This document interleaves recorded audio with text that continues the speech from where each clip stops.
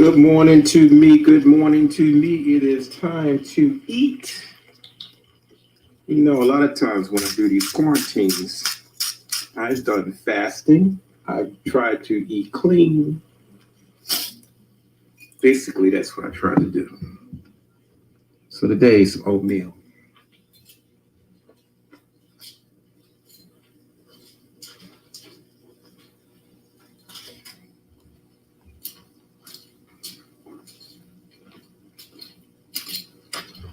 That's right, y'all.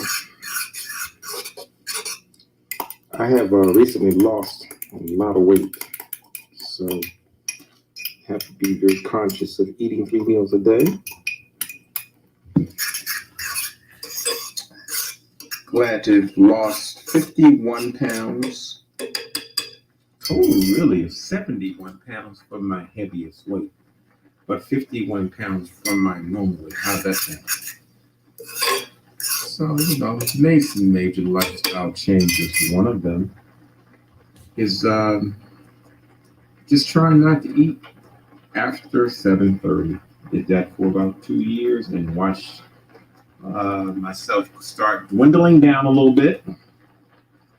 I recently started eating a little cleaner, restricting myself to eating certain things. Tried veganism for about 4 months. Very, very tough. So got an altered plan somewhere between veganism and pescatarianism. But love the weight that I'm at. So this is how I do it, y'all. If you want to know. Get a bit of oatmeal.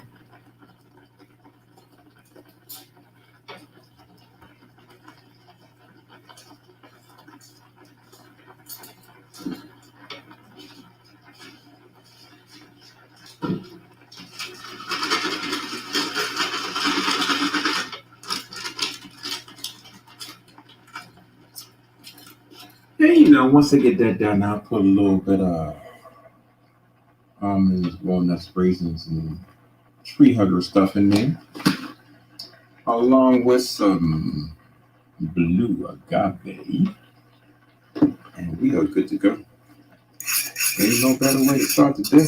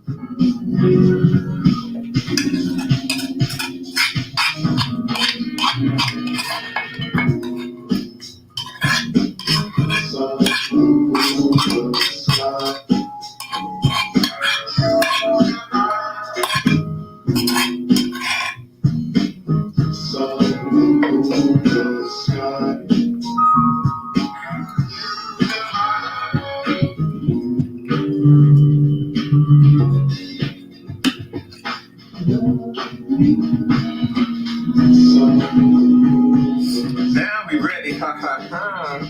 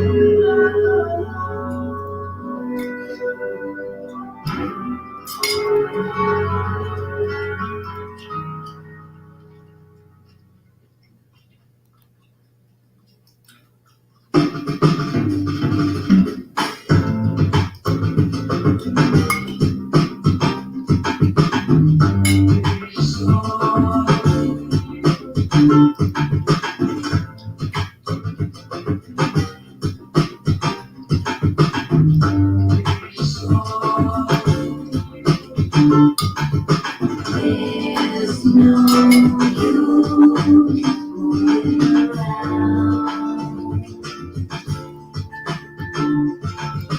There's no use changing my mind. Ain't no dream, but a mental desert. Like a stream inside my mind. What am I supposed to do? Used to list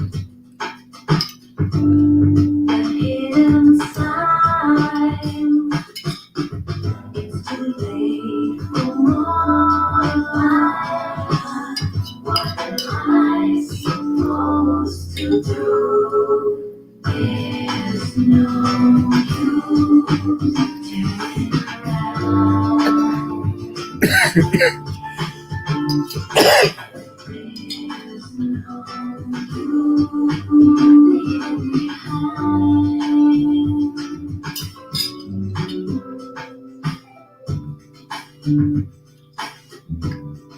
There is no use, no use. Abandon your past, and as much as me, like my own destiny.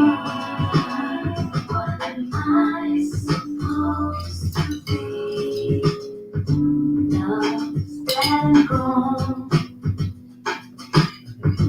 all tears I cried. Like a ghost of night time. Why do I believe in you? There's no use turning around. There's no use leaving behind.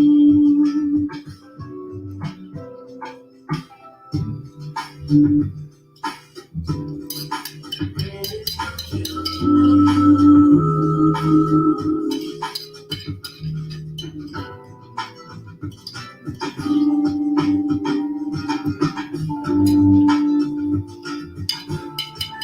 One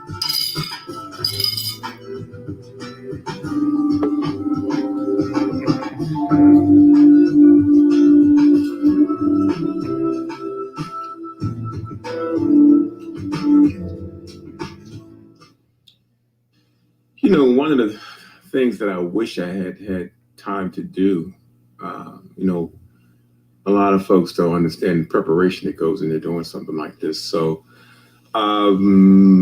we started this process last year. COVID hit. We had to decide to go virtual and come up with ways to be able to make this thing happen.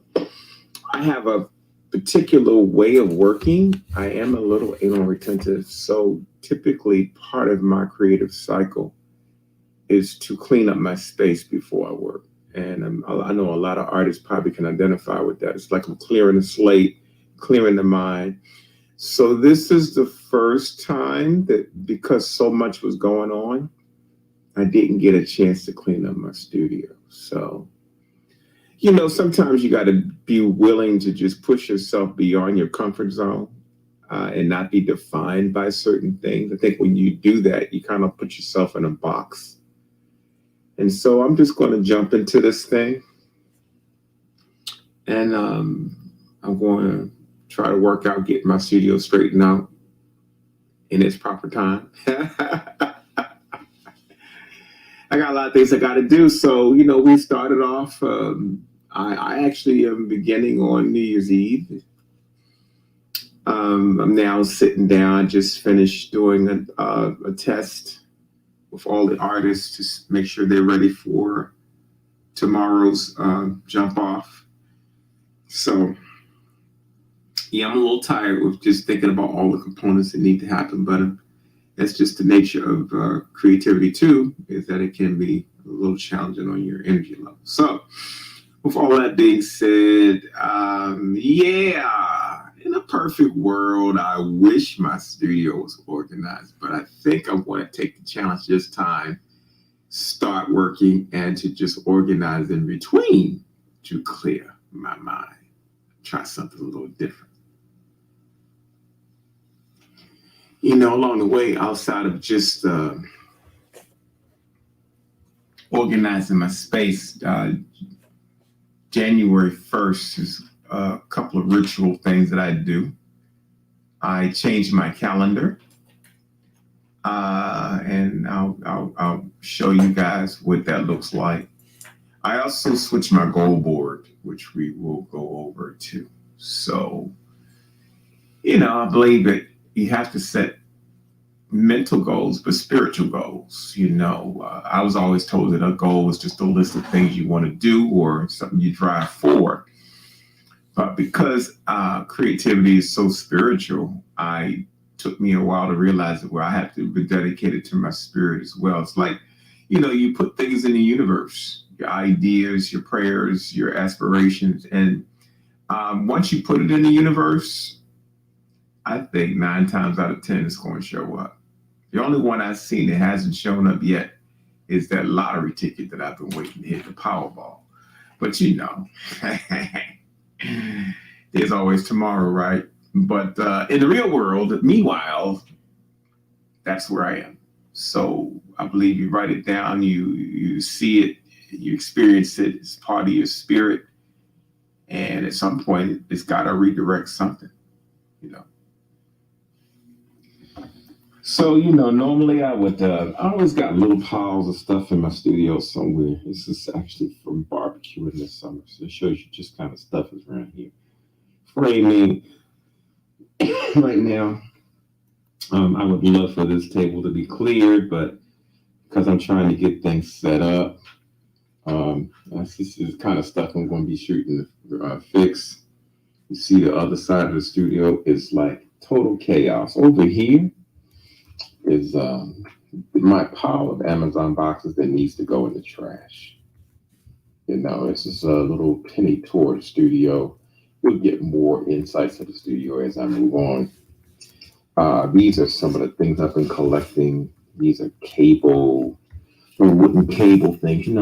They put cables on. They have a wood on the top and the bottom, spools. I get them in different sizes. I got this from my gym next door. This was the top of a speed bag. She was throwing it out. It's one man's trash is another man's what? It's not uncommon for me to have frames stacked up all around here. Walls around here full, try to keep it that way. But back here, whoo, stickers and books and all kinds of other stuff that I need to organize. So along the way, I might show you some of the cleaning up we've done. So my studio is in a little chaos, a little more chaos than I would like it to be. But I do have two big work tables, so it's going to give me plenty of space to work. Over here is a stack of, my dad was an artist, and he left me piles and piles of paper that he had painted. And I've been using that paper really for years. So I'm going to sit down during this quarantine and sort that out and reorganize it. More frames and my George Foreman grill. I have my Ninja. I have my Elite Cuisine hot plate. So yeah, y'all, this is a real studio. And I don't mean to say it like that. That sounded really, didn't sound the way I wanted it to sound. You know, your space, your studio space is sacred space, because you're meditating in this space. I got lights. I'm trying to get all my lights ready for camera. I got tripods everywhere. There's the goal board I'm going to work on sometime in the next day or two. There's some of my utensils. I got my little basket of goodies, you know. Well, what does Pancho eat? Let's see. Power bars, cashews, nuts, macadamia, crackers. Yes, veggie chips. This is not just for camera view, y'all. Some granola, that's what I nibble on most of the time. So, yeah, and I'm going to share with you another thing that I do around here too. As you can see, I got my own printer that will be cleaned off too. Two workstations, Big Macs, supplies everywhere.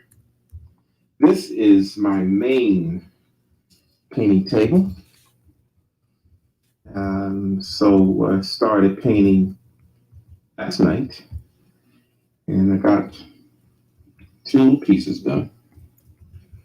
But I want to organize this a little better so this table's not so cluttered.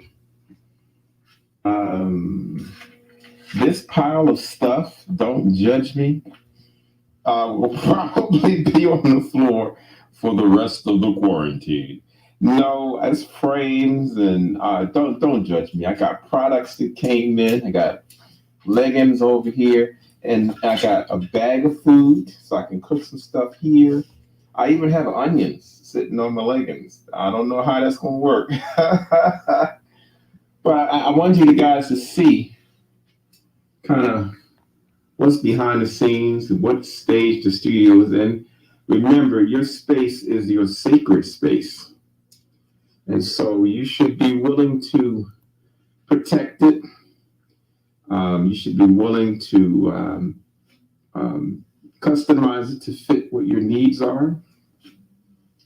And it doesn't matter whether you have an actual working space or even at home, because I think home studios are precious. You know, I've seen artists work in just about every environment. So this is my environment. We'll talk a little bit more about studios a little later on.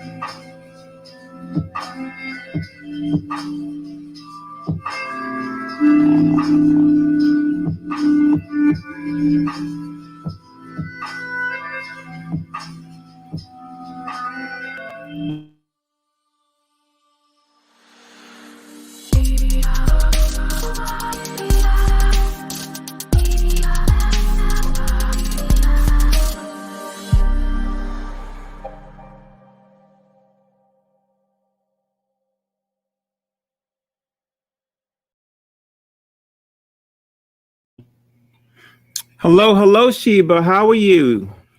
Hi, how are you doing? I'm Doing good. I'm good. fine. Just trying to get this whole creative day started. Oh my God. How are you doing?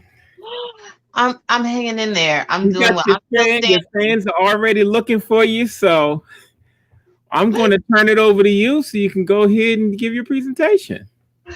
Okay, I'm ready. All right, dear. All right. So, hey everybody. Thank you so much for joining me. I don't know where to begin, but I guess maybe at the beginning of my day.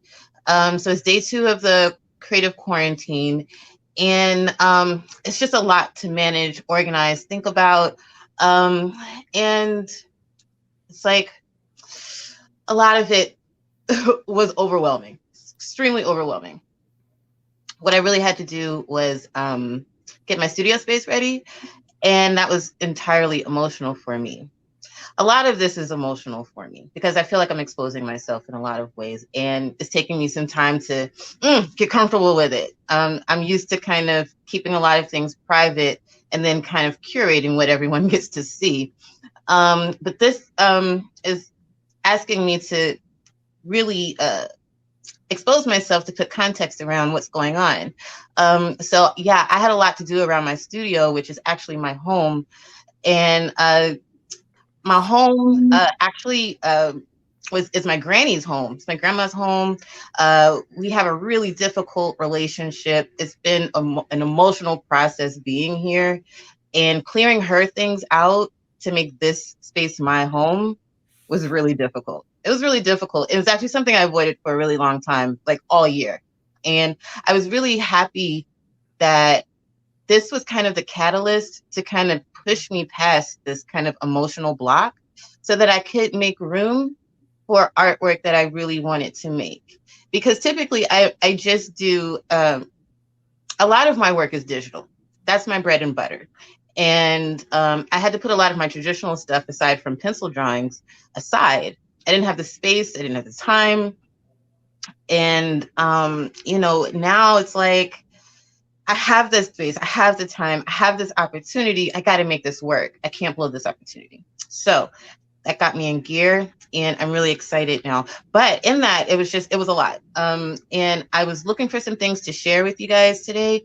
I was looking for my books and my paper, especially my books, my paper, and my collages, because I thought that would be a great place to start. Um, I can't find my books. I had my hands on them. I can't find them. All my handmade books, I can't find. But I found a lot of other great stuff that I thought I'd share. So today's going to be more of a presentation of stuff that I've done over the last maybe couple of years, probably.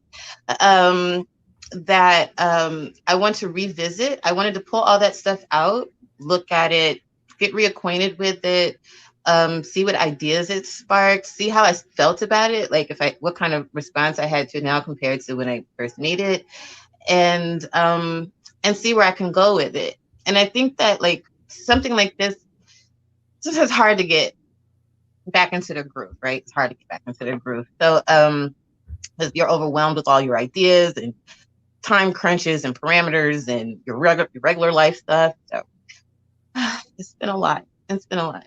But I thought to myself, just dive in. Just dive in, pull this stuff out. So let's get it going. Let me see if I can. I'm hoping I can switch the camera around. Can I? I can't. Okay. So this is what I'm going to have to do. I'm going to have to stand it up and show it to you because I was hoping I could do my tabletop, but I can't with the live streaming. So am I able to do that, Larry? Flip my camera around? Yeah, at the bottom where it says mute, stop cam, and mic, cam mic. Cam mic. Yeah, see if you can switch your camera angle from there. What are you using? I had to use my phone today. Okay, it should allow you to switch the direction to a back camera. I see it. All righty.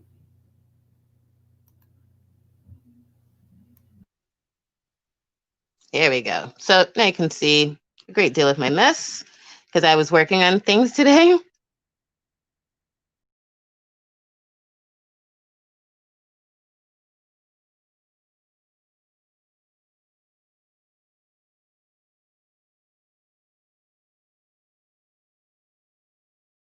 Having a few technical difficulties right now. We're going to wait until Sheba Maya logs back in. She's got a little bit of a of an issue here. So hopefully you guys are staying in tune with us and being patient as we are trying to adjust to this new media. We started off today. Everybody's just getting into the work and it's real cumbersome because artists not only have to just get in the zone of creating, they have to get ready to document this. And most of us are not, we would rather not be in front of a camera at all. So that's another major adjustment. Most of us are loners. We operate very well by ourselves. So when you talk about a quarantine, there are more things happening than artists exposing themselves to other artists. It's just getting used to all those things at one time. So we're just going to be a little patient with her as she's trying to readjust herself. There she is now. So we'll see if she's back in. Hello, Sheba. Hi, I'm back. Thank you Good. for bearing with me Oh, no problem. I'm just explaining to the audience that we had some technical difficulties here and there. from So time to time. yeah, go ahead and do your thing. Okay. So let me see. Can we get to full screen again? All Hmm. right. Okay. I'm going to do my best here. Here we go. And turn your camera the other way, Turn my camera this way now. the wide direction. Yeah, it's weird. It was, but that's weird. Okay. I don't really know what's happening, but Okay, just do your thing. okay. Yeah, because I got a full screen before and I didn't now. So, okay. So first, I just wanted to share. Here we go. First, I wanted to share some pencil drawings that I found earlier. I don't know which way to turn this. Here we go. I found some pencil drawings, like a big stack of them. And this is a self-portrait that I found. And I'm thinking that I might take some of my old illustrations and mount them. I don't know. Mount them. I have them on like all these 12 by 9 by 12 pages. And I used to do these as warm ups. This is my idea of a warm up. I'd spend maybe, I don't know, up to an hour on an illustration just to get my hand moving and think about things, the juices flowing. And I was really interested in portraits and geometric shapes at this time, really precise lines, fine lines, very detailed portraits with little shading. So, but what am I working on now? That's all the stuff you guys are familiar with, right? What am I working on now? So, drawing wise, I'm thinking that I want to explore uh, different themes. I think that what people are familiar with from me is more ethereal themes, very sweet and dreamy. But lately I've been really interested in things like witchcraft and voodoo and all these kind of dark arts. And I find it really fascinating and interesting, the occult.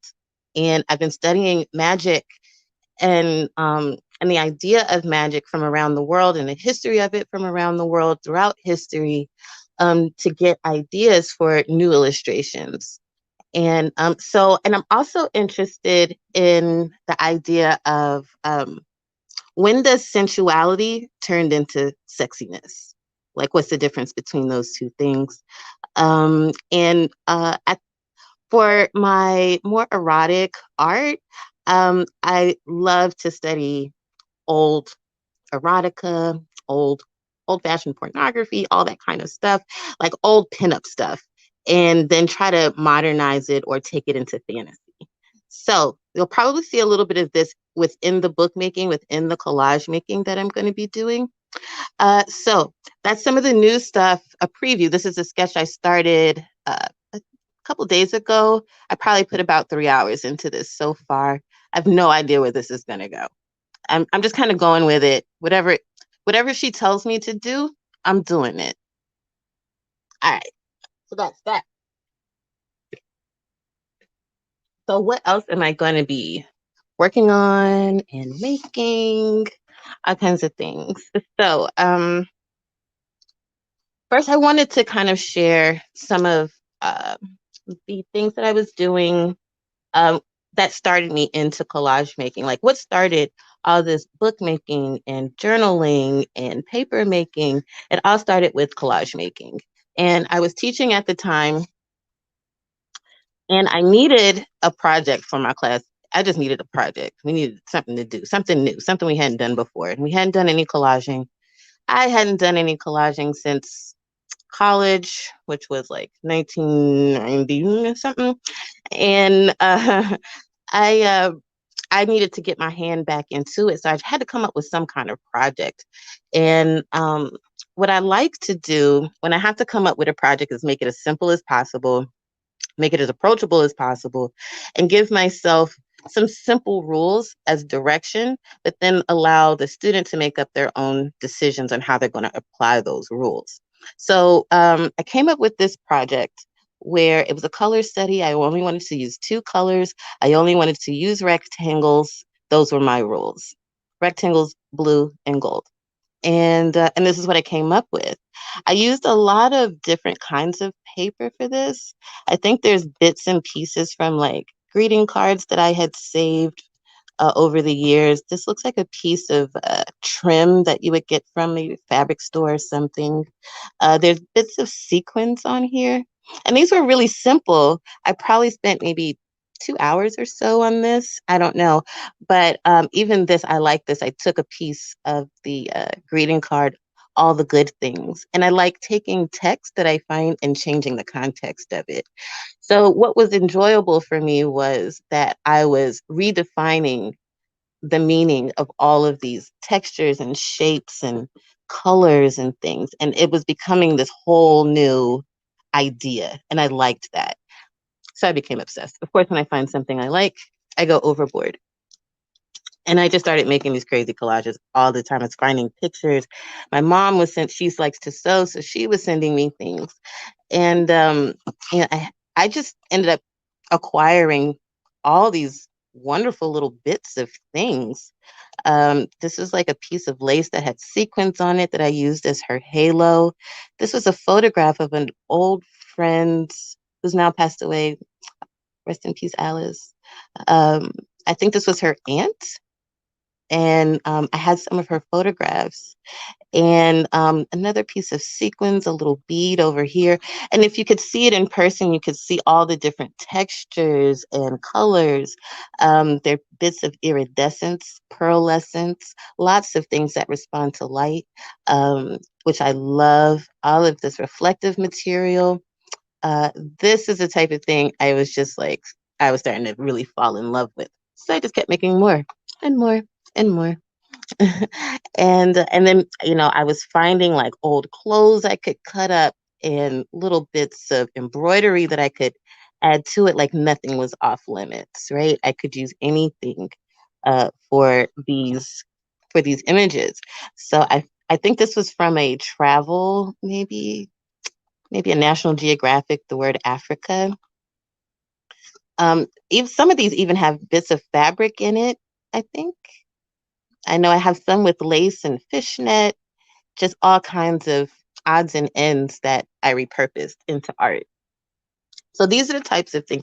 All my favorite ones that I've given away as gifts. All my favorite ones are now with my mother and other loved ones. And so this is the type of thing I would love to continue to create. And I also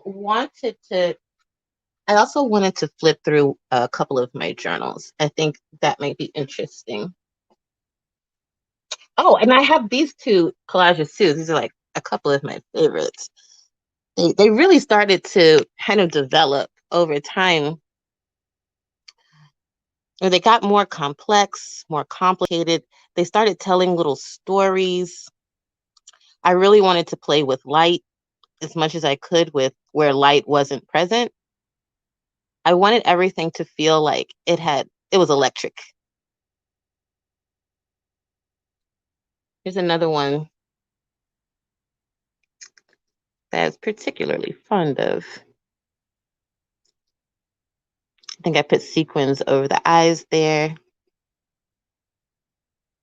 This one had a lot of eyes in it. This one ended up having things that either looks like eyes or were eyes, which I thought was interesting. Okay, so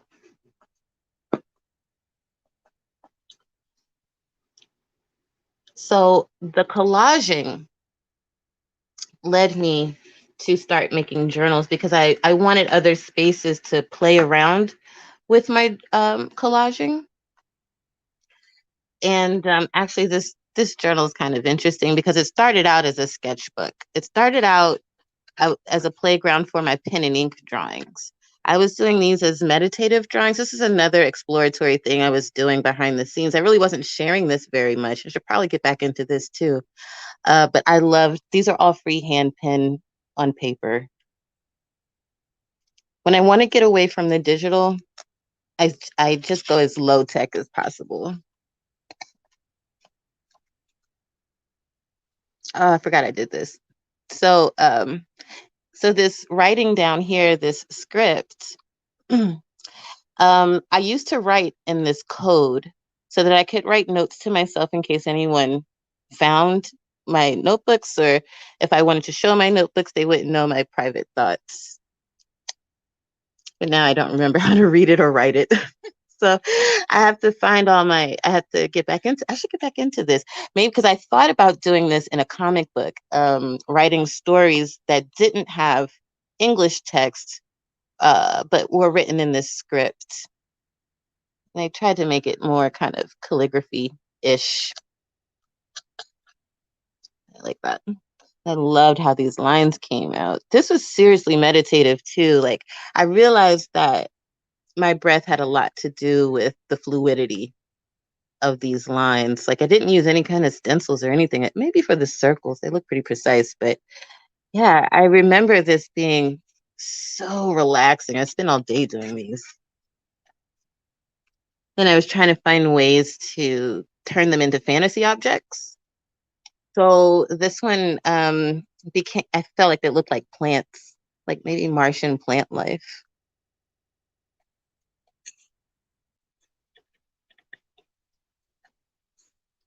More script and floral stuffs. Yeah, I was really into ink for a second. Ah, that's pretty. Oh, I forgot. Oh, I forgot about this one. Okay, so I didn't look all the way through this one today. I found it. I was like, oh, this got good stuff in it. Yeah. Uh, carry this all the way over. So stuff like this, I feel like I can still do something with in this project. You know, I'm really not sure just yet, but I feel like re-inspired by so much of this stuff.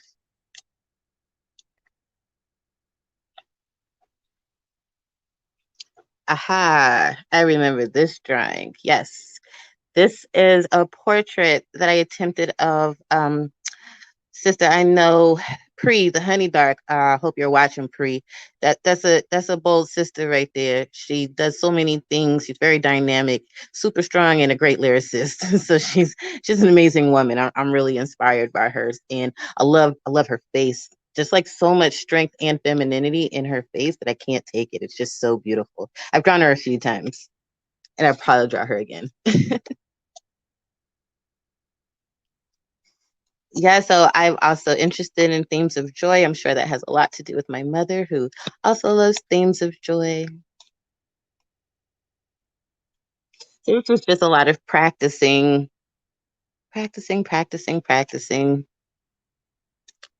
or just like, I don't know. I guess it is practice. I don't want to say it was passing time, like as if it was just like trite, you know. It was purposeful time, but it was also relaxing, like it's fun. Oh yeah. See, this is something I could do something with. In fact, I think I pulled out some rubber stamps that I started to carve. And this is one I started to carve based on this image. And so I was going to carve away all of the spots that I didn't want to catch ink. And then I was going to make impressions with this as a custom stamp. So that's something I could finish.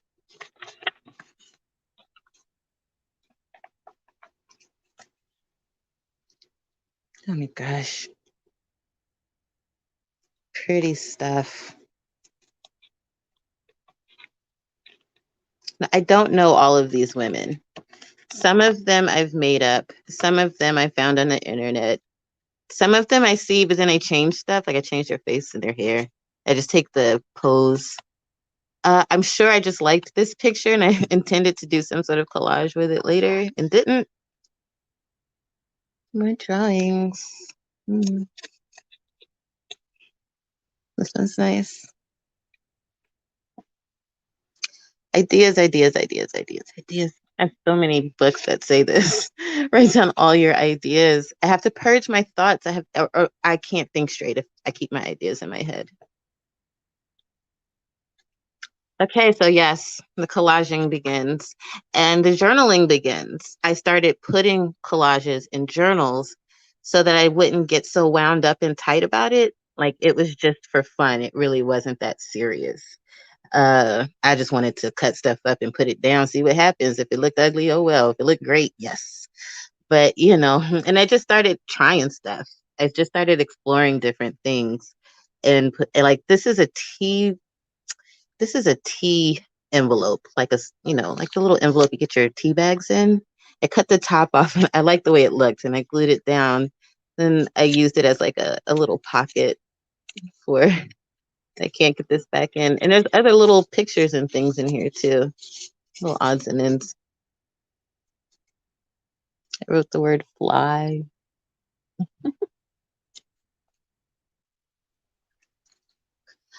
Yes. So I was also very interested in combining my drawings with collaging. So the face is a drawing, the portrait is a drawing, but the shirt and this ruffle collar, the rose and all this hair are from a coloring book of like botanicals that I had.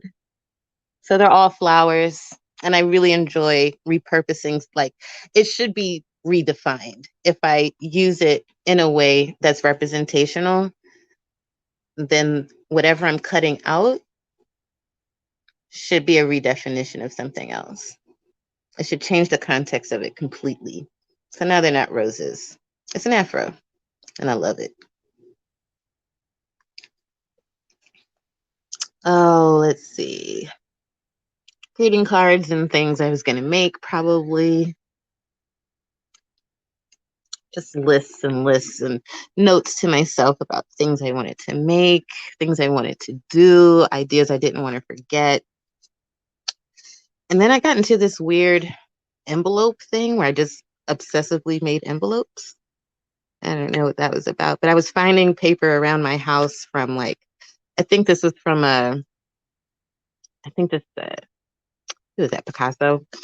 This is from like what am I trying to say? A lesson plan that I found from one of my classes. I tore up that paper. Yeah, references from classes, just random stuff I had around. I turned into envelopes. And sometimes I like to give gifts in these. And then, kids love them. Put a little money in them. Use coloring books. They love that stuff. And it got me into gift giving too. Like I found a lot of joy in giving gifts, having pen pals, making care packages. I just got really into it. So you just a little blank. So and it just evolved and developed. And I was making collages with other people's work. I was finding things in magazines and things like that, and all kinds of places, but plenty of magazines and books where it was other people's artwork, other people's photography, and I was feeling weird about it. And I was like, everything should be mine. So I started making collages, just using like reject prints, like prints that printed off or got bent, or I messed up the signature and I couldn't really sell it. I keep all that stuff, and then I started making these kind of kooky collages out of. This one's from Cancer, my illustration from my zodiac illustration of Cancer, along with a lot of notes to myself. Oh, thank God! Okay, so I thought I lost this. Turns out it was in here this whole time. Okay. Oh no, part of it is missing, but that's okay. That is okay, 'cause we can salvage it. Um, but this was made from a a commission I did of Niobe for Sebastian Jones of Stranger Comics. I did a variant cover of his property Niobe, which has been picked up by HBO, I believe, and yeah, it was really fun to work with him too. And I had an old print of it that was kind of janky, and so I made this collage with which I love. Oh, I should make prints of this one. I like that one. And yes, and so yeah, this is one another envelope I made. And this was I bought this coloring book from Chris Crazy House. Oh, what's his last name? Chris Crazy House. His coloring books are amazing. Amazon.com, Chris Crazy House. Yeah, his illustrations are super dope. Cute black girls doing cute things. And I think this is just some wax, like that you seal an envelope with. I was practicing with that to seal my letters with. And yeah, things. And I think that's just about it for this one. So these are the types of like one idea will lead to another, and then it makes me so obsessed to go to the next thing. So see if I can get situated here. Okay. So this is one of my more recent journals that I've worked on. And I love this journal so much, and I'm sorry that I stopped working in it, but I definitely want to pick this one back up. And I think this is a perfect time to do so. So I'll take a look at some of the things that are in here. So I started really writing down everything. I just started writing down everything. I became really obsessed with this idea that I should be in charge of my story. I should document my journey. When I die, I want my story to be told by me and only me. I don't want it to be interpreted by some outside thing, you know? So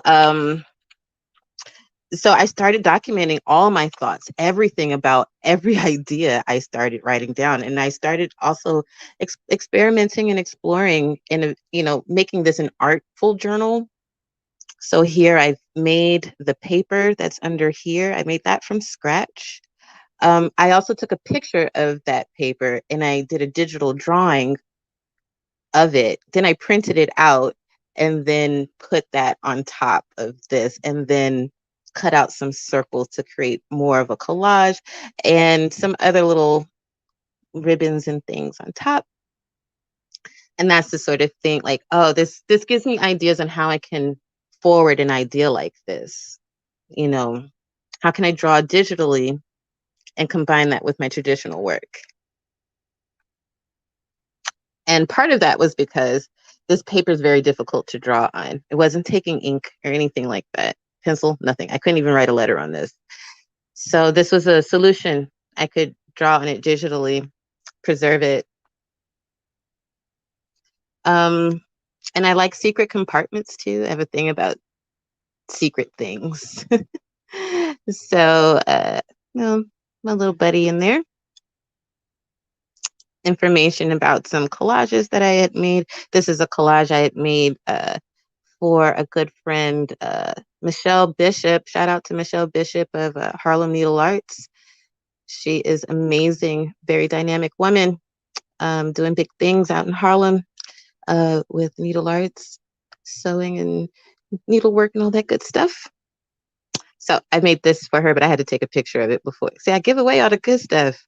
Yeah, I give away all my good collages for giving us gifts. But she was deserving. She's been a great support. Okay, so I don't know. Larry, you gotta tell me how much time I have because I'm not sure. I don't want to eat up anybody else's time. But I did want to share just a few more things from this book to give an idea of how my ideas move from one to another.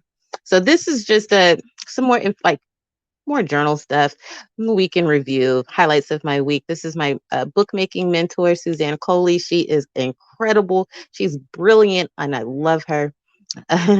Hey, Suzanne. Uh, this is one of my students, Rachel Ray, the real Rachel Ray. And I worked with her over at the food bank in Harlem. And she is legally blind and one of my most enthusiastic students. I love her to death. She's so inspiring.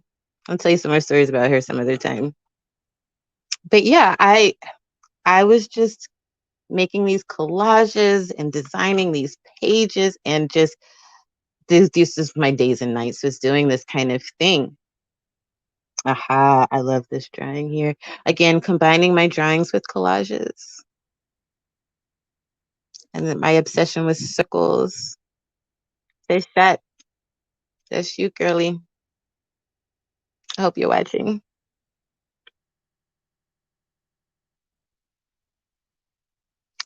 So sometimes I leave spaces blank so I could come back to it and add artwork to it later.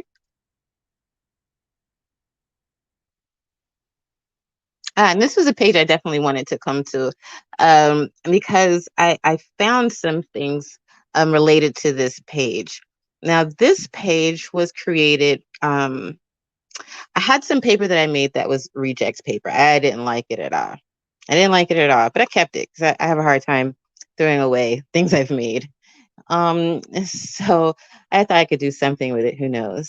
So I ended up uh, practicing some printmaking with it. And I'm talking seriously low tech printmaking. This is when I started doing the stamping. I started carving out my own stamps. This is the first one I did. And then I took the impression, started drawing on it with black pen in some spots and white gel pen in other spots to kind of enhance the portrait. But this was a lot of fun. And then I found the stamp. I found the stamp that I used to make this impression. I was so excited. Like, the stamp. So yeah, I carved away the portrait. And I even found some of my sample stamps, like my sample impressions, my first impressions with this. So I thought I'd share some of that with you too.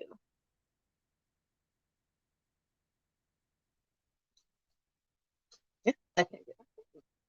Now the problem with having so many different things in your studio is like, where did I put that? I just had it. Okay, I got it. So I found some of the paper.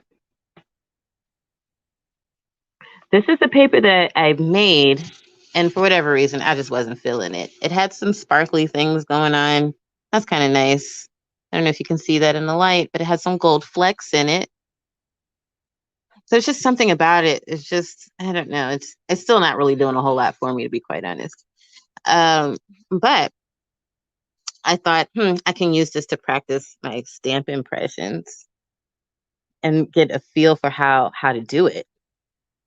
And there were times where I was stamping with things like leaves and just anything I thought had an interesting texture on it, interesting papers, uh, maybe even like foil and saran wrap wrapped around a board, see what happens. I mean, you just never know. So these are like some of the first impressions, along with some notes. Very first rubber stamp impressions, progress test sheet. I ordered brayers to help apply ink or briars and even pressure. I will practice layering color. So yeah, I guess I wanted to practice layering the color, which is an interesting thought. Yes, that's what I did here.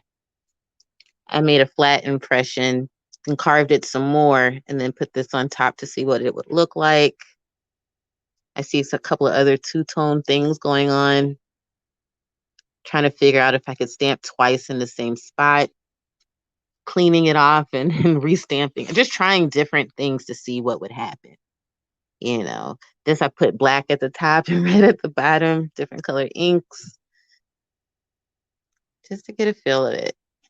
And what's interesting is that each impression is unique, even though you're making copies of something. Each impression is its own thing. So even if I were to use these stamps to make copies of books, uh, or use printmaking in some way to make copies of books, each book would still be quite unique, which I really like that idea that nothing is a carbon copy. So yeah, I went crazy with it.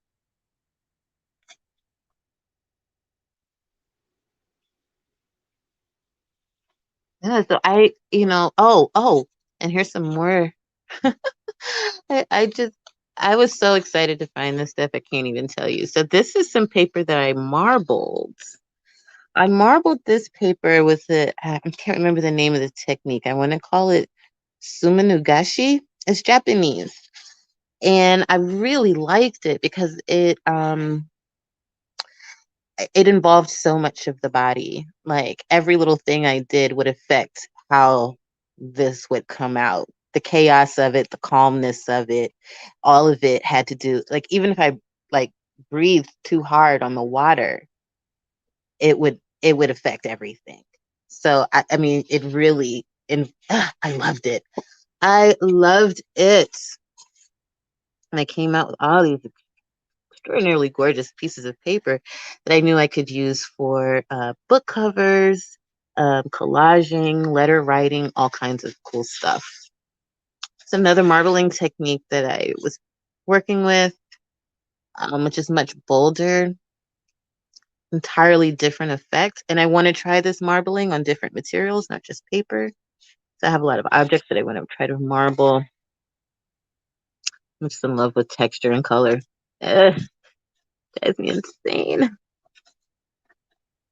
Okay, so that's all that stuff.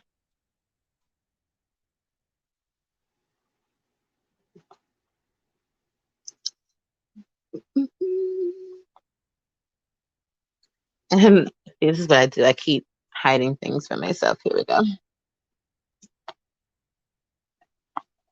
And so with the remainder of that paper, I had a lot of scraps left over. So I finished off the coordinating collage. And I think I also put some gold foil, like gold leaf on it in select spots. I think I did that here too. Yeah.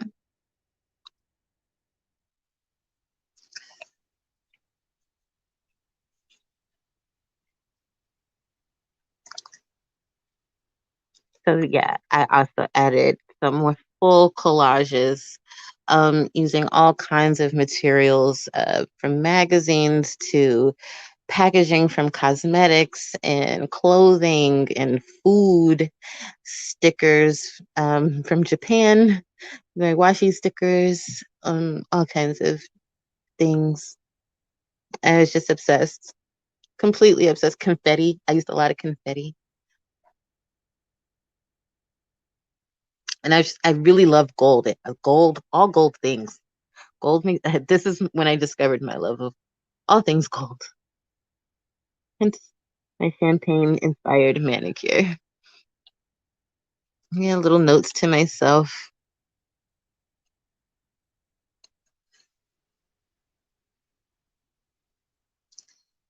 So this one says my ability to know is unlimited, which is like my favorite saying. Because I always feel like that. Like I always feel like there's no cap on my ability to take in knowledge.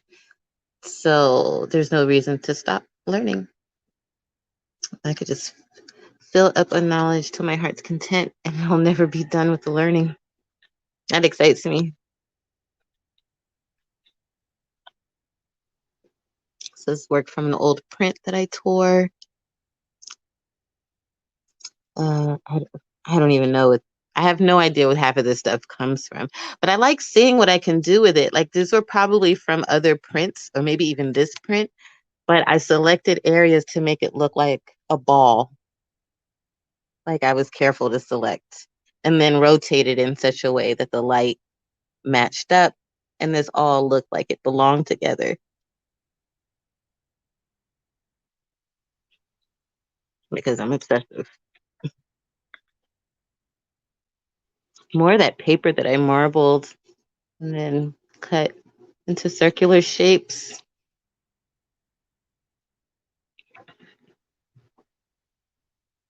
This was watercolor paper, watercolor markers that I bought that I thought would work with my stamps and didn't. So then I was just experimenting on watercolor paper. And then I tore some pieces out and collaged with it. I was tracking my mood a lot too because I was going through a lot of challenges, a lot of health stuff, just stuff, life, like everyone else. And but I was still producing quite a bit of work, and I was interested in how I was able to overcome challenges, like, and also interested in processing those challenges too, like just instead of keeping it in my head, like work it out a little bit more. This is like my first digital painting. That's what this is from. That's just the painting that set it off. It's a self-portrait too. I'll share that sometime. So this is more space that was meant to be filled with some artwork at some point, but I never did. This page was from, I was sharing with my little cousin. Hey KJ, hope you're watching. I was sharing with my little cousin how to do this. She's an artist. She's amazing. I mean, I'm really impressed with what she's able to teach herself, honestly. And so let her use some of my pens and got her a journal. And I showed her how I did this process. And we started making collages together. And because I visit over the summer when I'm out at San Diego Comic-Con, I like to visit my family while I'm in San Diego. And that's how I spent my time. And yeah, we had a blast. It was so much fun. I really enjoyed it. And this is kind of like where things sort of left off for a really long time. Like I didn't even write in it. I was just showing her how to do it. And I thought at the beginning of the pandemic that I would start collaging again. I really thought this would be the time to get back into this kind of thing. It was a real struggle. Kind of art was a struggle. Art was a real struggle for me. I was struggling with my commissions. I was just struggling to meet deadlines. Like everything was a struggle. But yeah. Oh, I see Karen. Hey. Hey, Shiva, how are you? Oh, so this is gonna be the last one I share before I move on. That is beautiful. This was my thoughts on at the beginning of the pandemic, and I just happened to I found a picture of a woman with a mask on her face, and then I just had to write about it.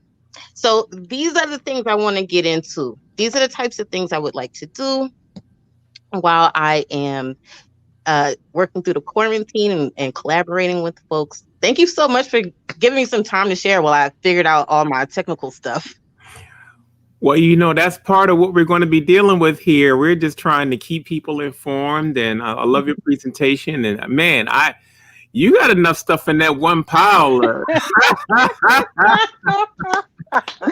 Yeah. And that's just from 2019. So yeah. I'm sure folks will be like really interested in seeing how your flow goes for the rest of the session. Thank you, Sheba. We'll try to get you started on your work, and hopefully you'll start sending us some more content that we can post. Yes, indeed. I'm gonna give you a ring a little later too. Catch up. Sounds fantastic. All right, Karen, say hi to everybody. Hi, Sheba. This is Karen. Karen and Sheba are on. Wait a minute, I got one more I can add. Who is that? What's up, Hey. Whoa. What you working What? on? Man. You know what? The brother is working on getting his stuff together for my collaboration. Right. So, Okay. I got many artists I'm doing collaborations with, so I got many drawings I need to get busy with. I know that's right. Well, we're going to move on, and as Karen is going to be just ahead of you, so I'm going to take LaShawn out for a little bit. and we will just resume with Karen Clark. I have to keep on getting that name right. How are you doing? You have the full screen, darling. Is there a way for Well, you to thank you. turn your camera sideways, or is it Yes, sir. acting? There you There go. you go. All right, dear. Hey. All yours. Well, I was looking at some of the work that you were doing. That was amazing because, as long as we've been together, I've never seen the work that you do from the beginning as it's going through its journey. It was really, really cool to see. Well, thank you. That's what I'm hoping we all get, from watching each other work. You get to see some process. Mm-hmm. I got a good start despite all the other stuff I'm trying to do. Mm-hmm. I got Right. 4 pieces done so far. So I'm going Mm-hmm. to try to keep the momentum going forward. I see you got some interesting stuff happening in the background in that studio. What's going on with that torso back there? You don't look like you're using that. You Oh should just no, the pack torso is that going up. to be used. She's You saying need to just no. pack that up and ship it to Baltimore. Oh, that is not going to happen. Mm-mm. That is my girl right there. She's in bits and pieces. So her arms are someplace, one leg is someplace, and then the other leg is right here under all of this burlap. So I All don't right. actually have enough space inside of the studio. I need to grow to a bigger size. No But problem. Well, yeah, but I'm gonna turn it over to you so you can go ahead and do your thing. I know we held you up okay. for a minute, but we are moving Yeah. organically here, so have Okay. fun. All right, cool. Hey guys, my name is Karen. I'm from Woodland Heights Studio, and I'm just in the process right now of. I've just been invited to what they call Black Market. I'm sorry, Black Artist Market. Just finished hearing about that, so I'm trying to get some pieces together so that that can be ready for the second week of February. So I'm going to be doing, you're going to see a lot of processes that I'm going to be working on. So right now I'm in the functional state of what I'm doing right now. So when I say functional, that means that you can eat out of it, you can drink out of it, you can put it in the microwave, you can put it in the oven, you can put it in the dishwasher. It is all of those things. And so this is, I hadn't been in the studio for about 10 days because I was relaxing just like everybody else and I'm doing what they call warm-ups just to get my body acclimated. So I had to warm up the studio because my studio is completely with non-heat, so I have to heat it up for 20 minutes to knock the chill off in the studio. So I wear a lot of under garments like long johns and things like that to keep warm. And I also have to warm up my water as well. So I have a kettle that warms up the water. And then after once you start moving, it gets better. But when I say functional, I mean things that will be something like this.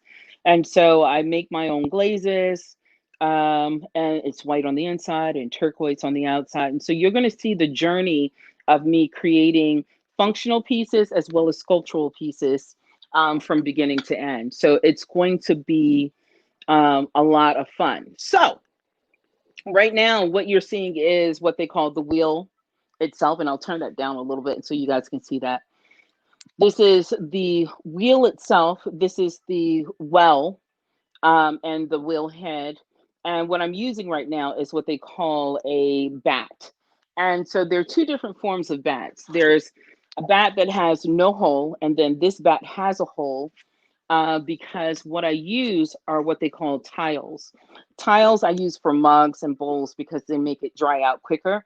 So I put a little, small little line underneath the clay so the air can circulate all the way around. So tomorrow, hopefully, if the humidity is, if the elements outside are right, they should pop off. And so basically in the morning, when I wake up, after seeing prayers and grateful for being up in the morning, first thing I do is check the weather because the weather is going to determine whether or not my clay is going to, what kind of process my clay is going to go through. So if I'm throwing the piece and I sit it on the shelf and it's rainy and it's humid, I know that it's going to take more than 1 or 2 days for it to dry. It may take maybe 3 or 4 days. And so the process takes a bit of time. So the first thing I'm going to do is throw a mug. All right. And when I say throw a mug, this is the first part. This is the vessel that it's going to be. So I teach a lot. And one of the things that I teach is you don't have to, you have a idea in your head. It doesn't have to be what it's supposed to come out, because it can unfold into something else, but at least try to get in that direction. So the first thing that I want to do is I want to center the piece. And so I usually center that on a medium speed, but it is more of the speed that the person who's going to be throwing throws. So when I first learned how to do this in the very beginning, it took me about a year to learn how to center. And centering means all of this clay has to be going in the same direction. So it's wobbling right now. So we know that it's clay distributed in all different directions, but I needed to all go around in a circle. Took me about a year. I think on day 364, I almost gave up. And then all of a sudden it happened and you just feel it. So that what I'm doing is using even compression on the side and the top, and so that everything can be centered. And never, back in the day, it would take me probably about 20 minutes to center. Now it takes me about 2 minutes. But the larger the piece, it may take more time. Everything has to have a top and a bottom. And so I'm creating a floor for this piece, and so that we can drink out of it. So I'm taking my thumbs and adding even compression to press down into the center of the piece. My hands get a little dry, just add a little water. And then I release gently. So you want to make sure that you don't go too far down inside of the center of that piece, because if you do, it could be too thin and it can crack in the bottom. So now I'm going to open up the diameter to give it the width that I would like this mug to be. And so I just go in, I stretch it out a little bit, and then I compress my floor. I'm going to now slow the wheel down because the centrifugal force will make it go out really wide. So I'm just going to turn it down just a little bit. And it's running by a pedal. So back in the day, they either had someone who was using a kick wheel, where this was something that they were kicking and throwing at the same time. Over in Ghana, they actually don't have electric wheels because the lights always go out at certain times of the day to preserve energy. So there's someone in front of them cranking the wheel. So they have to be in sync together while they're throwing. So it's a lot of fun. Lot of fun. So the next thing I'm going to do is pull. So I'm compressing at the rim and I'm pulling the clay from the bottom to the top evenly. And so that pull that I did is what we call a claw pull. And so that's making sure that you pull the maximum amount of clay up at one time. I'm going to slow the wheel down just a tad because I'm going to do my next pull. And I've already have an idea of what these mugs are going to be. So all of these mugs are going to have texture as well as a face to the piece.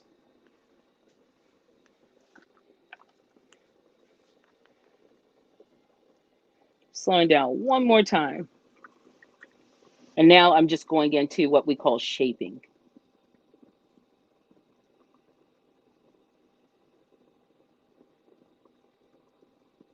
And so trying to teach someone how to do this all at one time is a lot, because it's a lot of movement. And you have to be in sync with the clay and understand the clay, because clay wants to control, but you have to manipulate it to your will. And so it is fun. And so with potters, they have good days and bad days. Sometimes I have things that fall down completely. And then other days, it's like a walk in the garden. So I'm going to clean up this residual clay that's here at the bottom because I don't need that. So I just take a little stick with a sharp edge just to remove.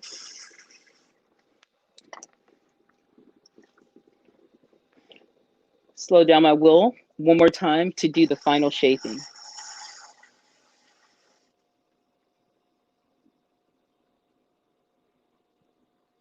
And this is the final shaping, the final cleaning. to make sure that everything is nice and smooth.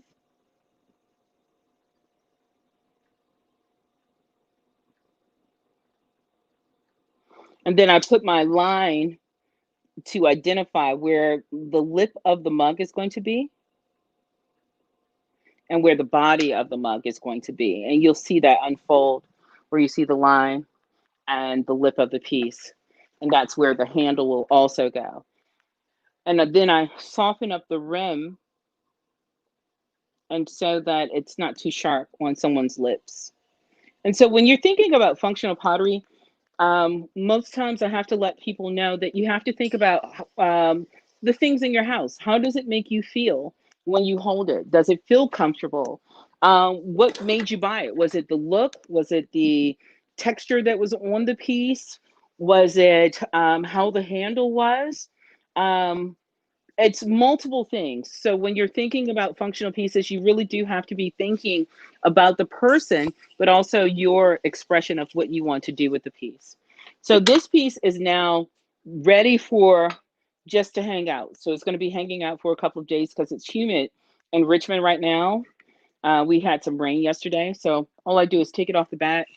I clean my sides off because I hate messiness when it comes to my things because I have to clean them up and it takes longer to clean them. And then I set that to the side. So this is the tile that I'm using. The bat here, let me see if I can pull this bat up because once you put it on, it's kind of suctions. So hopefully I don't break anything here. Ooh, uh-oh, it's suction really good here. There it is. So this is like a plastic bat that actually sits down onto what they call bat pins, which are just screws with the bolts on the back, and then the tile. So the tile is bone dry, but then I just put a little water on there, and so that when I place the clay on, it suctions. So from there, after I finish doing the first piece, then I go to the second one and do the same thing. So I'm going to do a form of a bowl, a functional bowl. And I love bowls. I think that I make plates, but I enjoy a bowl. So I'm going to center again, but this time I'm not going to pull straight up. I'm actually going to go up and out. So a lot of people ask me if this is cathartic. It is. It is. It gives me joy to be inside of the studio creating. And it's like having Christmas or Kwanzaa every single day because you just don't know what you're going to get, especially when it goes into the kiln and the color gets on it. So you're going to be seeing me do faces. I'll be doing bodies or torsos.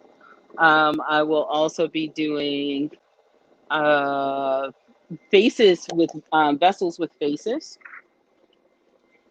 You'll also be seeing me do glazing process. I've already made the glazes, but you're going to see how I glaze. So I'm going to open again. And this time I'm going to pull out just a little bit wider, but not too much because this also determines what size, what they call feet on the base of the piece. And when I say feet, that means that when you look at some of your bowls, it has like a little edge at the very bottom so it can stand or be pronounced. Those are what they call feet in the pottery world. I'm going to do my first pull, which is kind of up and slightly out.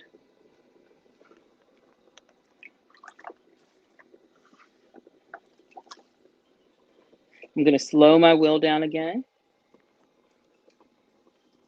And I'm going to push from the inside to the outside, up and out.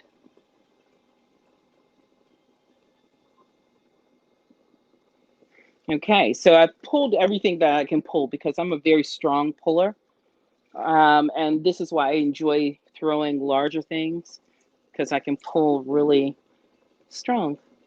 Small things I had to get used to. It took me a long time to throw smaller things. All right, and so now I'm going to go on the inside and the outside of this piece. So the first thing that I want to do is I want to slow the wheel down just a smidge so that I can clean out what they call throw rings.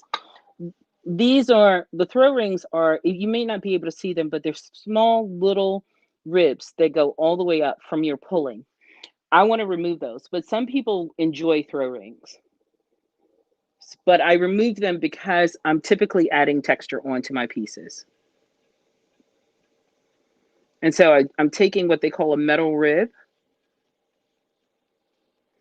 to remove and make it smooth. Then I'm going to go on the inside of the piece, and I'm just going to touch it from the top all the way to the center of that piece. Because with your bowls, if you notice, if you put a ball or a marble on the inside, it actually goes in and it comes to the other side, and then it spins around. But if it's flat at the bottom of your base of your bowl, it just lays there. So I want to make sure. And the reason why we check that is because that affects how you scoop out your food. So the way that Pancho was scooping out his food earlier, it was easy for him to do that. But if it were flat, it would make you scrape. You don't want to scrape the bottom of the bowl if you don't have to, unless it's really good. Okay. And so I'm almost finished. I'm just gonna smooth that out a little bit. And then what I do is I get what they call a chamois.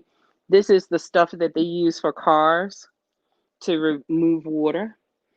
And I'm going to come in and soften up the rim of my piece to make it nice and pretty. And then after that, I also put a line on this because this is going to be where the carving goes. And I'm going to pop this one off so that you guys can see the inside of what it looks like.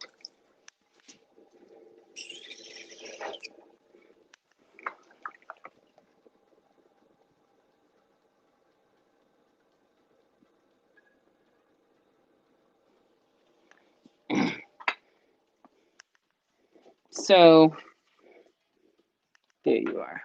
Bring that to you so that you can see the inside. So I have what they call a board. I have a drawing board in front of me. This also tells me what I'm doing with my pieces by weight. So if someone calls me and says, hey, can I get some cereal bowls? At least I know what the weight I need to use. So that was probably about 1.5 pounds. Clay shrinks. So it's going to shrink by 10%. And then it shrinks a little bit more once the glaze gets placed on it. And when that happens, it shrinks down to the proper bowl or dish that you're looking for. So this is probably going to hold about 2.5 cups of whatever it may be. So I'm going to bring some things to the front and so that you guys can see some of the pieces that I work on. I'm working on teapots right now. And so that's what it would look like. And it's going to have sweetgrass handles placed on it. I just haven't had time to do that, but now I can make time to do that. So I have about 40 of these to make, but not all in the month of January. But I'm going to be dyeing the bamboo or in sweetgrass to the color that I want for the teapot. It all depends on what color teapot it's going to be. Here is another teapot. And so these are all glazes that I make here in my studio. So these aren't painted on, these are actually made. So you have to be pretty precise with your measurements because if they're not precise, then they will actually not turn out the way that they're supposed to be. So, okay. So other things that I do, I have things all over the place, but I did before we did have the quarantine purge. So a lot of stuff goes under what I call a memory tree. And I'll show you that as we take our journey through the 30 days, which is going to be fun. So you'll see a lot of pieces that I had that may have not come out right, or the idea was cool, but I didn't want to sell it, or it had a minor crack in it. So I put it under a tree inside of outside of my studio. But I'm gonna step away, and so that you guys can see what a dried piece looks like.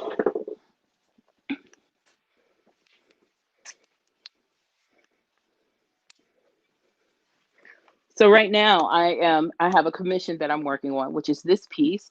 It's bone dry right now, but they're two different colors of clay. This color is actually a light brown clay, and this color is actually an ebony clay. Now I made it as a jar and a lid because she wanted what they call a memory jar, and those are some things that I actually make. So once this is done, it will be all ebony. And then after the ebony comes out, I will determine whether or not it will get color. As far as, will it remain ebony? Will it get a white gold or 14 karat gold or iridescent? But the face is always going to remain black. And I like doing, black and brown faces, and hues of many color. I just like for us to be able to see how beautiful our faces are. So I'm just going to bring that up a little close, but I have to be careful because it is fragile. So this is where it's fragile enough where it determines whether or not if you just don't really like the piece, you can actually submerge all of this back in water and allow it to dry out a little bit, and so that you can actually wedge it back up again. But this one I'm keeping. So I'm going to show you what the ebony pieces look like once they've been fired.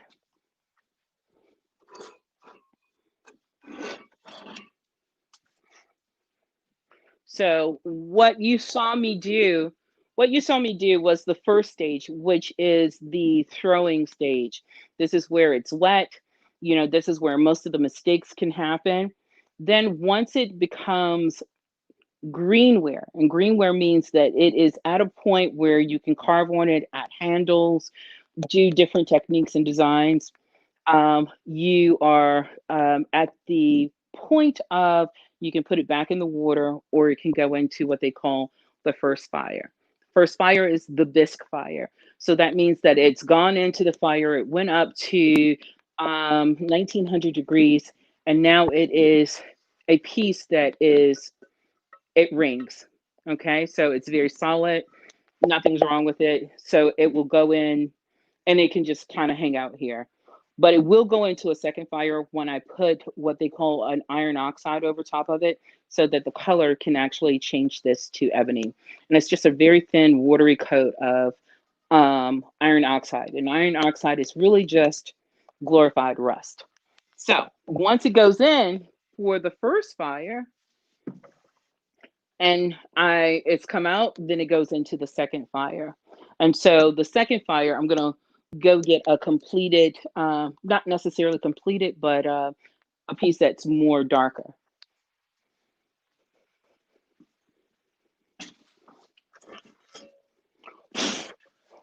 Got to blow some of the dust off of it. So, and this is what the ebony will change into.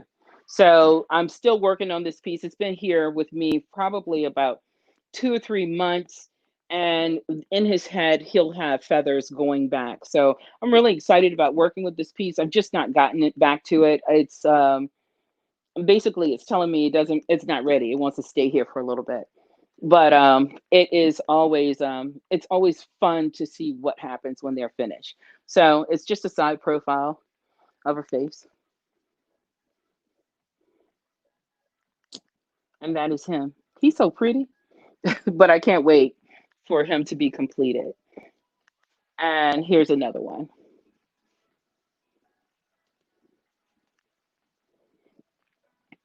All right. I'm sorry I don't have a lot of good music going on. We're still trying to figure that out.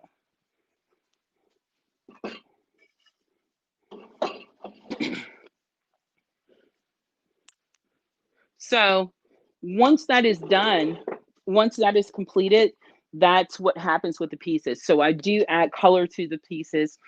As Pancho was talking about, how sacred the place is that you work out of, and it really, really is a sacred place. Um, it is where you are, speaking to God, sending it out to the universe, or listening to the universe come back with an answer. Um, this is where you get some of your greatest thoughts. Like it's kind of like the aha moment. I do a lot of drawing, but it's kind of, I'm not like the best drawer in the world. I do itty bitty sketches inside of some of my books, but I also do a lot of writing of my ideas of what I'm hoping that they will turn out to be. Um, think I'm trying to think, what else it is, like in the morning when I come into the studio, it's so exciting. So I drive to my studio, though I could actually walk there in probably 10 seconds. So I leave the front door, drive around to my alleyway to pull up to my back door with my cup of coffee. A lot of people make fun of me because I drink out of a plastic cup. The only reason I do that is because I am lazy when it comes to bringing my cups in. And so when I bring my cups in, it's like 10 or 12. And so instead of bringing having to wash them all, I use quart containers. Yay! And it's good. It's great coffee from Blanchard's, Richmond, Virginia. Shout out to Richmond. Mm. So, as far as I'm thinking of what other things I could show you right now, I can show you, and you know what? I'll make you guys a vase. Is what I'll do, because with clay, you know, a lot of people don't realize it is the oldest craft, or one of, I should say, one of the oldest crafts in the world. So when they do archaeological digs, the first thing they find is clay pieces. And clay tells stories of so many nations. It is absolutely amazing to see how far it goes. I actually went to Greece, and I actually saw some African pieces that were done there that were absolutely beautiful. So here we go again. I'm gonna center. This time I have to center a little bit tighter, so it's not gonna be pressed out so wide because I'm gonna be pulling straight up to create the vase. And so I have a thought in my mind that it's gonna be a small base for this piece. And when I start making small things like this actually helps me think about the magnitude of larger pieces.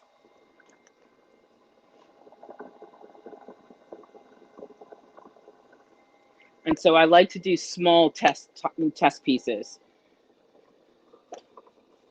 I'm gonna slow that down just a little bit more.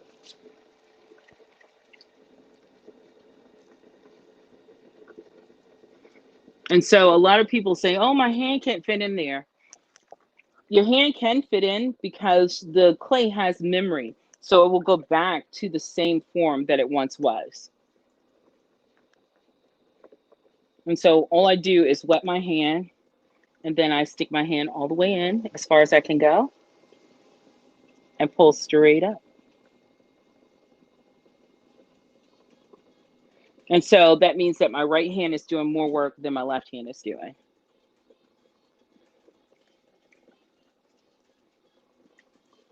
I'm going to choke that in a little bit. And when I say choke it in, because I want it to be a vase, I want to make sure that this is nice and small.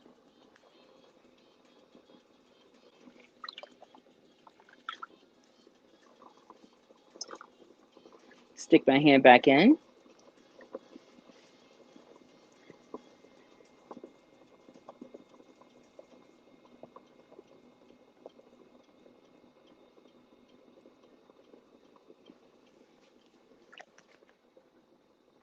Compress my rim, choke my piece to make sure that that memory still remains.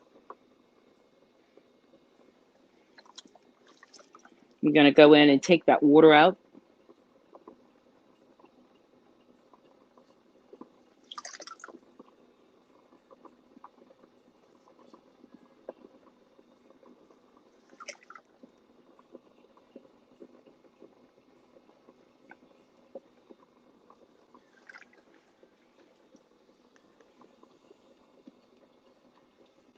All right. All right. So I'm going to go in, check my walls to see if I can pull one more time. So I'm just touching the walls to see how even they are. Okay. I can't do that, but I can go in and shape it.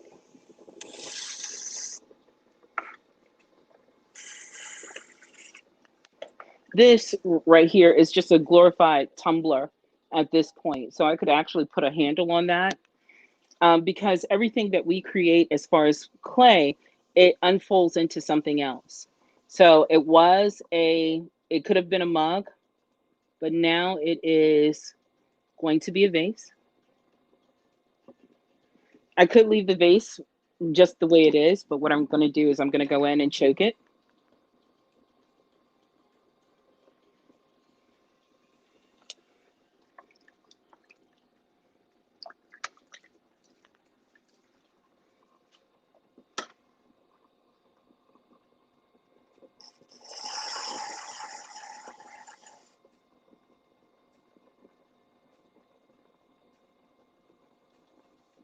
And it's going to be a bud vase. So one single flower could actually fit into it. I'm going to go back in, choke it again. And you just need to make sure you keep your hands wet.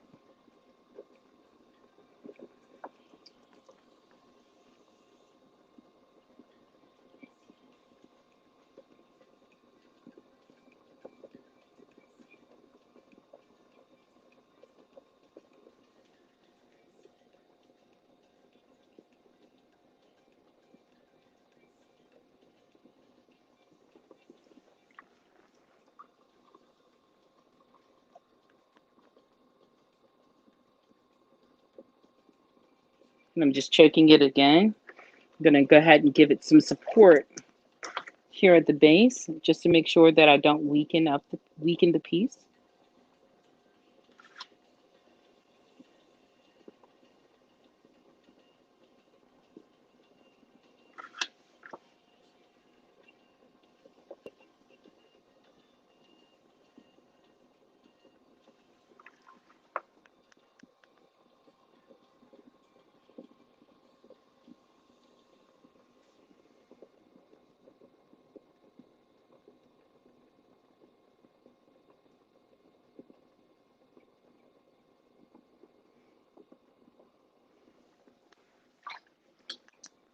Again, I'm going to go in and choke it.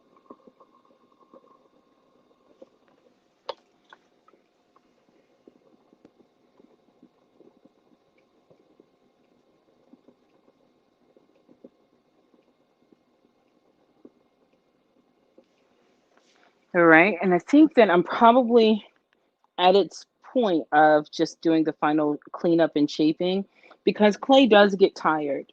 And if it gets tired, then it will collapse. So I'm just going to do the final choke on that piece. And when I say choking, just making sure that it's the bud vase that it should be, or how I visualized the piece.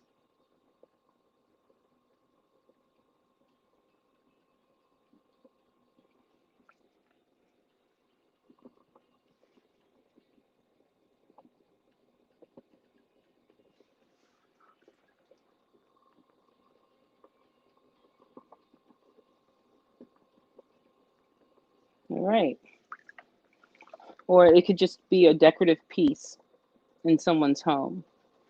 So I'm just going to do a little bit more cleanup to it. Remove the water because the water breaks it down. And so a lot of the tools that I'm using, these are tools that are here stateside, but some of these tools are actually not available when I travel over to Ghana or Senegal.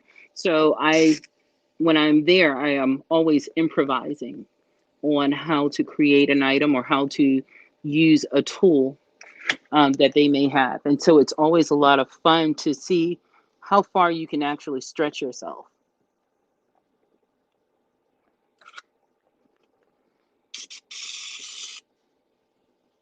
And so what I'm doing is removing water and what they call slip. Slip is actually the glorified glue in the pottery world, which is how we connect things. And so I'm following the contour of the piece. And so you have to figure out how it will lay.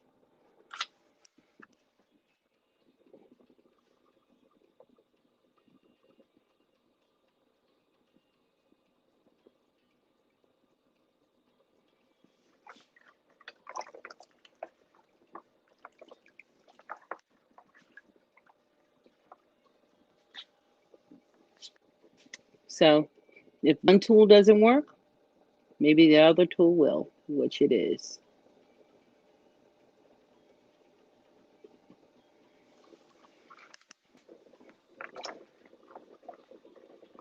And now I'll just clean the rest of this. I'm always searching for my tools in the water.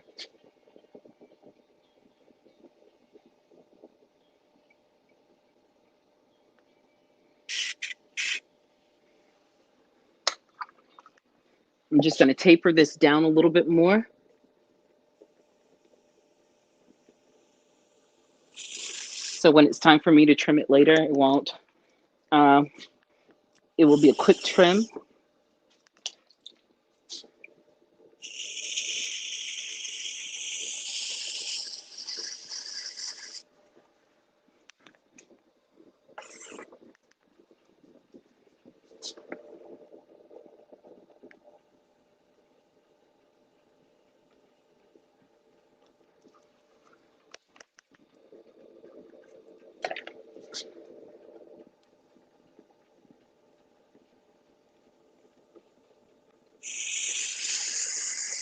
And voila, that is it. So later, I'll make the base even smaller. I just can't do it right now because the piece is too wet.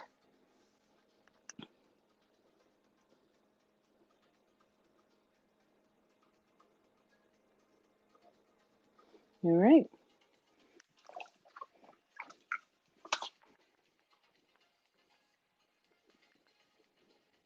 And so I'll think about what I'm going to do with this piece. So right now it's just a what I call demo, and then it unfolds to other things. So this will probably have a head on here, a sculptural head and arms.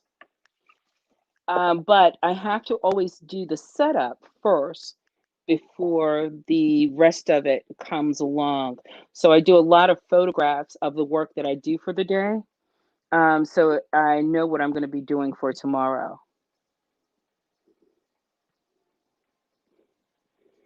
Okay. And so right now,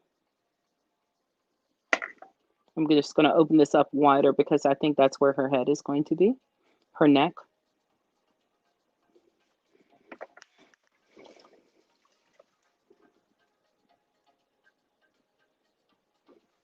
Okay. And so for this piece, for when it's actually where it's supposed to be as far as drying, I am actually going to create a neck and a head. So I'll sculpt that out into this space right here. And this area right here, this is her body. And then I'll probably do some other things. I'll just have to figure out what direction I want to be in. But you can look at pieces because when you're working with clay, it could actually have a very masculine feel or very female feel. And this is this is very female. It's very delicate. So I am when I'm working with things like this, I also pay attention to the color that I may be using. So with that being said, her probably somewhere it will have some type of turquoise On here, a translucent turquoise that I call Ocean, and it will be a speck of white somewhere, and probably some red will be in this as well. And so this is the first step. And usually when I'm creating these type of pieces where I have a solid idea of what I'm going to be working on, I usually do them in 2s and 3s. Well, actually more like 3s and 4s and 5s, so that I can actually run tests on them. 1, 2, have them as a family, because I like to do mini series of pieces where I do them and then I move on to something else. So most of the pieces that you see are are original, because no two pieces in clay are actually alike. None, because of the way that your hand movement is. Even if I make 4 mugs for you, or 4 cups, or 4 tumblers, or 4 bowls, there's something slightly different. They will have the same form, but actually may be slightly different from maybe the rim, or the way that I trim the foot, or how it sits. But it could be very, very close, very close. And that's the beautiful thing about clay, because it tells you that nothing in the world is actually perfect. Even us, inside of our, when we look at our bodies, they are not symmetrical. So we have sometimes we have one hand bigger than the other, one foot bigger than the other, one eye bigger than the other.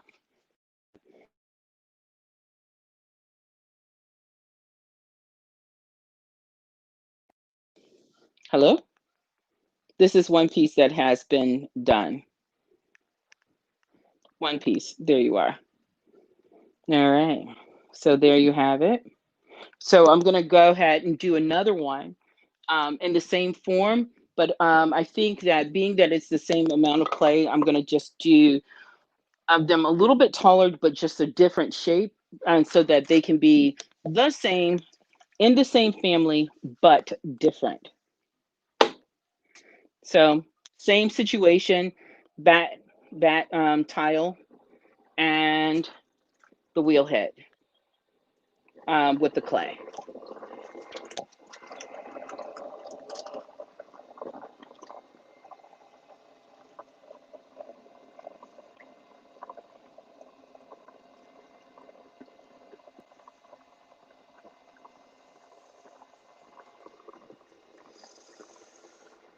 So everything is going in the same direction. I'm just going to open up the clay very small, but a little wider than the other piece. Compress the rim, or compress the rim and compress the floor. And so in a course of a day, when I'm creating, people ask, how many pieces can you do in a day? With functional pieces, quite a bit. Dealing with sculptural pieces, some, so I'm working usually on 2 or 3 pieces at one time.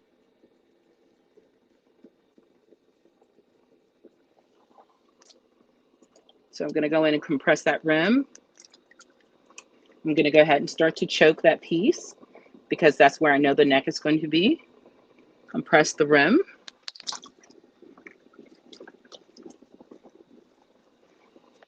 Slow the wheel down just a smidge. And then I do my first pull up.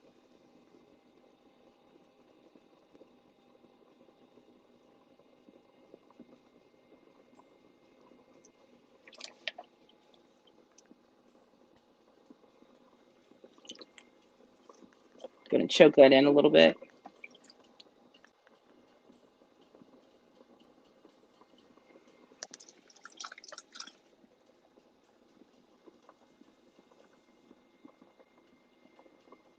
I'm removing the water from the piece, because typically you're not going to go back down there but so many times.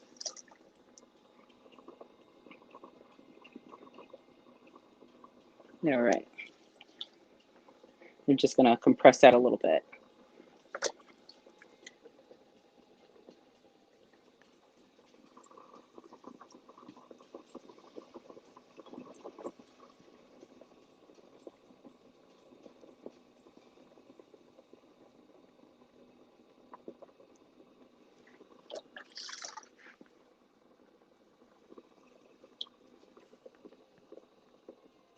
slow that down a little bit more.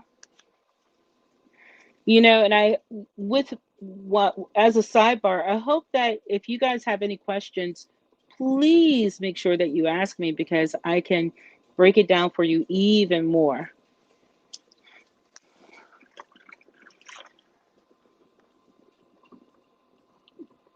Because this is a long journey. I've been actually doing this for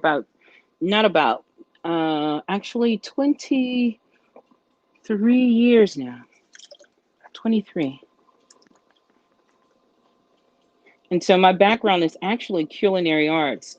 And so when I was creating pots, I actually was doing them because I thought that I was going to have like these amazing house parties, to have people over to heighten their senses with good food and wine and desserts to create. And that did not happen. I still don't have a plate set in my home.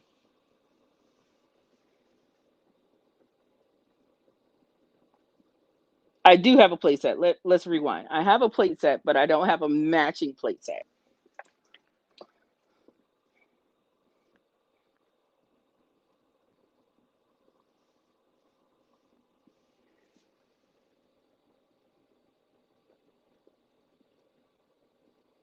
So if you see the neck where it's lopsided, that's from me pulling, but also this actually does the tilting of the head, how it pivots. So this one, the one I made first, her head is upright. Her head is actually going to be slanted back. So I'll just chill that out for a little bit. And so I'm going to go ahead and start doing the final cleanup for this one as well.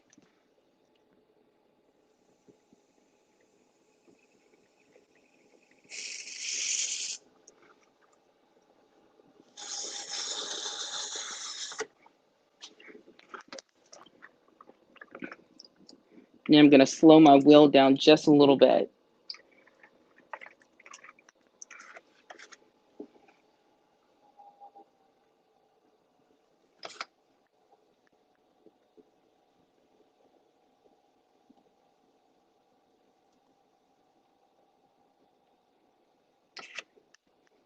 And so this is what I typically stand when I throw, but when I have to do smaller pieces, I need to get down and dirty with it so that I can see.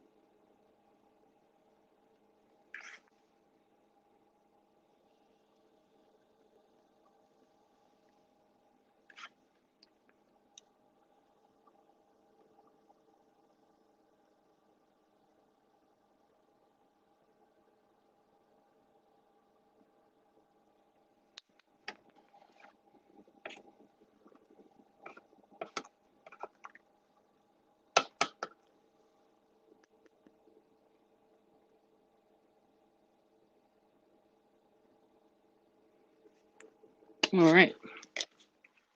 So I'm just going to clean this top part up.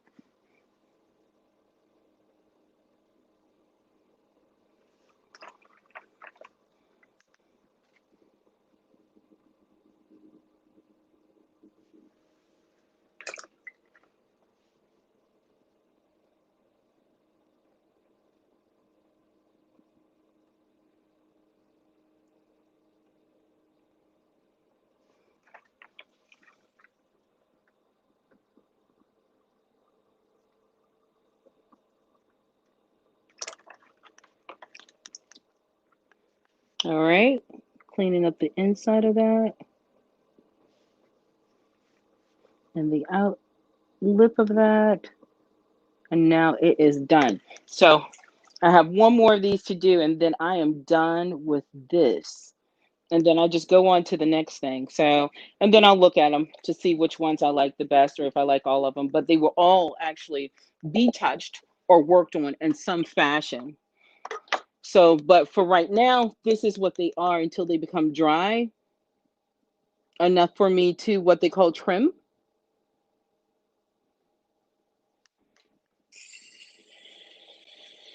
Just cleaning the base of that, and so the air can actually loop around that and so that it can dry.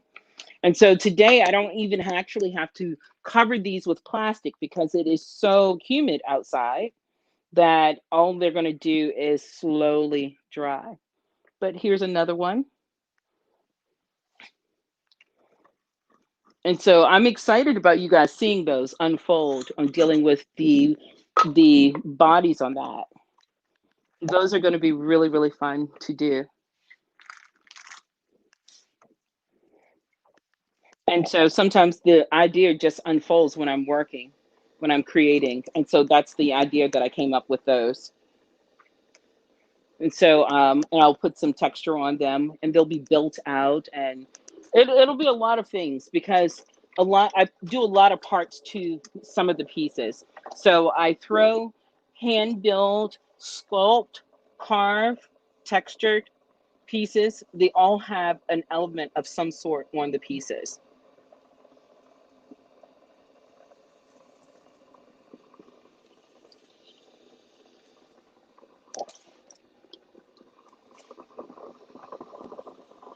All right. Opening up the next piece. A lot of people say when I throw, they when I'm live on Facebook, it makes them fall asleep. So I hope that nobody's sleeping right now. I hope that it is relaxing though.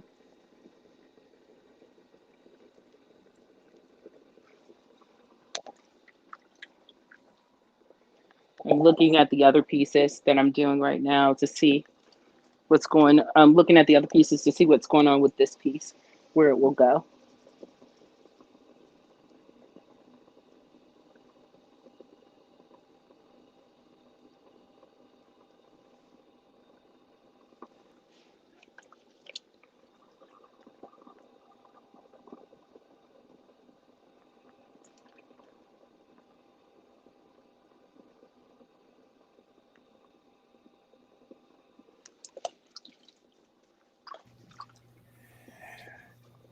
You know, it's hard to fall asleep on you. I'm sitting here watching you just pull those things up like it's nothing, you know?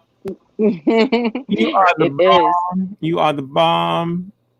Thank you. Thank you. Thank you. It is always an amazing journey to see what unfolds when you're creating. So while I was making these, I didn't have any intentions of making these vases.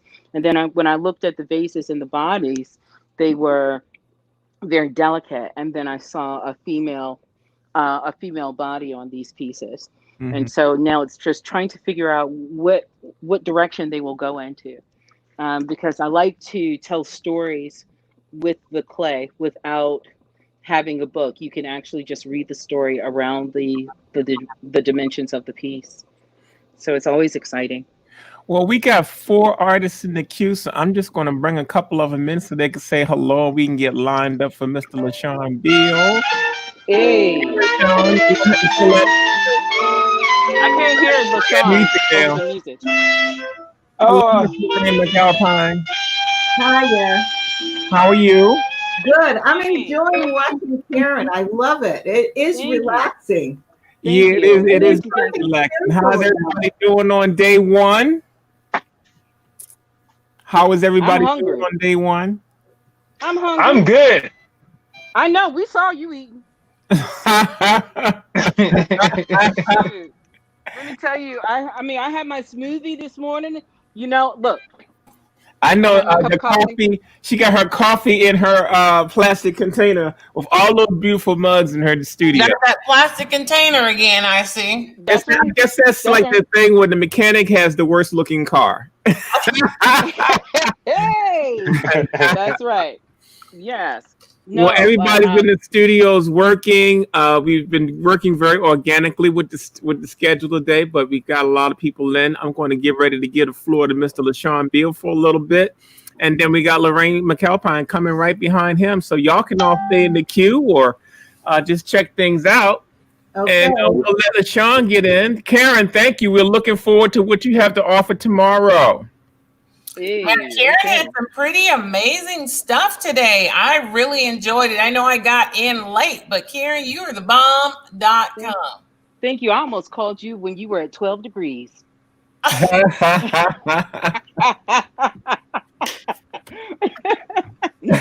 right, then, y'all. Because what is it, 21 now? Right. Well, you know, Colorado's got the real weather out of the group of people on the screen right now. So. Hey, you know what? It is beautiful outside, and I'm grateful. Poncho let me take a little bit of a stroll outside today. But everything is back up and running. You see how she said that? Like I got her chained to her drawing table. It really does. But sure enough, when I leave out, we get some technical difficulties, but they are up and going. We had a few, but that's okay. We've been making it around it so far. So we're going to get ready to give the floor to Mr. LaShawn Beal for a little bit. All right. Karen, we will check you out tomorrow. All right. See you later, guys. See you later. Take care. All right, Karen. Take care. Yeah, you too. Hey, everybody. My camera's angled really low because I'm working on some sketches right now. Again, it's day 2 on. I have to send a lot of pieces out to various artists for our collaboration. So today, I'm dedicating this day to really just knocking out the sketches for all that stuff. And what I'm doing right now is I'm working on paper. And this is the paper. It's actually paper with fabric adhered to it to give it some texture, unique textures. And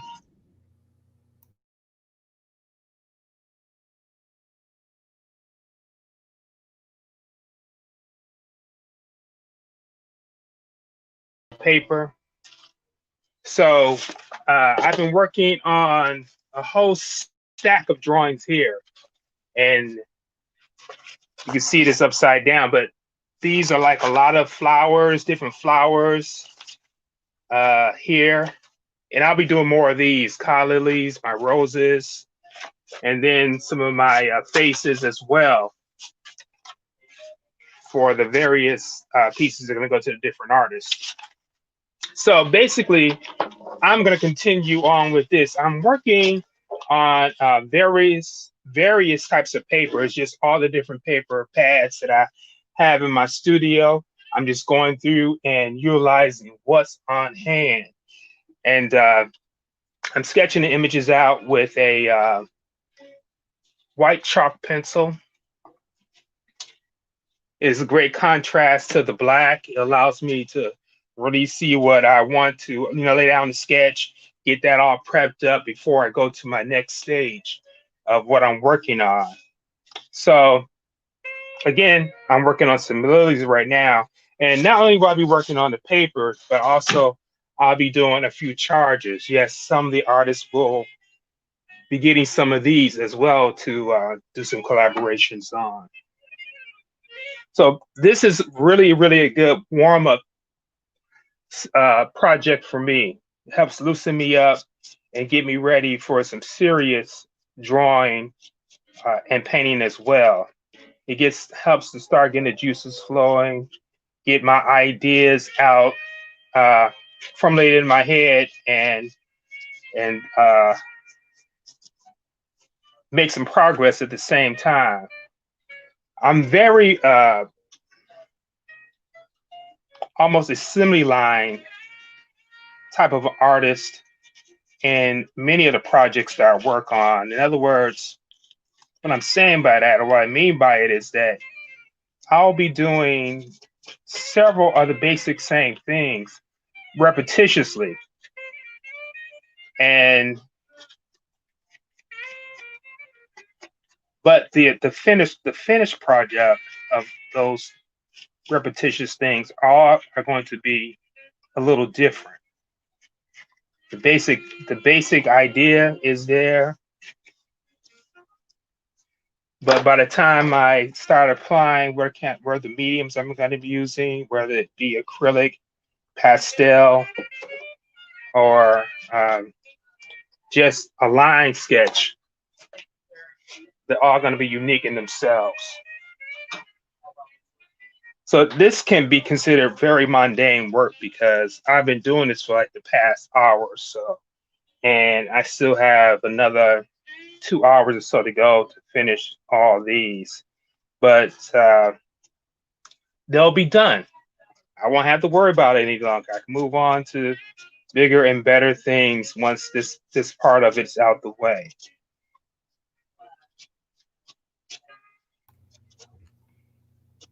And I hope you guys can see these. I don't know how clear they're showing up. You can always point your camera down a little bit more if you can, so we can get more of the artwork. And Sure. Let me bring it on, so I can bring it on down here. And kill your music so you won't get any echoes.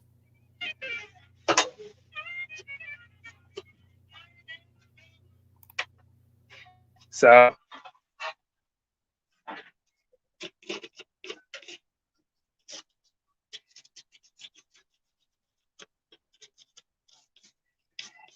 and this particular way of drawing is something that I had the pleasure of doing a lot with one of my fellow artists, Pancho, in his studio. When we get together, we try to find some time to just go in and do a lot of different sketches and just have fun and just let them flow.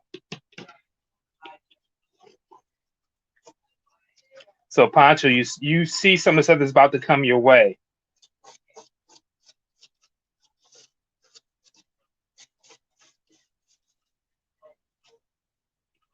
I'm looking forward to it. I'm actually cheating a little bit, so I get a preview of what you're getting ready to send. I'm already picking out my colors. I can see, yeah. Oh, yeah. I'm gonna have fun with that. Yeah. These will be some fun pieces, and I am excited to see what some of the artists do with them, particularly like the jewelers. You know, some of the artists that are working in clay, how they would come in and incorporate this into what they're doing. Mm-hmm. Well, it's looking fantastic, man. Thank you.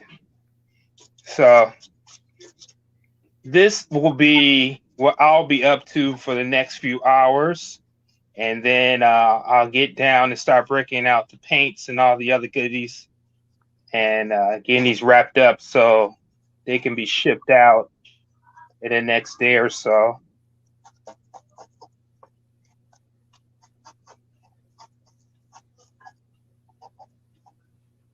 So, a word of advice to some of the young artists.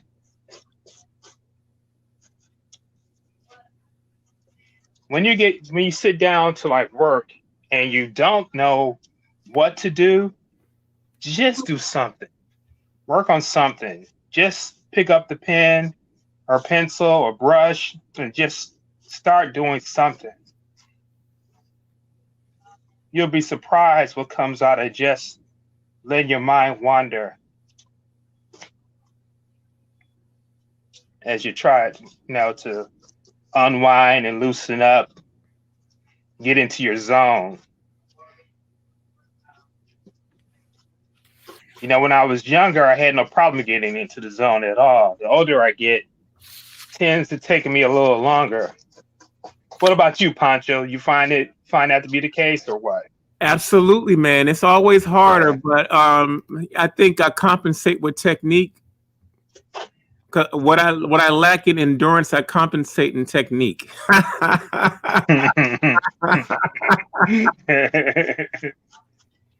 My biggest enemy nowadays, LaShawn, is I have to regulate my sleep. See, back in Ooh. the day, man, when we used to get together, we could work around the clock, 24 hours, back to back, Mhm. go out and party. Mhm. I Yeah. can't do none of that now. I have to really I'm already trying to figure out what time we want to do tonight. I hear you on that, brother. I hear you on that. Yeah. That is not your friend. The older you get, you be like, okay, I know, I don't have. and to be kind to the audience, we sound like a bunch of old people. I'm watching Lorraine's face in the queue, like, y'all are youngsters. Y'all don't know nothing about no age. I just turned 58. I think my brother has got me by a couple of months. Yeah. But what I will tell you is that we've been doing this professionally for 40 years now. So that tells you just how hard we've been grinding. I can remember back in the day with me and LaShawn when he was in Baltimore for a brief period. I can't imagine the amount of energy we were running on back then, man. I know. It was wild. It was wild. And I say this to the young artists, use it while you got it, because eventually. You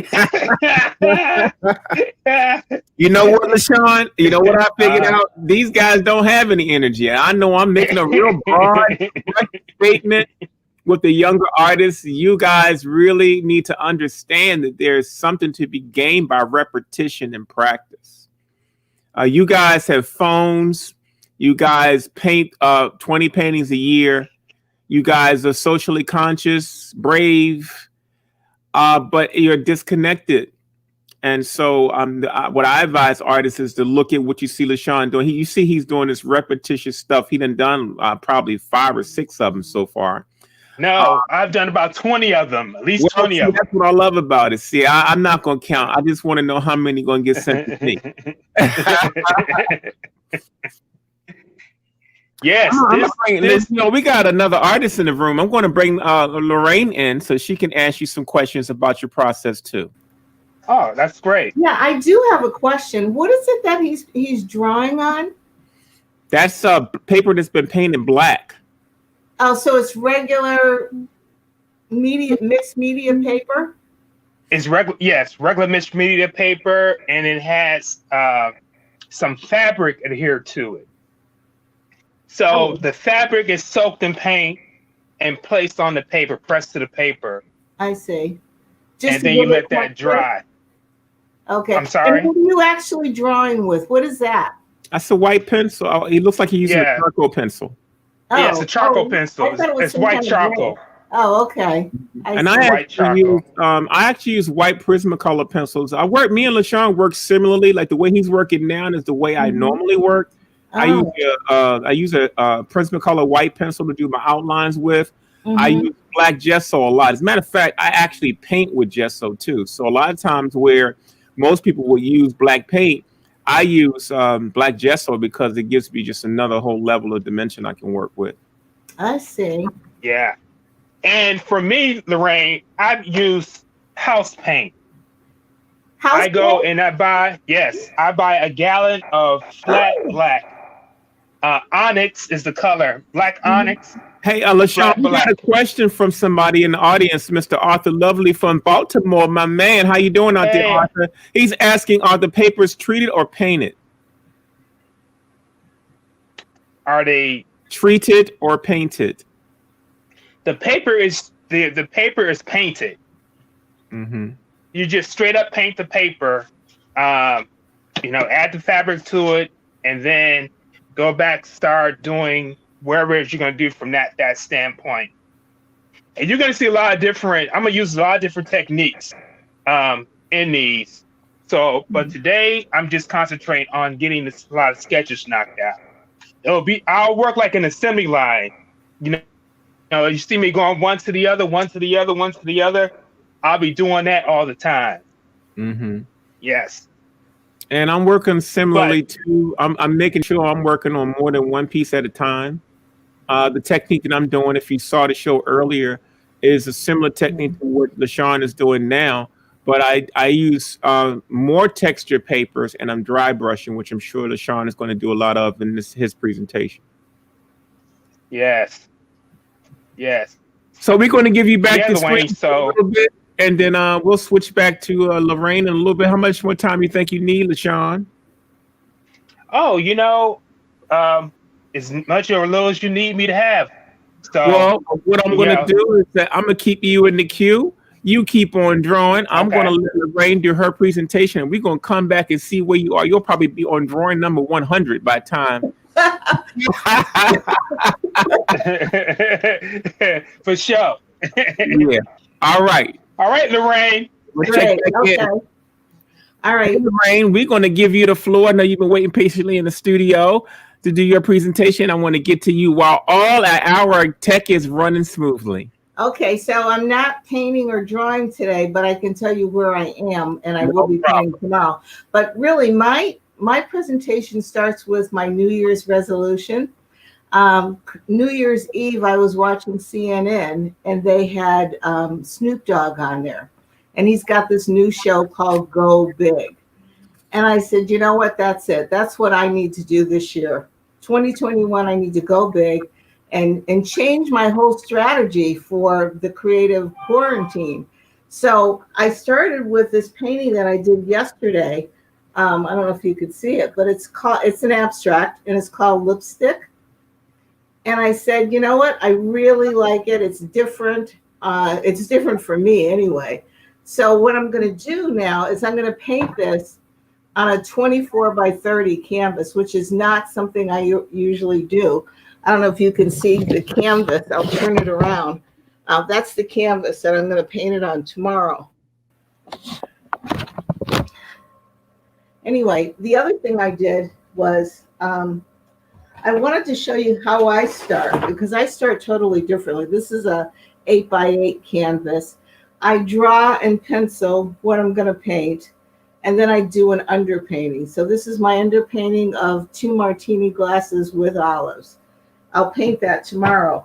I did it from on the computer where you can get stock, stock photography. So black and white stock photography. I drew this myself. I didn't trace it or anything. And tomorrow I'll finish the finished painting. But that's usually how I start, is with an underpainting. And then I did yesterday, I don't know if you can see this. This is called hydrangeas. And I did it from hydrangeas that I had in my studio. Can you see that? I think you can. So everything that I do, I try to use really big brushes. So I don't spend a lot of time with the drawing. Sorry. But I use 1-inch brushes, 2-inch brushes to paint everything. And tomorrow, when I actually start on that big canvas, I'll be using 3-inch brushes and 2-inch brushes. So the other thing that, this whole thing with me in small pieces, and I was only going to do 12 by 12s for this project, for the quarantine, I realized I really have to step outside of myself and do something totally different. So I'm going to start with the big canvas. And basically it's, go big or go home. One of the things that I wanted to say, so I have a really short presentation, is there's a friend of mine from Hartford, Connecticut called Jonathan Bruce. You may know him. Years ago, he told me, he said, Lorraine, I buy a painting once a year. I save my money and I buy a painting by a Black artist every single year. And so I started doing that. He has an incredible collection of art. And I started just every year buying a piece. And I really started from the Puck building. And I think I heard Larry say something about the New York art exhibits. But I used to go to that Puck building for the Black Fine Art Show and buy paintings. So I think it's important for us to really support each other and support Black art. This is a painting in back of me that I bought in that show. So anyway, basically that's all I really have to say. Tomorrow I will be painting. I don't know if we're going to stream tomorrow, but I will be painting. So that's it. Well, we'll be painting every day, and we will be posting every day. And so you can start working and getting us some photos of you actually working. Maybe you could do a live where we can see you actually working on pieces. This is a real prep week day, couple of days for everybody else. Everybody's trying to get their fruit pieces laid down and started. And you see LaShawn, he's actually doing some stuff. So we'll look forward to seeing you tomorrow and see what you have to offer. Perfect. Okay. Thank you. Have a good evening. Bye-bye. Have a good evening now. So we're going to get back in here and we're going to return to LaShawn Beal. Hopefully he's still doing his thing. LaShawn, how you holding up, man? I'm holding, brother. I'm a soldier. Which number is that? Oh my goodness. This must be this has got to be about 23 or so. Okay. Yeah. Good. I'm just having fun with it. I'm just having fun with it. No pressure. It's just. Now, we when we do collaborations, there's a starter and there's somebody that finishes. So are you going to start some and finish some? How are you planning to distribute those? I hope he's sending me one. Well, I was going to send Louise one, but I don't think I am. But I'm starting them, and I'm starting all these, and then I'm sending them to the people, and they go in and they just get their inspiration and hook it on up and take it from there. Okay. Yeah. That's the way I'm doing it. Okay.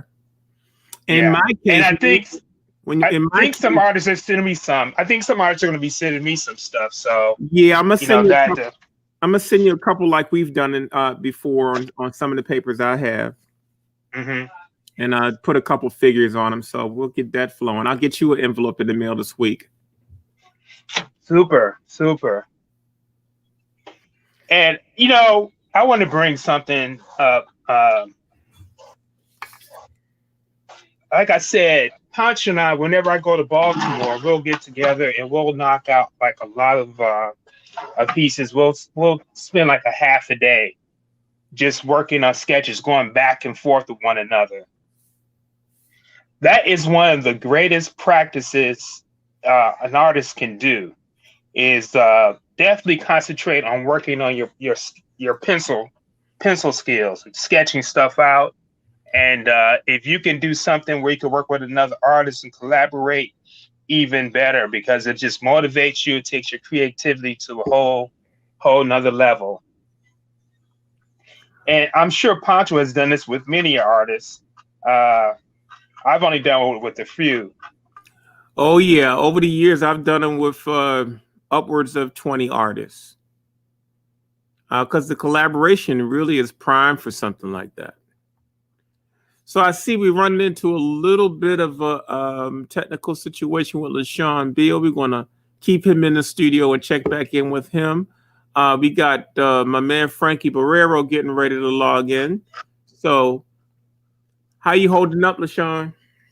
I'm holding up, P. I'm holding up. Hey, let me ask you this, man. Have you done an overnighter yet? No, I have not. No, I probably won't get it to the overnighter till sometime during the week. Okay. Yeah. Well, you can stay in the queue as long as you want, Mr. LaShawn. We'll bring you back in so folks can see what you're doing. I'm going to get ready to pull Frankie Barrero into the studio so he can do a little bit of presentation. So sounds good. Are you ready, Frankie?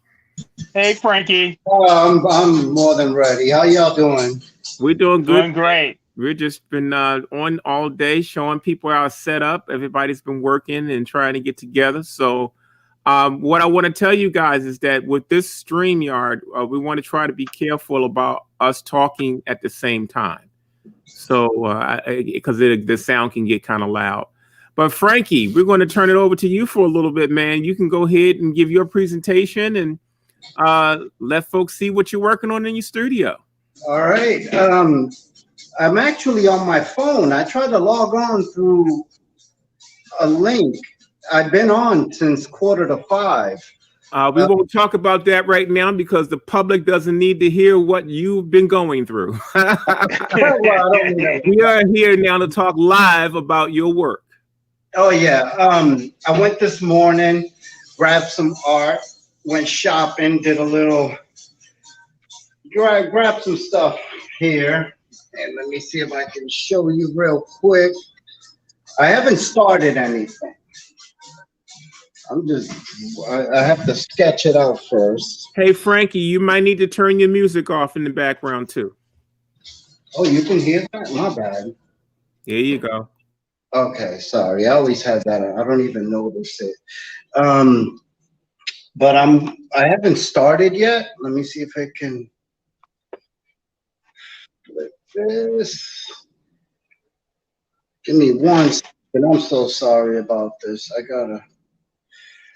want to flip this. But behind me, there, that's going to be my canvas here.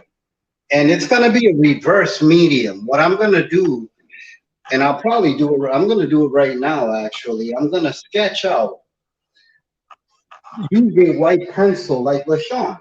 It's the same thing. It's a reverse medium, and I like it because it's my favorite, actually. It's reverse medium white pencil on black paper. So, and I have a charcoal pencil, and that's what I'm gonna do. I woke up this morning and with no idea what I'm gonna be drawing or no idea what I'm gonna be doing, but I just knew I had to get some canvas. And one of the things I tell people, there's a big difference between an artist and someone who likes to draw. Because as an artist, you feel this necessity, like, oh, damn, I have to do this. And so I caught a couple buses, walked half a mile to get to where I needed to go and to get my art supplies.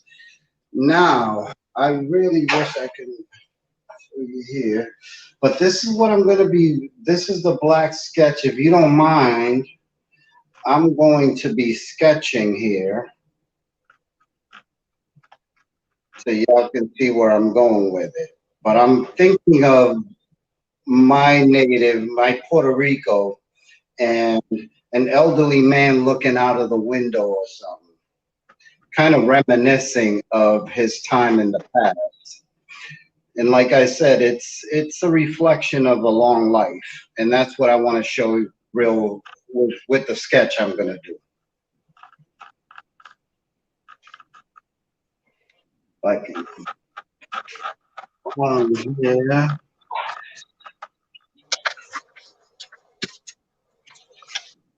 Okay. Y'all getting a good view of this, right?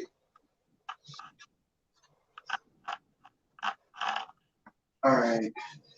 And I'm going to use my charcoal pencils here. I wanted to show off the stipend. I want to give you guys a shout out. Creative Quarantine. I got this stipend, and it was like Toys R Us for adults. But I went shopping and I bought a whole bunch of art stuff. Not as much because I'm on a bus, but just what I needed. And let me get going here. I don't know if y'all can see it, but oh well. And don't mind my dress, my outfit. I'm in comfy clothes. Let me draw here. And what I do too is I stare at it for a while to kind of make sense of the layout, what I'm doing. And go from there, get like a visual where I want it and that kind of thing. So if you bear with me,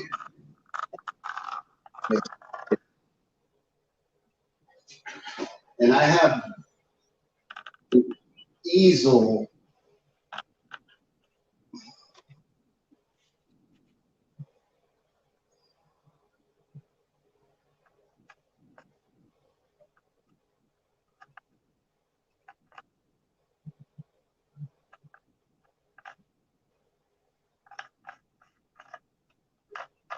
Yeah, I'm drawing the profile. And the reason I like the reverse media is because dark gives you an element, like a power element that adds to the picture, gives it a little more strength.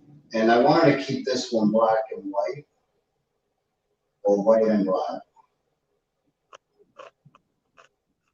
And right now, I'm just doing the outline of the elderly man. Let me give him some hair, a beard of some kind. You know, he's got to have a beard.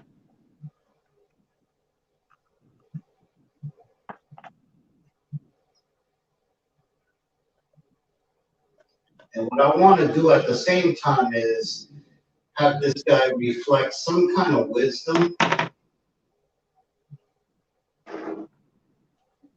If y'all can see that.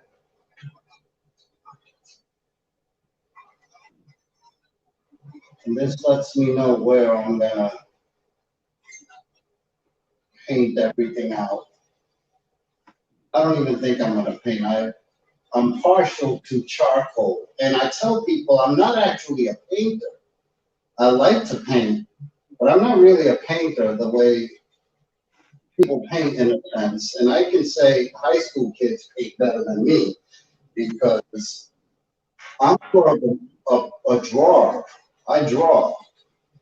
And I'm a graphite artist who likes to paint. I like the texture and that sort of thing. But for the most part, my real strength comes with drawing. And that's what I'm doing here, is drawing this man out.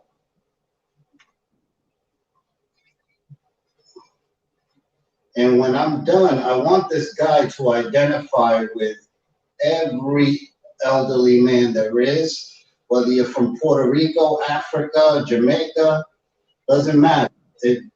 What matters is that everybody can relate to this man. They have an uncle, a grandfather, or somebody like this. So that's where I am with that. And it's hard because I have health problems, as I've brought up before, and it makes it hard because I wake up with muscle fatigue, and there are times that I just wake up and say, oh, I do not feel like doing anything today. That's when I get up and actually do something. I think it's Marcus Aurelius in Stoicism who said, you bang out the least thing you want to do first and get that out of the way, out of your system. So that's what I did. That's what I do for the most part, is get everything out of the way. And that was a nice long bus ride. But what I also do too is when I'm on the bus, I like the bus ride. I could do a car, but I like the bus ride because I watch people and it gives me time to think and reflect or whatever. So I enjoy the trip to the store. And that's why I came up with this guy here.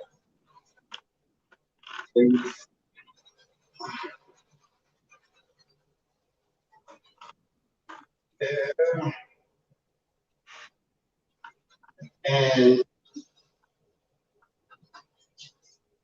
what I do too when I'm on the bus, I put the phone down and I just look at the area around me because I'm still in tourist mode out here in Springfield, and everything to me fascinates me. So I talk to people, mingle. I look at the buildings around me, try to get ideas of that.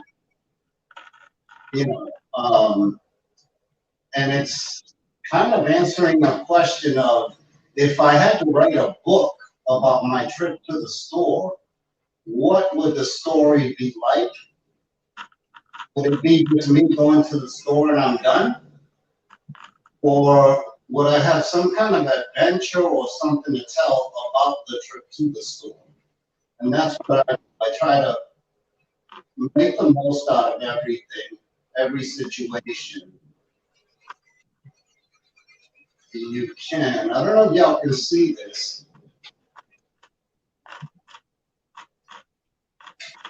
Can y'all see that? I don't know if y'all can see it.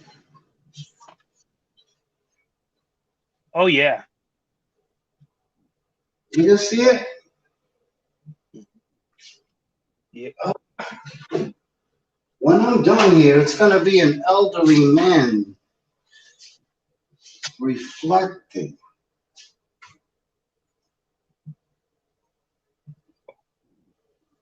Quite Looking out of a, fascinating. huh? Quite fascinating. He's going to be looking out of a window, reminiscing. Oh yeah, that's nice. So is this a guy you actually saw on the bus or what? No, I got the idea from a guy on the bus. That's what I meant. Yeah. Did you? Okay, that's what I'm referring to. Yes. Oh, So yeah. that's great. Yeah. Yeah, it was just, he was a guy looking out the window. And then I'm thinking, you know what would be a good idea is draw a guy looking out the window, kind of reflecting on his life, his past. Exactly. Yeah. And that's where I am with this guy here, this fictional character. But I want him to be more resembling a Gila or mountain man.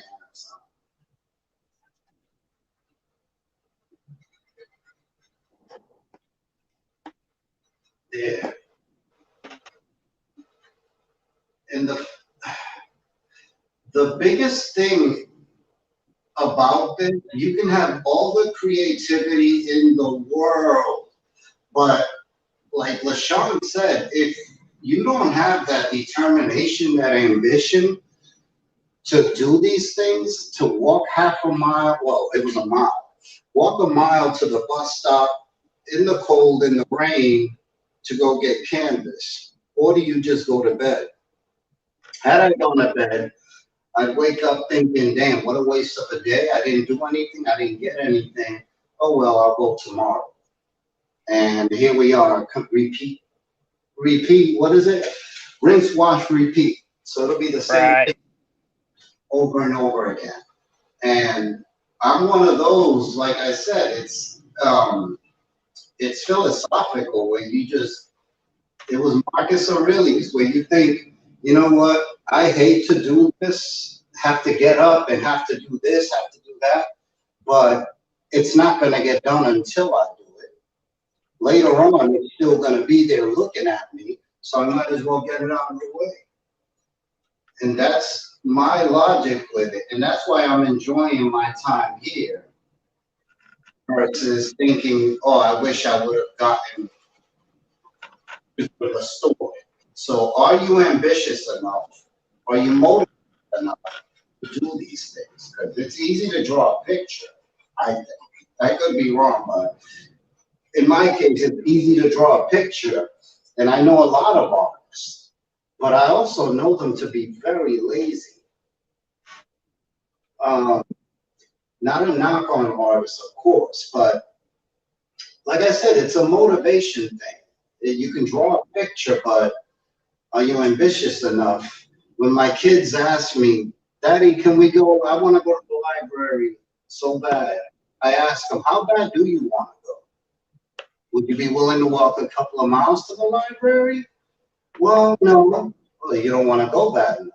And, you know, so I throw little things like that at them. And the reason I do that is because I've done that. I've walked a couple of miles just to go to the library to type a paper.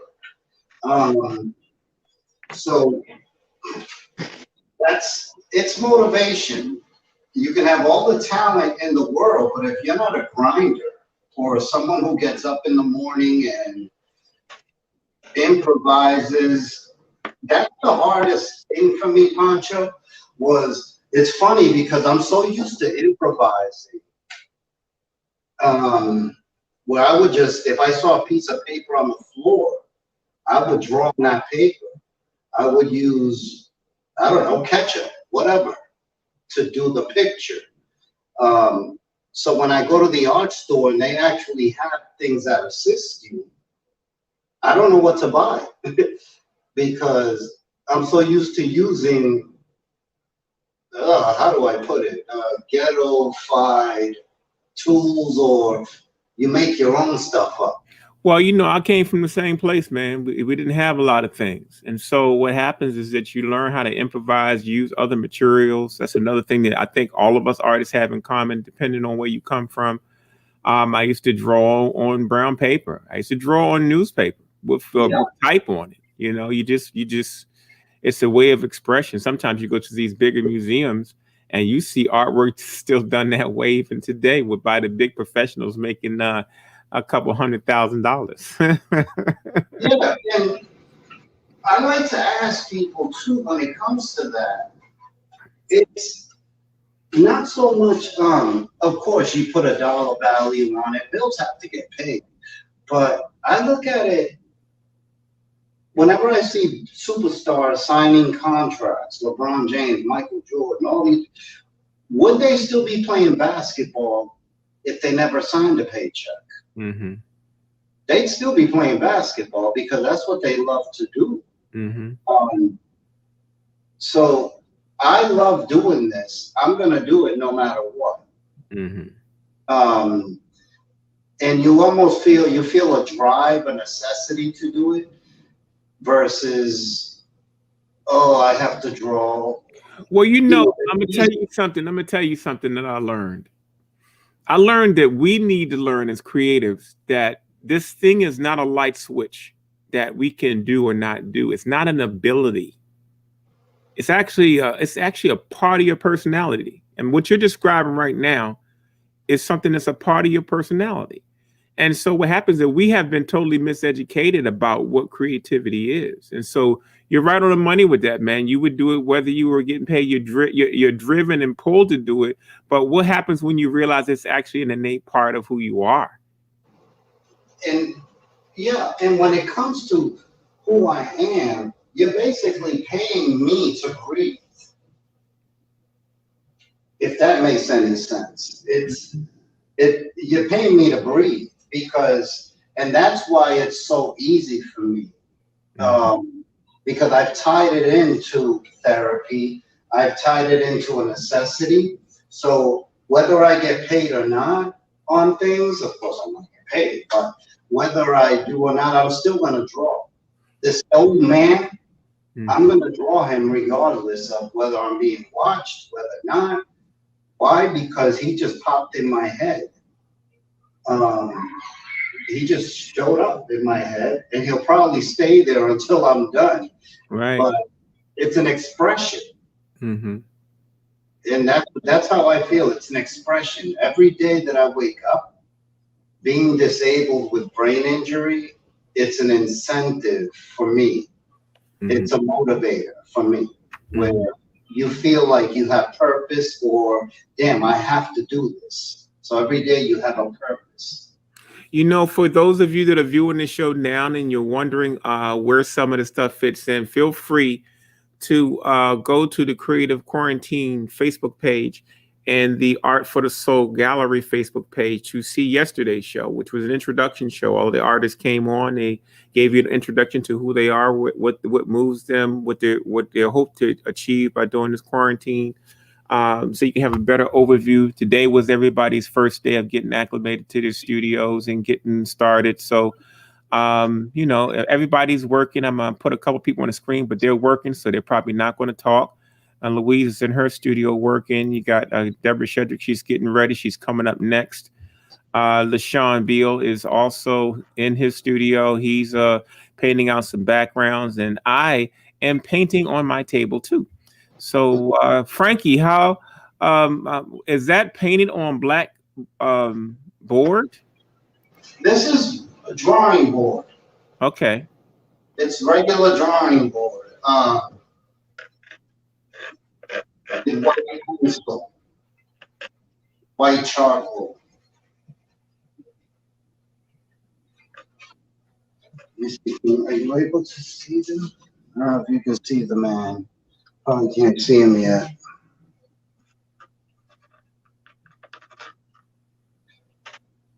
I don't know if y'all can see him yet, but it will be an old man with a beard looking out of a window. Mm-hmm. When I'm done. Well, it's always so great to see the before effects Yeah, it is. And when I show it, sometimes when I show a video of it, I'll show it in a 20-second snippet on Messenger, but it cuts it off, so it doesn't let me really show anything I'm doing.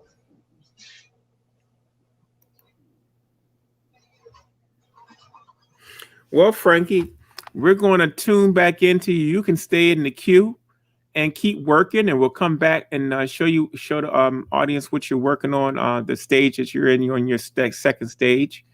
We're going to introduce Mr. Boris Shedrick out of Montgomery, Alabama, so she can do a little presentation. And Frankie, we'll swing right back to you to check and see what you're doing. All right. Sounds good, my friend. Hello, Deborah. How are you? Oh, I'm good. You hear me? Good. We're just checking to make sure your tech is running okay. I hope so. Well, it's time. Can you hear me? Have the floor. You have the floor. Go ahead and do your thing. Can you hear me? Yes, you can hear me. You just do your presentation, darling. Okay. So yesterday when I was on,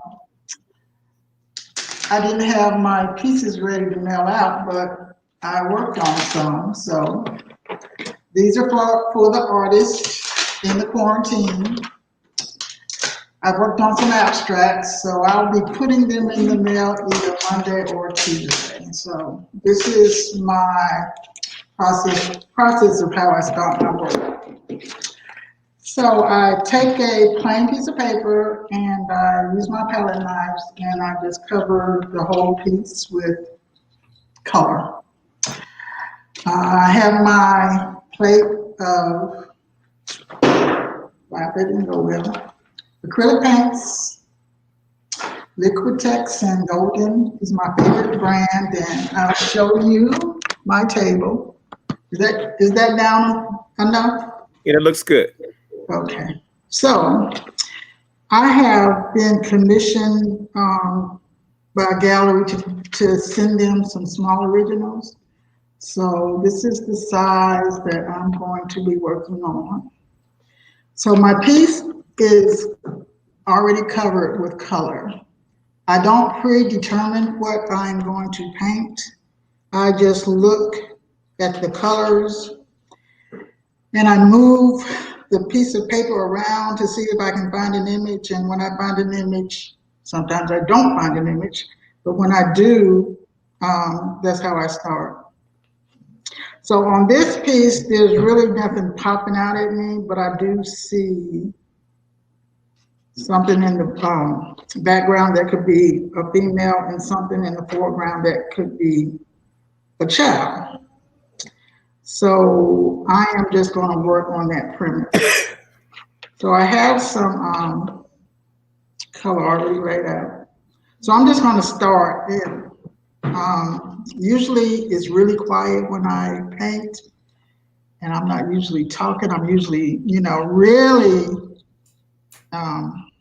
in deep thought. So Pancho probably will have to ask me some questions so I can communicate with y'all. So no, I'm going to let you do your thing in your way, darling. Mercy. He is so uncooperative with me today. What is wrong with you? He says nothing. What is wrong with you? So anyway, can you see? Yeah, you can see, right? I'm using my small palette knife, and I'm just going to take any color that my mind is drawn to and mix that color, and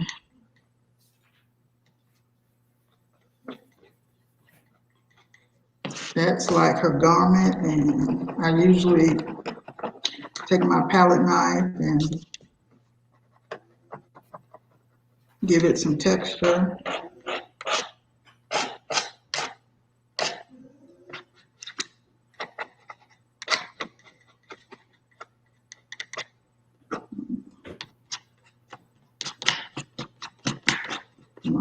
Take a little red, a little green, a little brown. And for the camera, I just laid some paint out. I usually just pick up my paint. You see, I never keep the tops on, so I have to dig the hard paint out to get the good paint to flow. So that's just one of my, what do you call it? Idiosyncrasies, is that a word? It's just something that I do. So if anybody has any questions, just put them in the chat.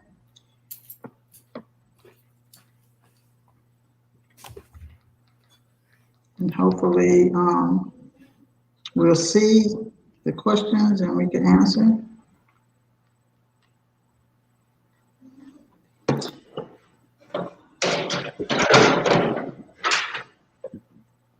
And I have all these, I think this was part of a pen to make like shapes. So I don't always use the palette knife. I use different objects to make different shapes.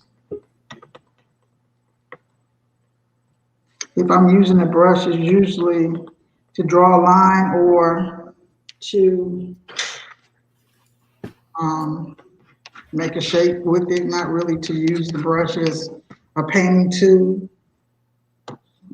Let's see.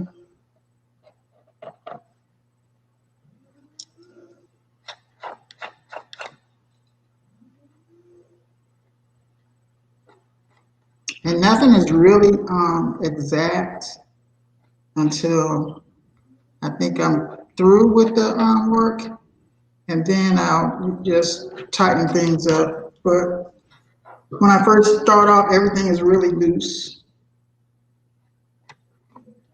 And so this is coming out to be until moment. I think I'm through with the work, and then I'll just tighten things up. But when I first start off, everything is really. I'm listening to myself. And so this is coming out to be until a moment. I think I'm through with the work, and then I'll just tighten things up. But when I first start off, everything is really. I'm listening to myself. I think I'm on a delay because I can hear myself say what I said a minute ago. Sorry about that. Deborah, do you have another device on? No, I don't. Do you have another device on? No. Okay. No, you hear me? Yeah, but there's something playing in the background. Deborah, do you have another device on? No, I don't have another device on. Does somebody? That's, you hear me talking. Mm-hmm. So I don't know what that's about. Okay. Let's mute everybody. Okay. So now I don't hear anything now. Okay. I think we had to mute some people. Okay. Go ahead, Deborah. Okay. So yeah, this is turning out to be a little girl in the foreground and a woman in the back.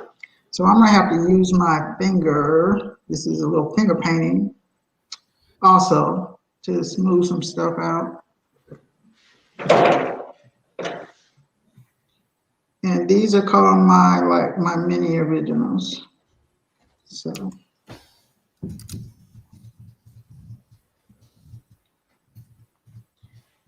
the first one that I complete, we'll give this one away to somebody in the chat.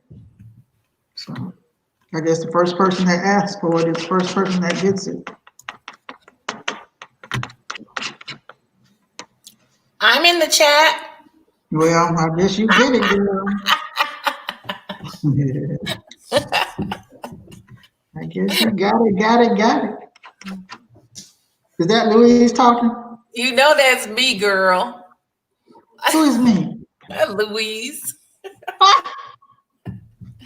Oh, I can't take it. Look at You Marla. don't count. I look.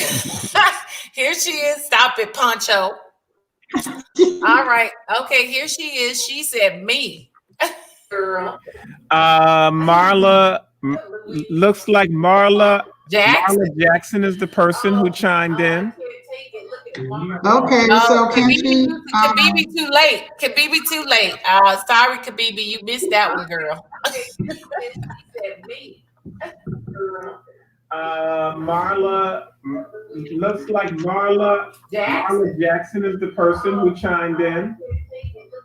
Okay, so has Marla gotten any work from me before? Or has she seen my work before? Marla, have you seen the work before?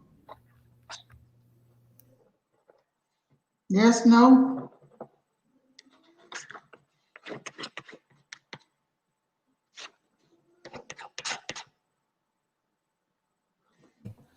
Marla hasn't said anything. Never. Oh, there she is. She says she's never. So praise God. Marla, got you a nice piece. So Marla, can you put your mailing information in my Shedrick Studio? Well, just DM me. Just DM Shedrick Studio with your mailing information, and you got the first 2021 piece. Oh, Poncho, I don't know why I couldn't get it. Why are you even listening to him? I know. Can I get the next one though? Because I really like that one. Okay, y'all got to remember we have people that are watching that are supporting us, and we are the artists. So y'all can shop later. I guess he told you. You know what? It's not always about you. See, they already believe that about artists anyway. We're trying to break stereotypes. Not. I don't know, Poncho. I wasn't trying to break it. I'm just trying to hold on a little bit to my stereotype. Thank you.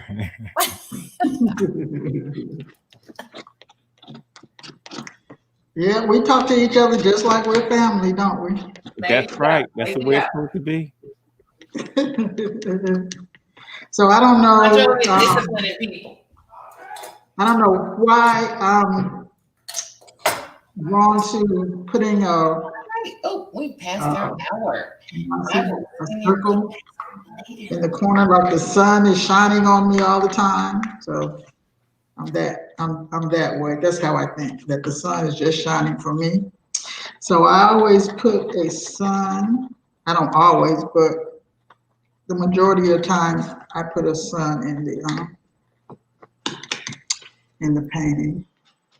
Hey, Deborah, do me a favor. Why I know you're engulfed in the piece. Can you turn it upside down so that the audience can see it? Oh, like this? Yes, ma'am. Periodically turn it to the audience so they can see it. Thank you very much. Does it look like anything yet? Yes, it does. Oh, thank you. Okay, I will definitely try to remember that part.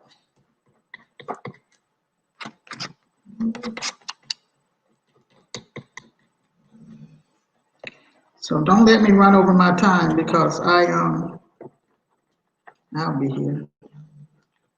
Like, not considering anybody else has to be on, but this is what I do.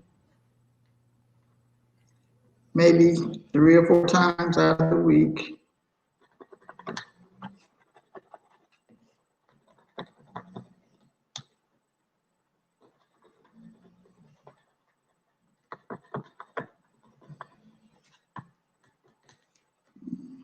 Okay.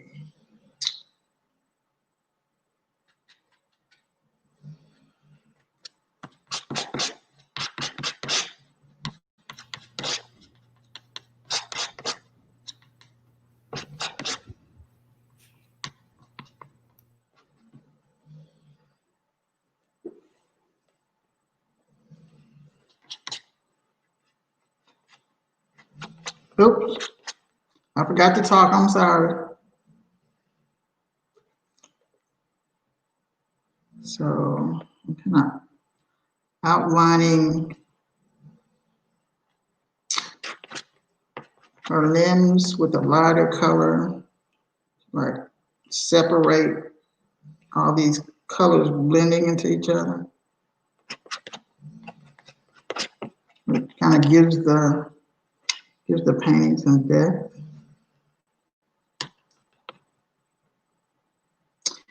So this one will be called Me and Mine. So usually when I'm creating a piece, that's when the title comes to me. So I try to do relationship pieces, whether it's man and woman, or father and daughter, or mother and son. And I've done a lot of little girls because I believe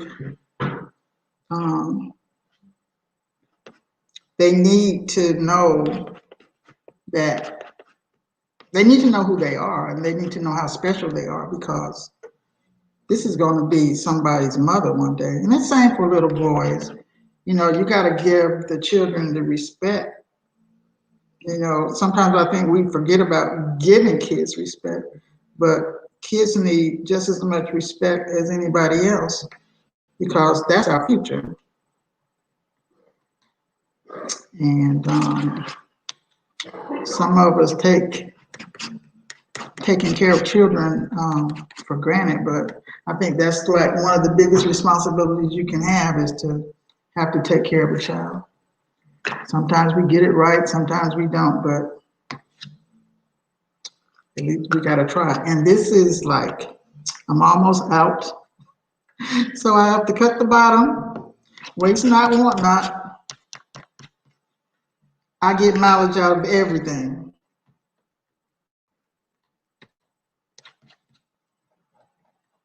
I wouldn't say I was, well, I'm frugal when it comes to a lot of things, and getting my money's worth out of the art supplies, that's me. It's like, I don't believe in throwing anything away.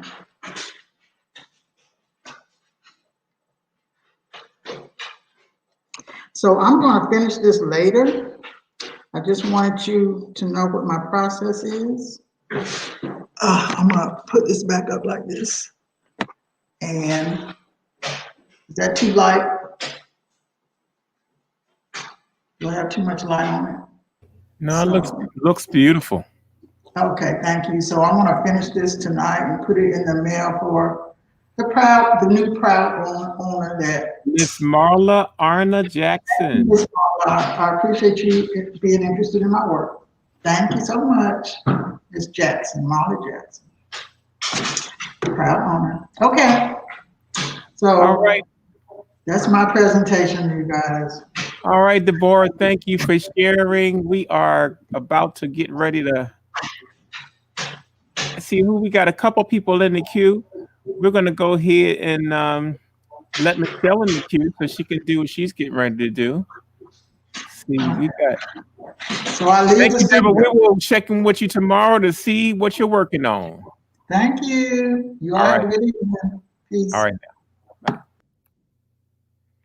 All right, y'all. We're going to get ready to get another artist into the studio. We have been doing presentations all day. Feel free, if you'd like to,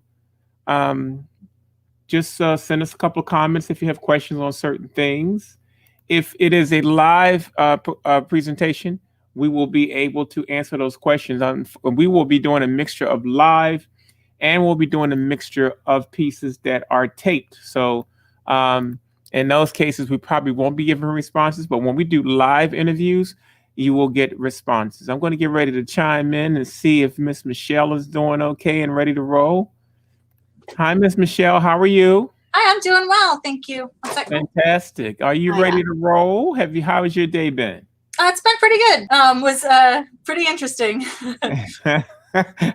I'm pretty sure that word's going to be used a lot this month. Yeah. It was the first time I've ever, had like a stream of time in the morning, and I have to say it was quite daunting. A lot more like I totally thought that I was gonna sit down and I'm like, oh, I'm gonna paint, and I sat and I was like, what do I do? And that, my dear, is part of the quarantine because you have this conception of how you're going to start. Yeah. You know, we normally start when we're ready to start. And when you start on a day like January the 2nd, Yep. it can be very, very daunting. So we're going to turn the floor over to you. You can do your presentation. All right. All right. I thought I would talk a little bit about how I plan a painting. I actually like to plan my paintings digitally. I find that the digital medium means that I can really get into the nitty gritty of what I want what I want a painting to look like, how it's going to work. When I'm designing a composition, I want to make sure that I have the flexibility of changing elements, which you don't have. My favorite medium of all is watercolor. And you can't change watercolor. Once it's down, it's down. So I really, with my watercolor pictures, I often do tons of sketches. And before I worked digitally, I would sketch in pencil, and then I would use a light box to transfer sketch to sketch. And one sketch might be transferred like 7 times to transfer different elements that I liked to compose a picture. Digital speeded that up so much because then I can take it, sketch the elements that I think that I can't replicate easily from memory, and then I use my printer. I might use carbon paper to transfer it, and sometimes I just eyeball it because honestly, as I've gotten to be a better artist, I've gotten the confidence to know that if I drew something and I liked it once, chances are I can draw it and like it again. But I will say, when I was a younger wee artist, I was like, I can never draw that hand again. And so yeah, my process is definitely sped up. But I thought that I'd show off some of the thumbnails that I was working on. Here's one that I was working on for, so when I actually take the dimensions of the canvas that I'm working on, sometimes I take a picture, and I'll show that in a few minutes. But I'll add the elements, and like this went through several iterations where and it's a lot more cartoony than the final is going to be. It's just a placeholder. Like, I know I want the fox, and I want the fox looking up, but I also know that when it comes time to it, there's no point in me making this fox perfect. I'm a decent enough painter now that when I go to do the fox, that I can draw it on the canvas proper. And I just have black marks in here, but these are actually going to be blackbirds and crows.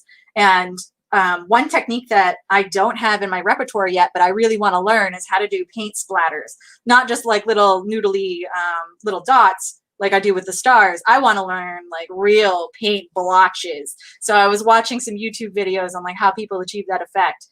With this one, I really loved the idea of these black splotches all over the bottom. And this canvas that this is going to be painted on is actually a deep cradled canvas. And when I do those kind of things, I like to paint the sides. I find that for me, I love dimensional paintings. I love being able to stand back and look at a painting from different angles and see how it wraps around the canvas. So this one is going to be a lot of fun. I already started the base coats in red in real life, but this let me plan out exactly where I wanted the colors so that when I go to start painting, I have an idea of where I'm going with it. And it will change from here. I mean, these thumbnails, they give me an idea, but they're not the final product. The one that I did take, like I took all the materials to start today, because this is going to be a 11 by 14. It's a picture of the Lithuanian goddess Medene, whose patron animal is the hare, although she herself can turn into a wolf.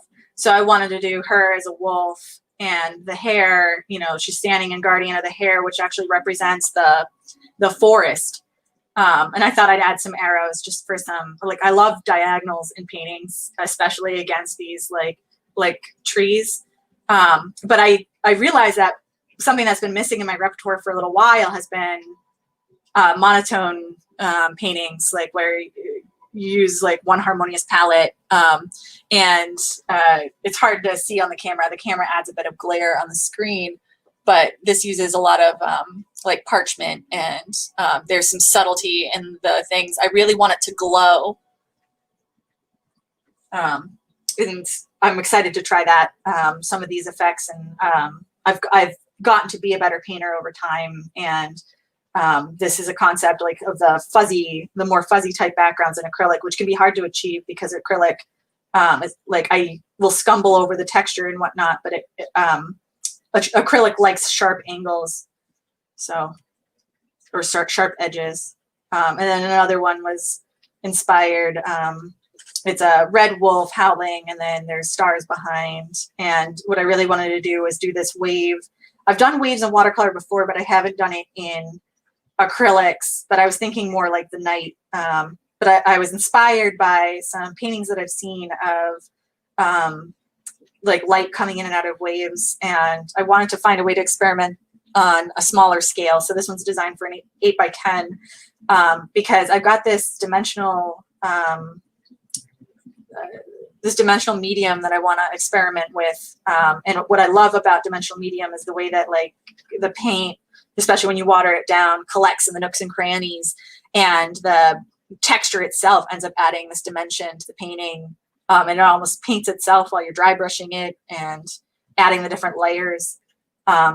And I just love that concept. And I got these aluminum panels, which are nice and solid for the medium. So that's what I came up with today. I like to sit down. I find that if I plan out several paintings at once, it becomes a lot easier to execute them. So I find that my brain kind of compartmentalizes the thinking stage versus the doing stage. And I find the doing stage very, very relaxing. That's one of my favorite parts about painting, is kind of when you get into the flow of it and the paint seems to speak for itself. But the hardest part for me is coming up with ideas. And this idea will change from there. I left the wolf. It's not very anatomically correct. It was just a quick sketch of a wolf to have an idea of how I wanted the head to turn and how I wanted the body to be. When I go to do it, I'm going to spend, like, before I paint an animal, I always spend 10 to 15 minutes gesturing, usually from videos. And the point is not, like, the gestures will look terrible. The point is not for those gestures to be the final picture. The point is for me to feel and learn to feel and sense the shapes and the lines that I'm looking for when I'm drawing an animal. And then I'll paint the final onto the piece. And I find that for me, that's a better way to do it than trying to force an exact copy. And let's see, one of the things that I had done previous, I did these paint pours a little while back, and I absolutely loved how they came out. So here's one. I love these little canvases. Working on them is very nice because you get a nice little painting pretty quickly. And I love how deep they are because, like I said, I like them to wrap around. But so I did these pours, but I want to add some foxes to them. So what I like about working digitally is that I can actually take this canvas and then take a picture of it in my iPad. So I can take a nice photo here, and then the lighting's not the best on that one, but it doesn't have to be, because I just want an idea of where the things are. And so I'll open up the photo in Photoshop, or not Photoshop, Procreate, and then I can actually draw on a new layer where I think a fox might go, and I can add one here and see, do I like the way that the background looks with it? I'm just drawing one. This is not me thinking through a piece. I require a little bit more brain power to think through a piece, but this is just for example. But I might draw something. This is terrible, but and be like, does this wrap around the way I like it to? And then I might move it around so that it better, accentuates the thing. I can move the leg. I can decide that I'm going to add more creatures. Or I might decide that, this is really too busy and I can add, and I think through like how I would do it in real life. I might add. Michelle, can you move your? Oh, yes. Sorry about that. Can you move your overhead camera up? Is that better? I might decide that, this is really too busy. And that looks like, sorry about that. I'll have to pay attention a little bit. There you go. but yeah, so I love the way that this allows me to be really flexible. And I can think in terms of maybe I could add some, you know, airbrush medium to some lighter colored paint, and I can actually add glazes if I need parts to be lighter or darker than others than they are. You know, and what I often might do with this is I might actually add, like, just leave this as the sky, and I could add the silhouette of a background and then a creature in the front. But that's how digital has really affected my process. It lets me, you know, see through a lot of things. Like, I know with this painting, when I do eventually go to paint over this, I love these. It doesn't look great in the camera, but there are clear sections where I put this mica in, and in real life, there's a lot of depth here because this area is actually clear with mica. And I know that when I do the final, I don't want to paint over all of the mica streaks. And I like the way that it lets me be flexible. And I'll load in a painting if I'm struggling and I'm halfway through a painting and I don't like the way that it looks. I might upload it into Photoshop and see if changing the colors might fix how it's going.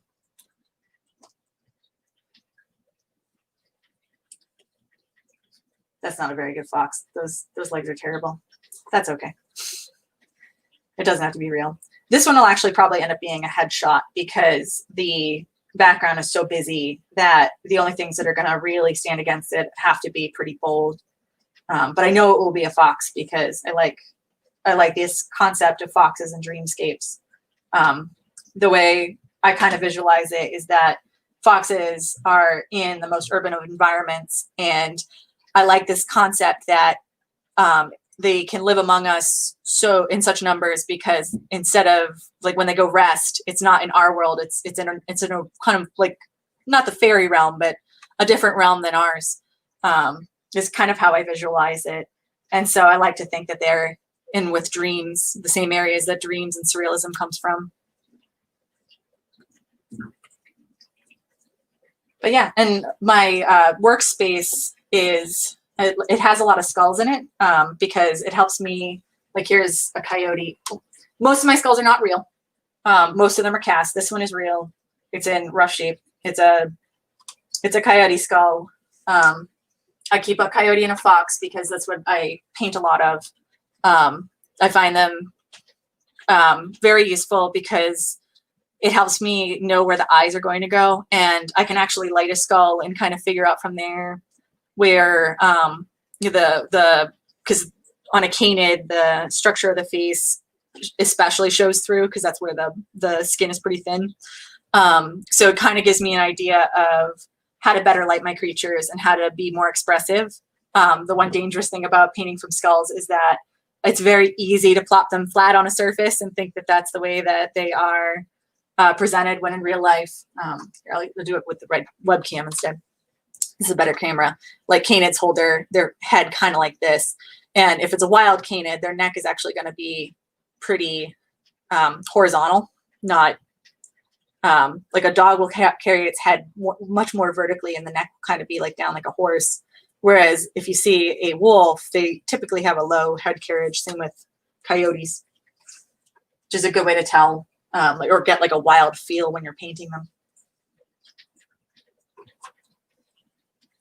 But yeah, I thought that would be a good overview. If anyone has any questions, I'm happy to answer. I could show off another, let's see. Yeah, I was going with that. I've been kind of experimenting.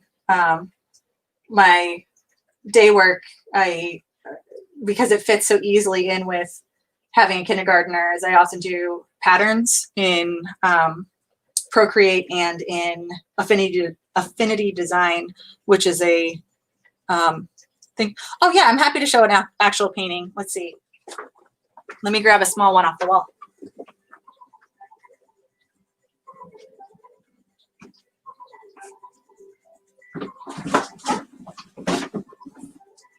I've got a few hanging up. Oh.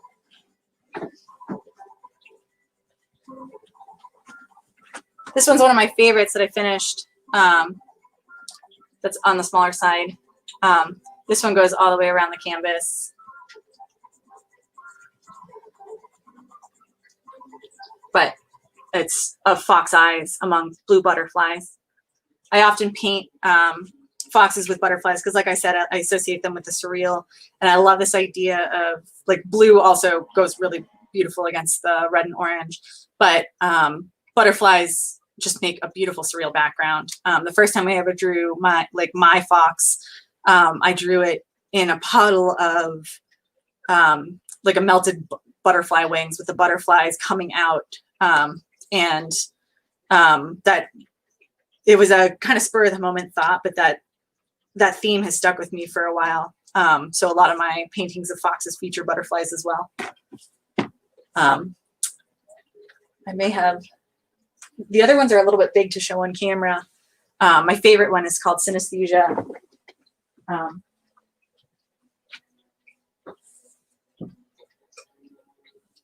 If I back up, I can probably show it. So Michelle, I like the way you show your process. Is it going to it's going to be interesting to see you get jump started that week. Wow, I love that painting. Yeah, that's the texture medium that I was talking about. I used texture medium on this, and that's what gave it the texture. And then I layered so many colors into it. But this painting has inspired some ideas that I haven't been able to pull off yet because I just hadn't had the time. But I want these animals singing with the colors wrapping around, and that is one of the projects that I definitely like. I've got several that I've been really thinking about. I think I'm just a little bit nervous to approach drawing it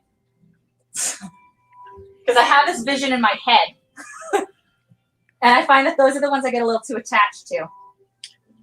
Because, yeah, I'm sure every artist knows that there's the pieces of your dreams, and then there's the pieces that you make.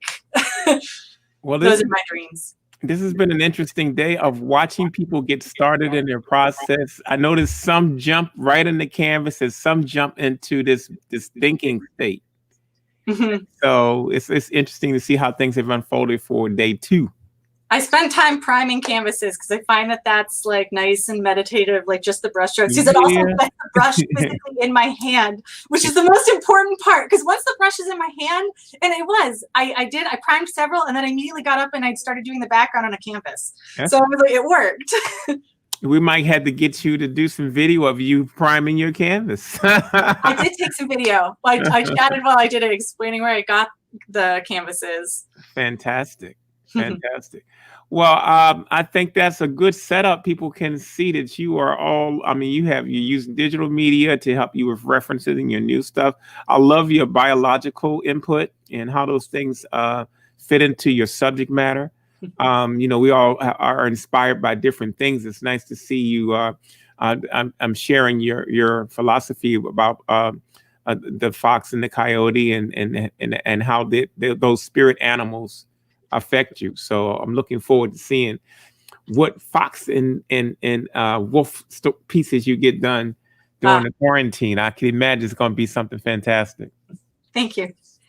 All right, we're going to get ready for the next person. I see. I'm gonna have to see what Louise Cutler is doing. You take care, and we'll be looking at you tomorrow to see what you're working on. Have a great one. All right, now. Yeah, so far, y'all, we've gotten everybody's on day 2. They're trying to get plot out their scheme for building their momentum. You have some artists that start off with sketching and thinking, and you have some that start off with actually just working. I have been doing some pieces, and the pictures are probably not going to be much justice with this light that I'm using.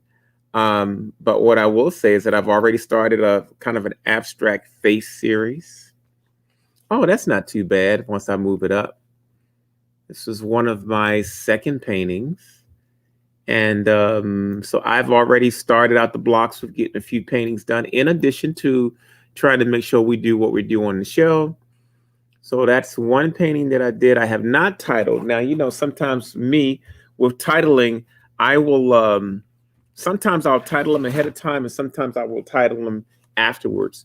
This one right here is my very first piece, another one of these abstract spirit masks that I'm doing. And they're made with textured paper and acrylic, and it's a similar technique than what LaShawn was doing earlier on black paper. They all start on black paper. So I'm going to continue to build. I want to do about 10 of those. And so right now I got a good running start. This is another one to that series. See if I can get that light off of it. There you go. That's my third piece. This is nothing but textured paper, and this area right here is done in acrylic medium. I just sculpted some lips and I sculpted a nose out of a medium. It's collaged, and it's got a lot of textured papers and fibers and all that kind of stuff too. So yes, you know, all the artists now are trying to get their momentum going. I see that Louise is in the studio, so I think I'm going to we're going to check back in with Mr. Frankie and see how he's holding up. Hey, Frankie, how you holding up out there, man? Doing all right. I don't know if you can see my profile. Yes, he's really beginning to come out. You see him? Yes. Okay. Yes, I'll just. I'll probably do a few by the time quarantine's over, because these I go through quick, and it's a pretty big piece.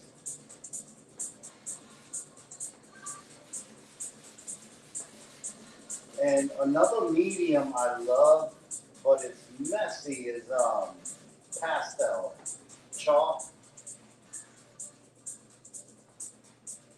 And it's a matter of, you know, you gotta keep it protected because it's gonna smear. But I enjoy these.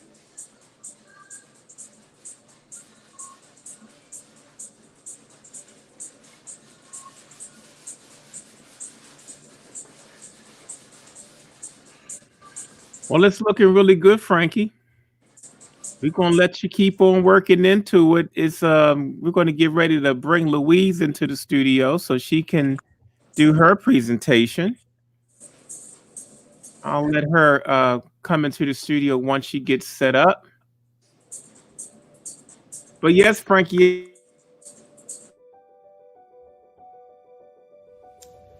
Hi and welcome. I'm artist Louise Cutler, and I just wanted to welcome you to my studio. And yes, it's a mess back here, and hopefully during the course of creating, you'll see it get better because I'll be doing some cleaning up as well.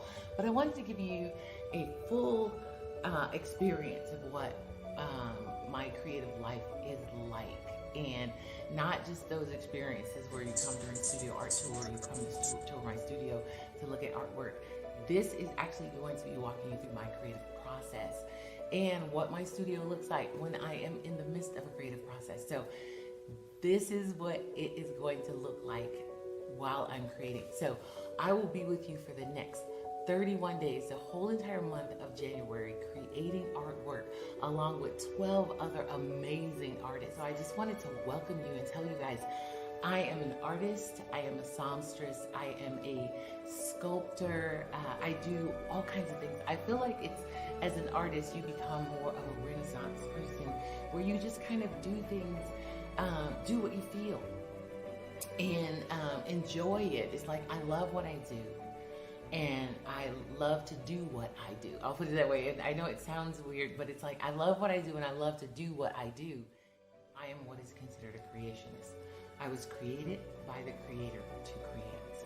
And so I create in everything that I do, whether it's gardening, singing, writing, painting, drawing, sculpting. I create in every aspect of my life. I've been an artist since I was a child. I drew all the time when I was a kid, and I sculpted all the time when I was a kid.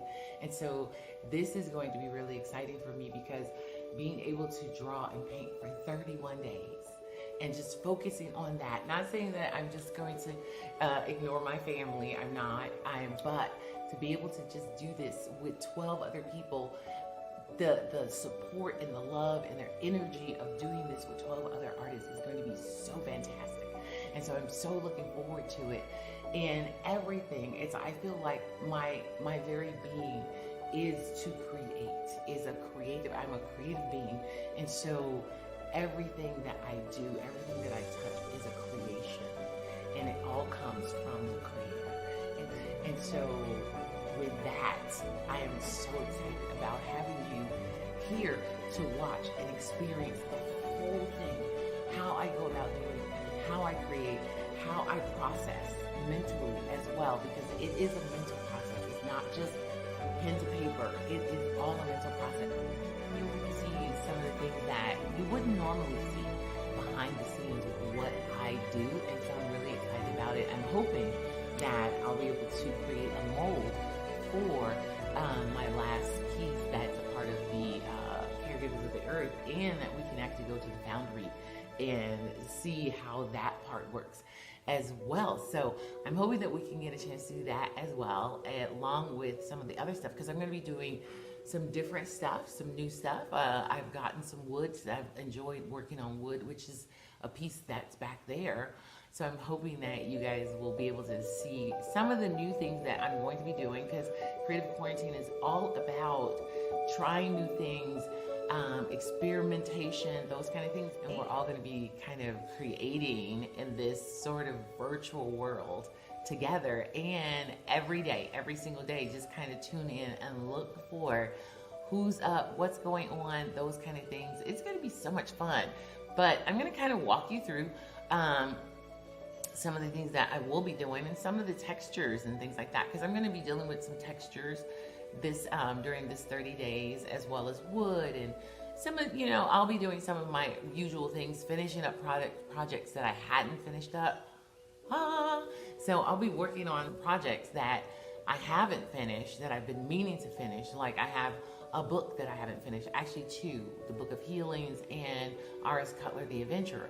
I have one chapter left in that book and I still haven't finished it. So finishing up things will be a huge project for me as well. But I'll also be walking you through some of the drawings for that book, as well as just some new things that I'm going to be experimenting with. And so definitely tune in, because not just me, but other artists are also going to be just experimenting with things, doing things that they haven't done before. So I'm really looking forward to it, and I'm hoping that you are also, and that you will get a lot out of it. So let's go on a short little journey through my studio. And like I said, there'll be other artists as well doing this too. So you could pop in and catch all of the different artists doing their thing, enjoying what they do. And the best part is the learning. You will learn so much, because I know when I did the Beauty of Blackness Fine Art Show, we learned so much. I was sitting there watching some of the artists because I was learning so much. So for the next 31 days, January 1st to the 31st, tune in and hang out with us in Creative Quarantine. Go and like the page, Creative Quarantine page, and that way you can follow everything. We also have an event listed. You'll be able to follow all of the videos. I'll have them on my website. They'll be on the Beauty of Blackness Fine Art Show website. So definitely make sure you tune in. Don't miss a day.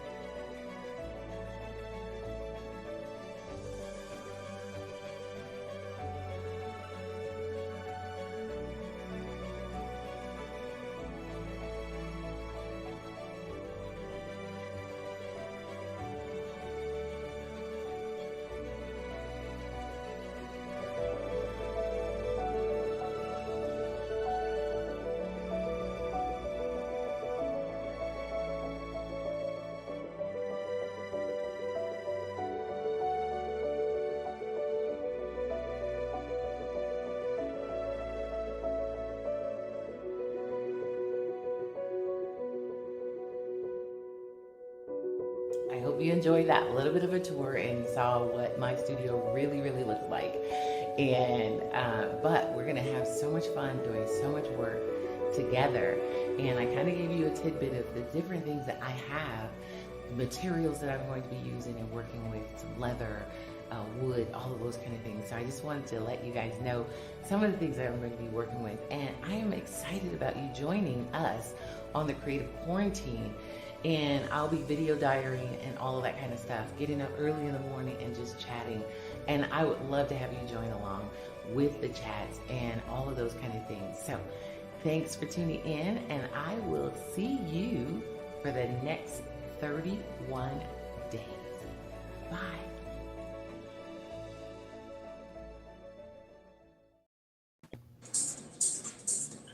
Hey. Well, see, now I don't have to talk at all.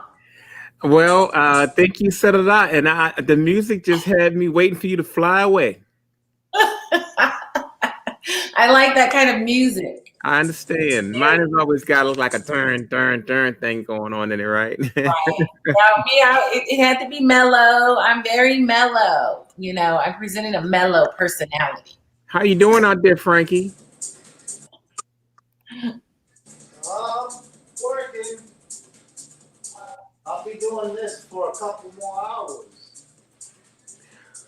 Well, we're going to let you keep on doing your thing, and I'm going to let Louise take the floor for a little bit. So, Frankie, we'll check in a little bit, but you can stay in the queue. Okay. Did LaShawn finish? Where's LaShawn? LaShawn finished. It's your turn. You are officially working. Well, thank you very much. So, well, thank you guys for joining in. And I am working on a piece. I was working on a piece earlier, and I'll work a little bit on it. I'll work a little more on it today, but I just kind of wanted to walk you around and show you some of the things that I have been working on and what I'm going to be doing.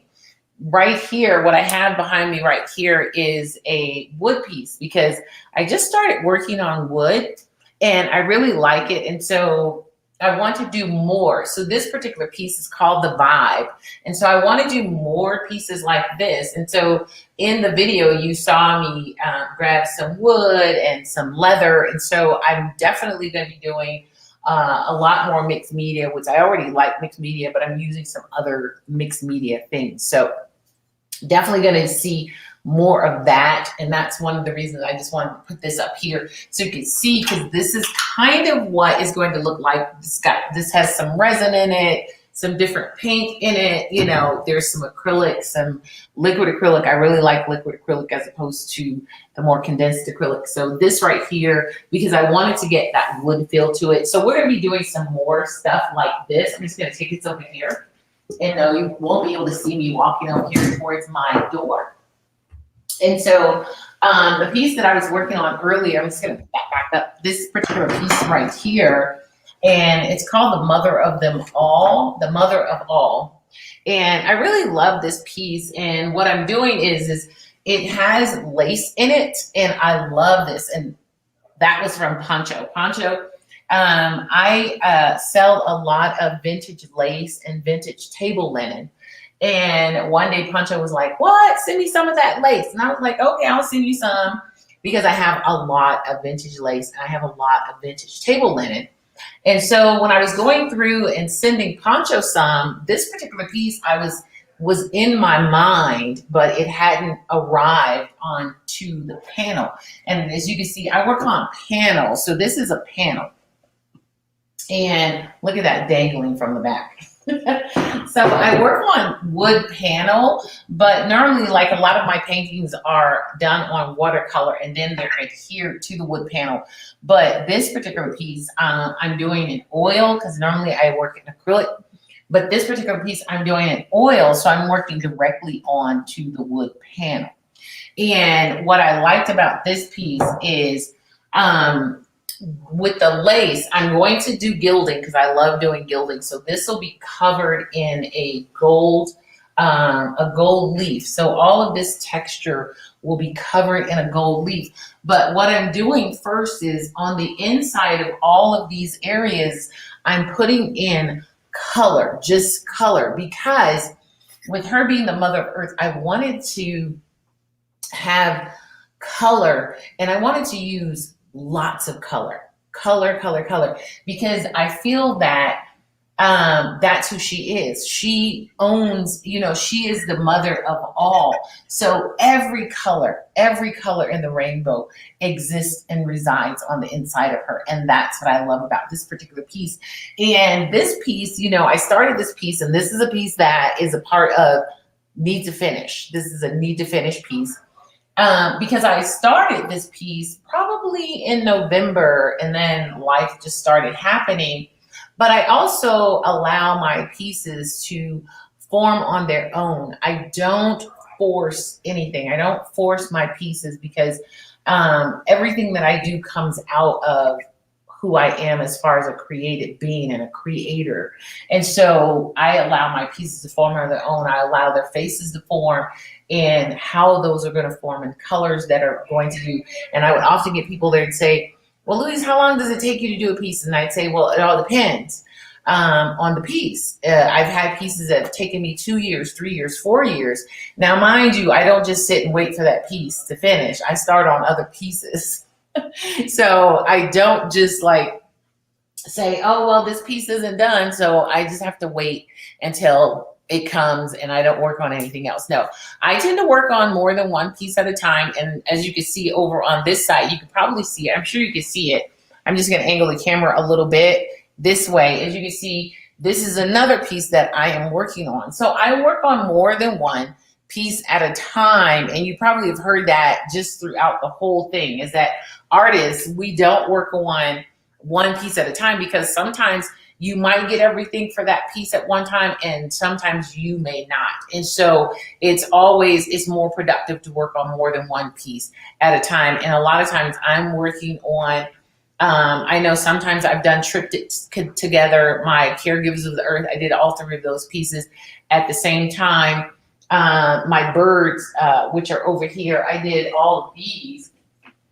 These are pieces, and you can't see, I'm just going to bring these over for you. These particular pieces, these are egrets. These I did two at around the same time. So I like to paint things all together, because sometimes that's the harmony of those pieces. That's the harmony of those pieces.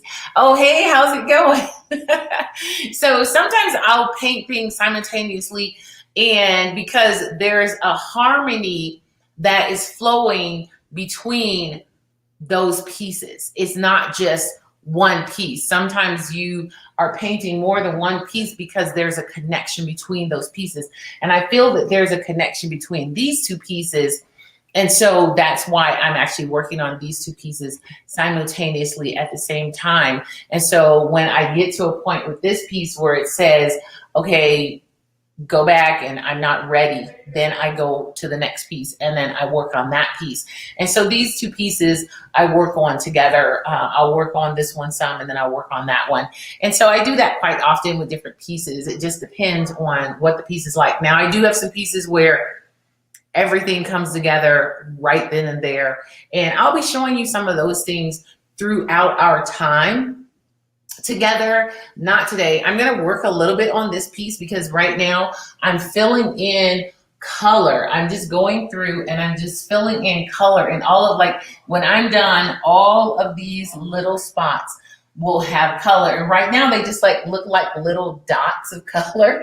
And even this kind of did its own thing because I was just randomly doing color, and then all of a sudden I'm like, oh, okay, these work together. And so sometimes things just happen naturally, and that's what I go for. I go for, as Pancho has been saying, a very organic sort of thing. So I'm going for very organic, very, just letting things flow in the way that they want to flow. So I'm going to bring this up a little bit so you can see.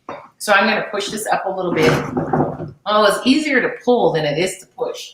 So so it'll stumble a little bit towards you. Here we go. There.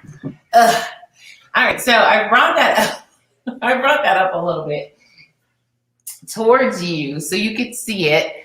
And I just want to make sure that where the camera is positioned so you can actually see. So you can see some of the lavender, and I really wanted to like the lavender is going to just stand out. I really wanted to do this whole, have this whole lavender feel to it. I'm just going to manipulate this a little bit. Sorry about the little bit of jump. Okay, there we go. I'm just trying. It has so many little handles to it. This one does. So there, I just want to make it straighter. And then if Pancho, if you can get rid of that top quarantine, that would be great. If you're still there. If not, I'll come over and get rid of that.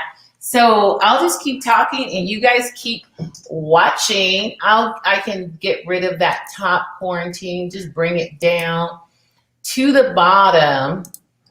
I'm just going to bring that down to the bottom, the quarantine banner. Yeah, and so that's good. Thank you, Pancho. And so we're going to keep going. And so I'm just going to work a little bit on this particular piece and just kind of share with you some of the things that when I was doing this piece and when I first started this piece, I was dealing with, what was it? I started the other piece first, and you can see if you look at it, I have all of these different images on there because what I do is I go and I collect images that I feel represent what I'm doing. And so I go and collect a lot of different images, and that's what you'll see on that particular, on my other easel. I like to go and collect images and then put those images up as references. Now, do I use those images or do I paint with those images? Not all the time. Most of the time, they're just references. And look at my hands. Look at how ashy my hands are. So I'm gonna have to go get some lotion because I cannot be on screen like that. So give me a second, people. Give me 1 second. I cannot. All right, I cannot be on screen.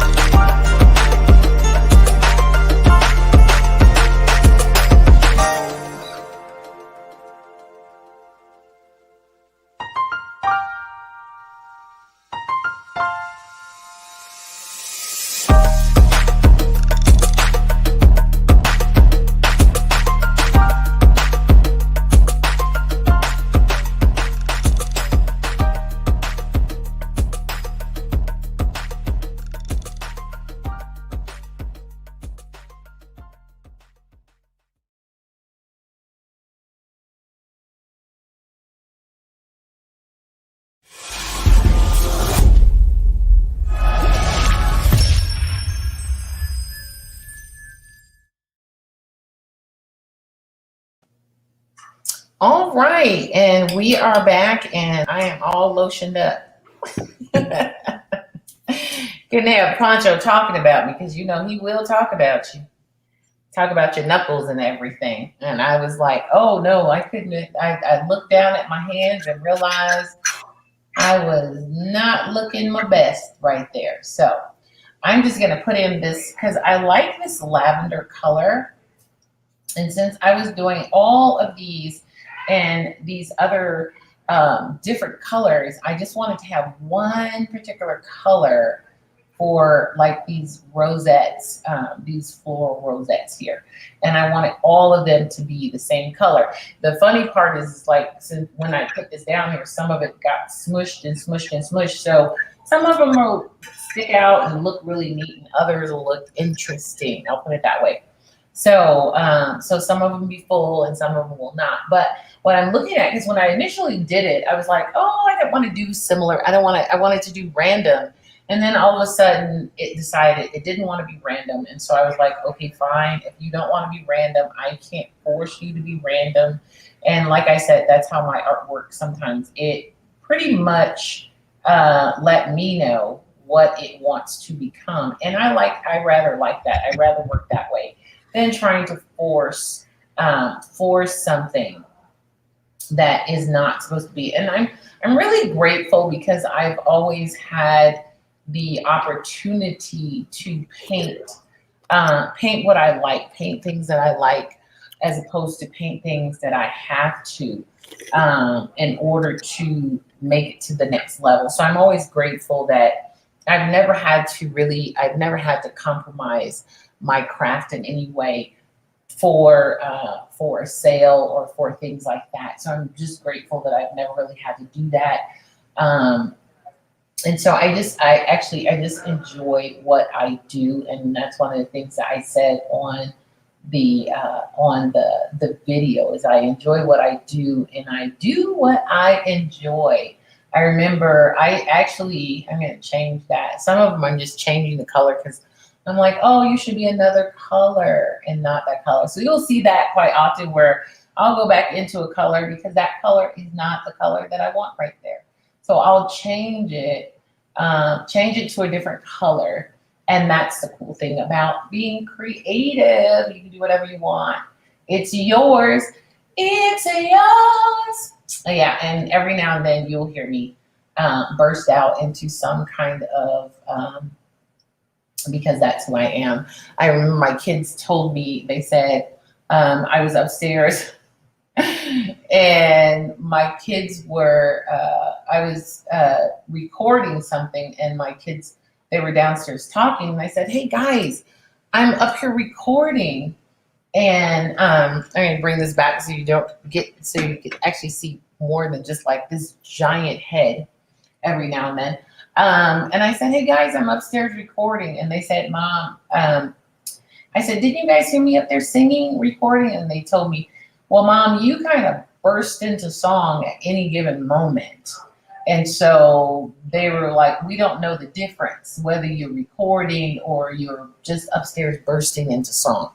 So I had to give them that because it's true. I will burst into song at any given moment. So if you were here and, little bits of song may burst out, it's okay because that's what I do. That's, it's like I love musicals and so I watch a lot of those. But this particular piece, I really enjoyed doing this when I started creating this piece. And then the name came, it fit perfectly, the mother of all. And it's actually dealing with how back in slavery times, how Black women actually nursed, they had this, the female slaves doing all the nursing. They nursed all of the babies for their, the wives of their slave owners. They were nursing those children. And so that's basically what this kind of symbolizes. And not just that, but the fact that she has been given the walk through life as that the one that of a nurturer. The nurturer. Women are the nurturers of all. We don't just nurture our children. We nurture the earth. We nurture friends. We nurture family. We nurture anyone that comes within our aura or our sphere. We nurture those people. We give them essence. We give them part of our essence. And that's basically what this piece is about, is how she creates that and what she is made of. And that's why I love putting in all of these different colors. And the purple is, and even though I'm using the lavender, that's that royal blood that flows through her vein. That's where that purplish lavender color come from, is that royal blood that flows through her veins. And I wanted to make sure that I put that in there. I love putting purple in just as that symbol of royalty. So that's one of the reasons why there's this beautiful purple in here.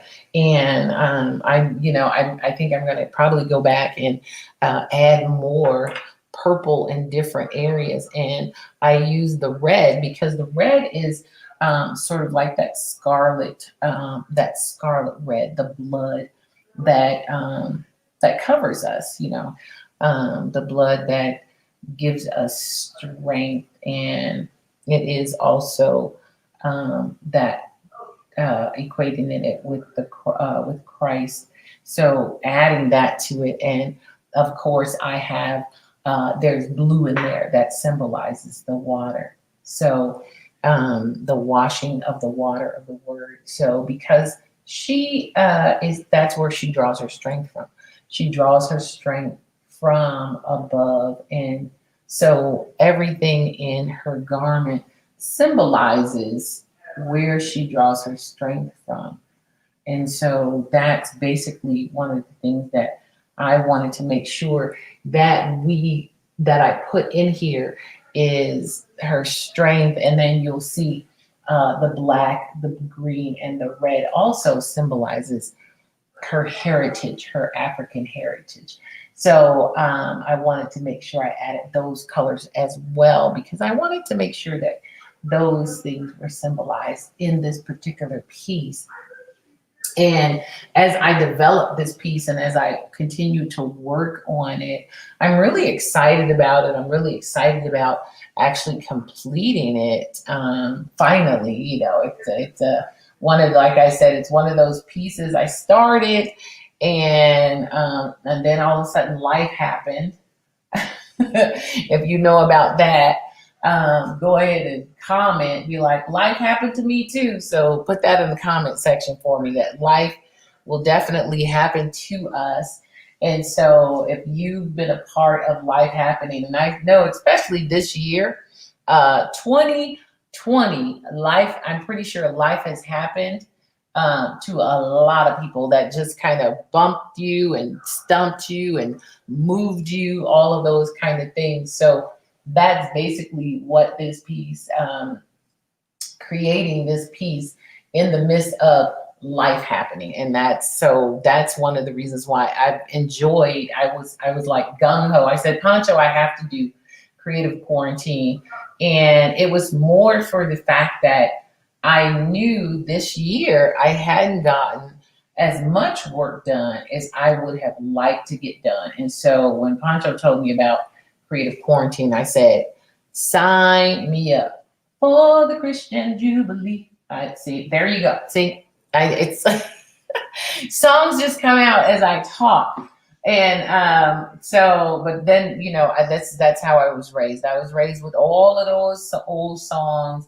And so they bubble up on the inside of me. And if any of you know those old songs from back in the day, from Baptist churches and all that kind of stuff, that's me. You'll hear a lot of those things kind of pop out of my mouth here and there, because that's my makeup. That's what I'm made out of. That's my makeup. My general makeup is the gospel just the who God is and loving on Him and loving what He does and what He's done in my life. So, but that's basically some of the things that I'm putting in this young lady, because that's where she drew her strength. That's how she was able to make it. That's how she was able to conquer all. She didn't give up. And I mean, hey, being a strong woman is no joke. And a lot of times we have to pull punches and we have to move on no matter what is going on in the world. We still have to do our thing. We still have to make it happen for our family and our children and our husbands and our spouses, and everybody else that matters, right? Everybody else that matters. We still have to make things happen. I'm looking at my face so close up and it's like there's just freckles everywhere. What is this on my face? I was obviously eating something. Yeah. I know. You guys are getting serious up close and personal. All of the freckles in my face. It feels like I haven't slept. Look at that. Look at my eyes are black right there. So you guys are getting like a forward view of my face. Okay. I'm supposed to be stepping back so you can get the not so forward view of my face. So, but maybe in another life, but not this one. No, this is real life right here. That's right. Real life, it's real looking life. real good. I'm glad you shared the story about the lace. I have a box of lace that Louise Cutler mailed me months ago that I am going to use during the quarantine. I'm watching the way you're treating yours. I'm like, yeah. Yeah, I can't wait. I'm trying to get the painting done so I can gild it. I can only imagine. Trying to get it done so I can get to the gold part. That's going to be a bad piece when you get it done. So I want to get to the gold part, but I'm like, don't rush it, Louise. Take your time. Don't rush it. But I'm going to bring Frankie back up because we've been bringing him back in and out. So go ahead, bring Frankie back up. You can stay. I'm gonna leave you up, Louise, but we're just gonna bring Frankie and see if we can see what he is on his piece. How you doing, Frankie?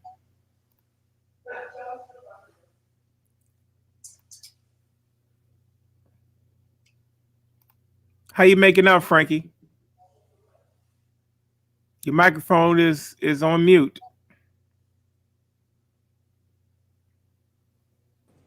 Okay, can you hear me? Very well.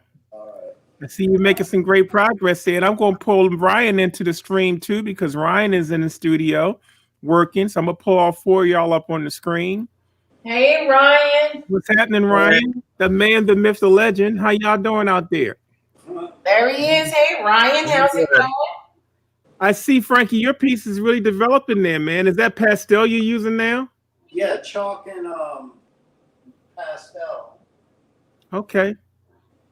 I almost want to keep it like that. Just the only thing is just protecting pastel on pastel. Just get yourself some workable fixative. I would not spray it inside, and I would build it up in layers. Right. That's what you want to do with pastel. Look at this piece that Mr. Ryan's working on here. Oh, wow, Ryan. That's pretty amazing. I love that. Yeah, I love that we got a lot of people in the studio. Everybody's doing some work. I'm doing some work too. I know y'all keep saying Pancho. He must be just watching the show. No, Pancho's working. I'm working while other people are doing their presentations. So, Frankie, we just want to check in one last time and let you go so you can get busy for real. Mm-hmm. Thank you so much for tuning in today, and we will check you out tomorrow. All right. Go ahead and bring Ryan up. All right, Frankie. Let Ryan do his thing. All right, Ryan, how are you? I'm doing good. How are you? You're doing fantastic, man. I'm going to turn it over to you, and you can articulate what you're working on. All right. Well, today, before I got started, I acknowledge the fact that I have extreme artist block, and I have not completed a piece since May of last year. That wasn't like a commissioned record that I had to immediately send off to someone. I hadn't been making any work for me, and in part because I was like both uninspired and over-inspired at the same time. I mean, it was around the time that, you know, the George Floyd and Breonna Taylor protests are going on, and I felt like everything that could have been said was already being said, you know, and I just didn't know where to begin. So that kind of like put me in a rut for the rest of the year. So what I did this morning was I went into my studio and grabbed all of the like incompleted pieces that I had, like all of the backgrounds that I had sprayed and not put anything on. And so I'm just kind of playing around with them. Like this one right here is, like you can see the spray painted cubes is something I did like a year ago, I think. And I'm just playing around with acrylic freehand paint on it. I found this cool image of a humanoid android that I'm using for reference, and I decided to throw like a little Afrofuturism into it because that's what the cubes reminded me of. And this day is pretty much like about me learning to love my brush strokes again. Not so fun. In fact, I grew up with epilepsy. I had really shaky hands, and I was really like insecure about being able to paint a straight line or paint anything realistic.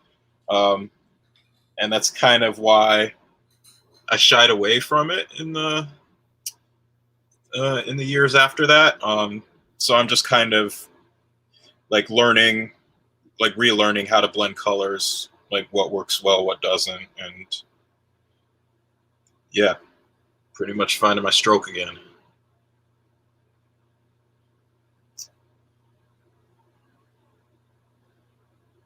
There's another piece.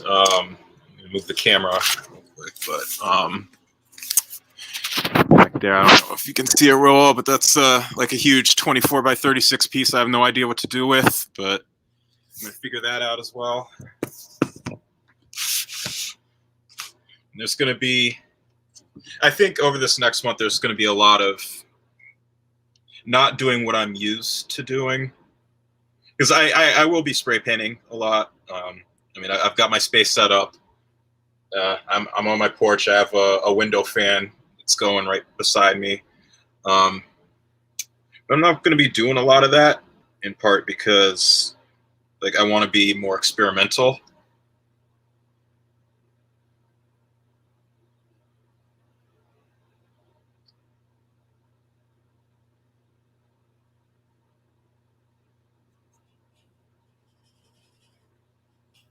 So I'm just kind of working on the body right now, just focusing on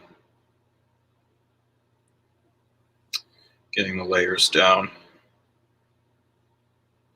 I like visible brush strokes.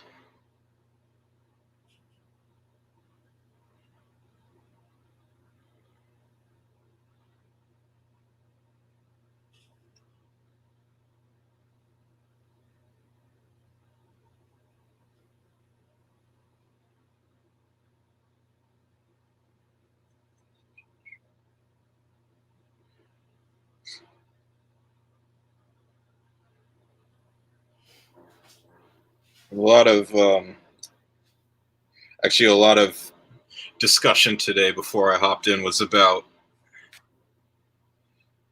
it was less about like what kind of work to make and like what I should strive to make, and more just like, you know, preparation and getting over my shyness here.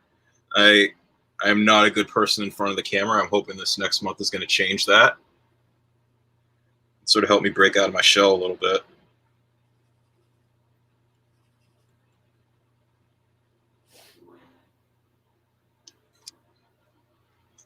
Some more white.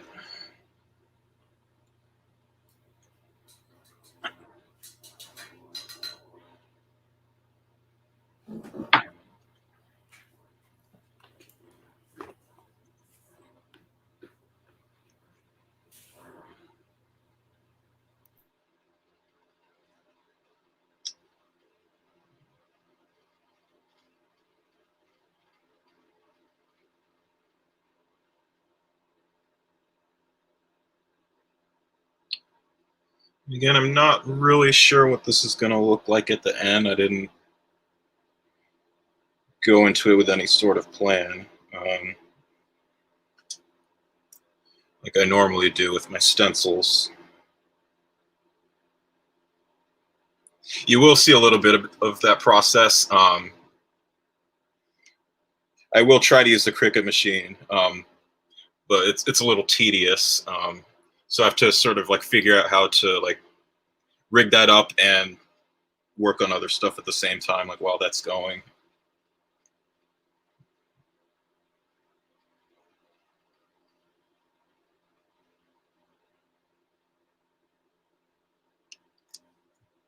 Let's see here.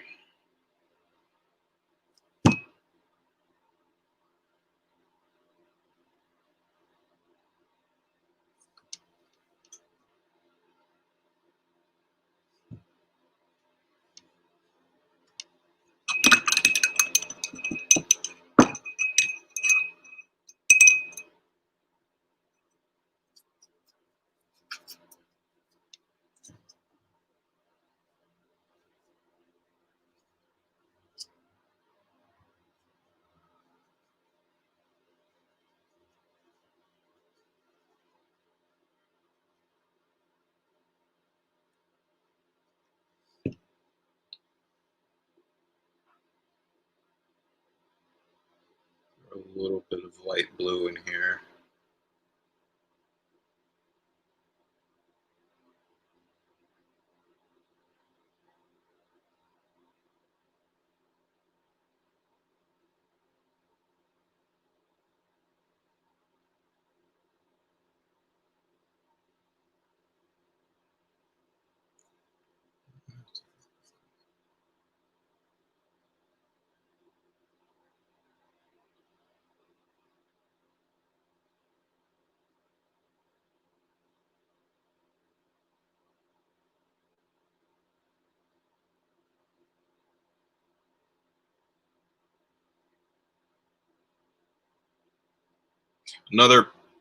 Another big reason I gravitate towards spray paint is that the layers dry a lot quicker.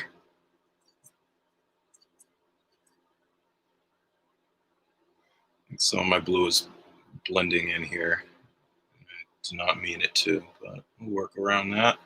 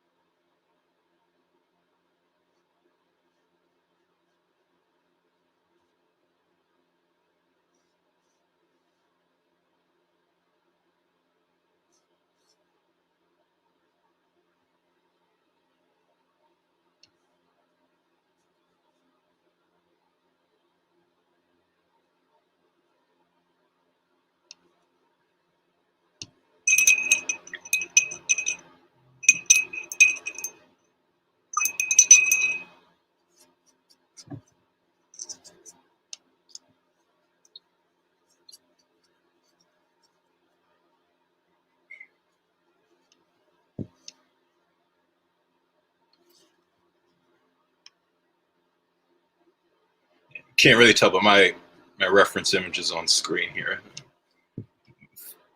Got a split screen thing going on right now.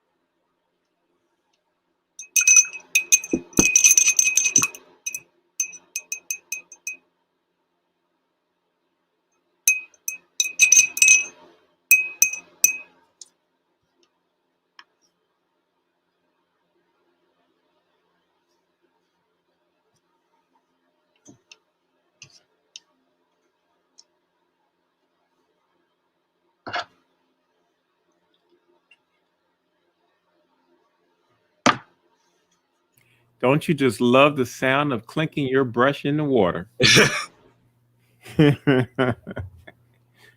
Might try watercolors later.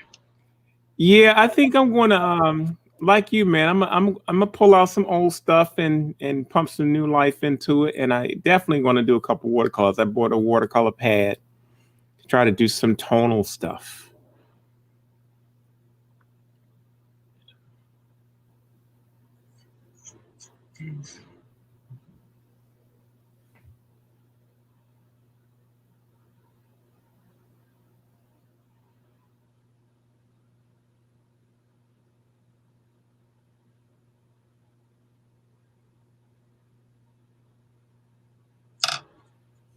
So Ryan, as was getting started, I heard you mention you have a block. So explain to me, so that the audience can understand what that's like, because I haven't painted since January. So January of last year. So explain to the audience what that block is like. Well, I mean, especially with the pandemic, there's a lot of stuff going on with that too. Like I lost one of my jobs because of it, so I was really focused on making stuff that would sell to try to close that gap. And I sort of lost myself a little bit thinking about that. And instead of like really thinking thematically, I was thinking commercially. Mm-hmm. It's a delicate balance, man. I understand. I've been doing this 40 years. That's one of the things we battle with. That hustle and that grind can ultimately affect your creative energies, especially if you are switched to a point where you have to create to sell. And that can be a plus and a negative. Yeah. On one hand, you're glad you got the reception, but on the other hand, it can pull you away from some directions you probably would have gone to had you not had to focus in that one direction. So I can relate to that.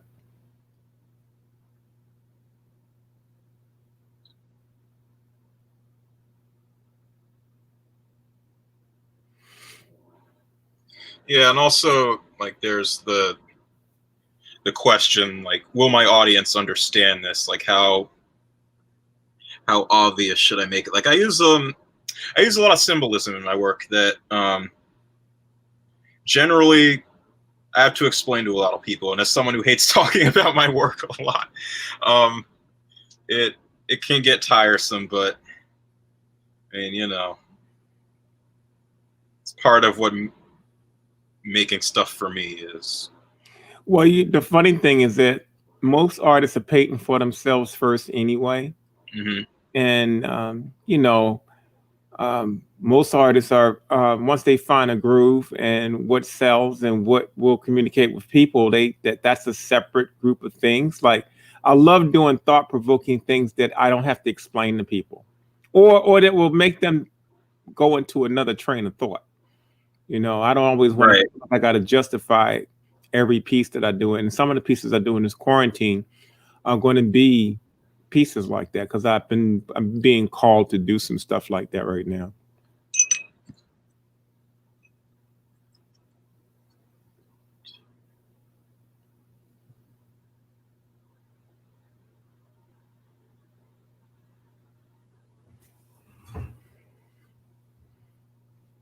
So I see Louise is peeking in. I'm gonna squeeze her in the screen. Hey, how's it going? I'm just sitting here watching Mr. Ryan paint, and he's making me want to get on my table and paint some more. So you know how that goes. I know. I got a piece over here that I need to work on, but I'm probably going to work on that tomorrow. So Ryan, I totally got the whole, that's like writer's block, but painter's block.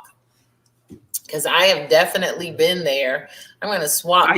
I can tell you that a quarantine is different because normally when you get ready to approach a painting, you are already going through a process to get to starting. In a quarantine, it has a date. Yeah. Well, yeah, it doesn't have a date, but right, now it's sort of like I would always often talk to people that were fresh out of school, and then all of a sudden they couldn't paint anymore because they didn't have any deadlines. They're like, oh, and well, another thing that happens in school too is that because you're given assignments, you're still not really given license to be as creative as you could right, be. exactly. And so now, not only are we trying to get ourselves started in whatever way we start, now all of us think different. So some of us are heavy thinkers before we do what we do. Some of us sketch before we do. Some just jump in with no parachute. And now you get to this date, and it's going to take you a while to gain momentum and warm up and all that other stuff. So right now, out of the 12 of us, 6 of us are staring at some blank canvas. I know. And I can already tell by the presentation today who jumped off the cliff. Some folks, and that's the difference. I'm not saying one's better than the other because I think that we all finished the cross line around the same time. Right. But I do think that people to get out of their heads have a slight advantage. Well, and I think also because one of the things that I'm thinking is outside of what I normally do. So, and when you're thinking outside of what you normally do, then it's like, okay, let me think outside of what I normally do. And, I'm experimenting. So that's a whole nother end of it. Oh, absolutely. And see, most artists are kind of caught in their own creative block. They've developed a style, they've developed a way of working, and they work in that crutch and don't really get out of it. Quarantine, you don't have that kind of time, but you're still giving, you can create what you want. Right. And those two sentences sometimes don't feel They don't mesh up. They don't mesh up. So yeah, I got license, I got supplies, but I know, because when you were like, okay, because I'm like, okay, I know what I need to work on this, I need to work on that. And then when it's like, oh, we're gonna do some experimental, and then I'm like, okay, experimental. What is that? Well, I mean, there's nothing left but experimental because you don't have the luxury of working on a piece from start to finish over a period of time. Right. When you're trying to get a body of work done that is out of your head, not in your head. See, the quarantine is really a process of coming out of your head.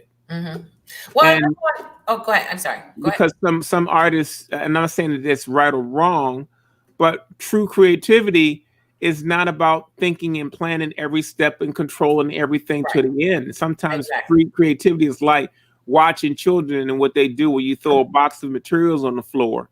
And they know I definitely feel like I overplan and get stuck at times. Yeah. And that's a lot of people. A lot of people do that. And that's one of the things when I talk about my work, I'm like, I kind of let it form on its own because planning it out doesn't work for me.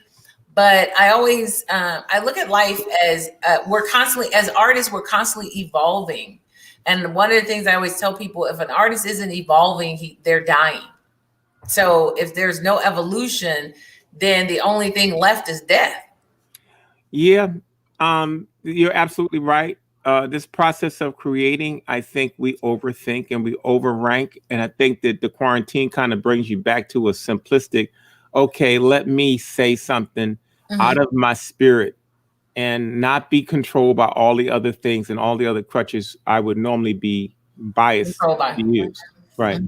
So, Ryan, we are glad you got some momentum and got a direction. This block you have is not going to last very long. The blocks are broken by actually jumping in. Exactly. And it sounds like Brian's jumped in. He said he went and got all of the stuff that he hadn't finished. So that's a good start. I always tell artists for quarantine, that's the best thing to do. Pull old pieces out. You could do collaborations with those pieces. It could be a way of you gaining your momentum. Everybody has a big jump off point. And see, I've done so many quarantines now that me just jumping in is not hard anymore. It's just grab a sheet of paper and just dump your head. And if that's the formula I can give the artist, that's what we're just basically trying to do. Is trying to just grab some materials, dump your head, let whatever comes together come together, and don't make it try to align with the crutches that you've developed over the period of time. And that's a really good word. not making it align with the crutches that you've already developed. Because it's easy to fall back into, oh, this is what I do. You know, I could paint. I've watched artists get challenged with their own technique. Mm-hmm. Say, for instance, Charles Bibbs does the cross hatching, and it's very intricate and it's layered. Mm-hmm. And one of the first things he tried to do when we did our first quarantine was to not cross hatch, which was like, whoa, that I know. That's my signature. How do I do that? How do I get out of that? The pieces was just as beautiful because they have some of the other elements there. So, but that just shows that he was actually, he was willing to branch out of that. He wanted to do more. Well, that's what a quarantine does. A quarantine will strip you down on the things you think you know at this stage of your career. And like with Ryan's situation, I can understand why he creates stencils. There was a lot of pre-planning, resources. So he has a particular way of working that when you challenge that, it's going to throw you off balance a little bit. But I think that you guys are going to be real surprised at what we're able to pull together once people get off the starting blocks. Right. And so everybody's kind of gotten off the starting blocks. Let's see what happens. You know, Kathleen Anderson is out there. I want to see if she will chime in because she has been coming in and out of the studio. I see we got Sheldon Smith. He's in. Sheldon's in. So we're going to try to see if we can get them into the studio. Ryan has a rah-rah girl over here, Victoria. She's like, you can find Ryan's Essence shop. Yep, she is definitely great like that. I can't see what she's posted right now, but I believe there should be a link to my Instagram live. It has she's your rah-rah girl. She's got your website, everything. Essence shop. Come and shop at Ryan. Good. But anyways, once I'm done on here, I will be taking this painting to Instagram Live, where I'll hopefully be finishing tonight. And we'll see what happens. But it's cool. Instagram.com/Rywando Jones if she hasn't posted it already. Well, fantastic, Ryan. We're going to let you go ahead and get a move on. We will be checking in tomorrow to see what kind of stuff you're working on. Mm-hmm. All right, Ryan. All right, well, take care. Now. See you later. You got some people in the queue. We got some folks in the queue ready to come up. All right, so we're going to do two things here. We're going to come in and we got Sheldon Smith on the line, so he can. Hey, Sheldon. Sheldon can unmute himself. You are still muted, my friend. There we go. Sheldon over there looking like the mafia. That's all right. So for those of you viewing yesterday, we had one interview that we were not able to do, and we're going to try to see if we can get that today, and maybe Sheldon can do his introduction right now and then go into his presentation. Brother, how you holding up? Pretty good. Having a good day so far. You're looking good, Sheldon. Can you hear me well? Everything is fine so far. We want to get you situated so you can do your introduction to the people, give them a little background about who you are, where you're from. And once you get to that point, you can just go into your presentation if you like. Okay. I'm going to make it pretty brief. My name is Sheldon Smith. I'm an artist here in Springfield, Mass. I know we have in the quarantine artists from other areas as well, but here I'm representing Springfield, and I've been doing art for, as some would say, probably as long as I could remember, or maybe they were just my fondest memories of my childhood.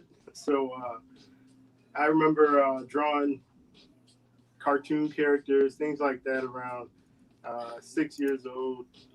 My favorite was like anything Sesame Street at the time. I know they still come on Sesame Street for all those who from back in the day.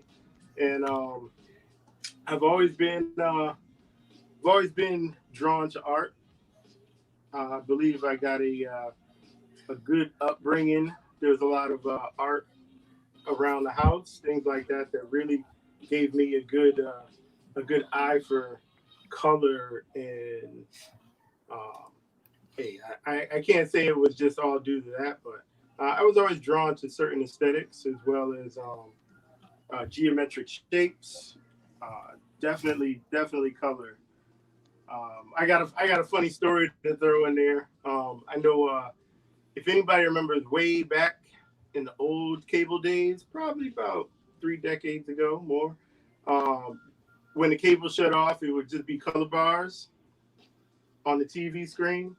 I used to really just like stare at that channel for if I couldn't sleep and woke up and the TV, shut off.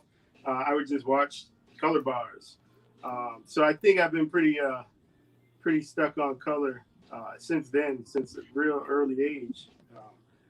Really just drew and colored and did the normal things a kid would do who likes art, and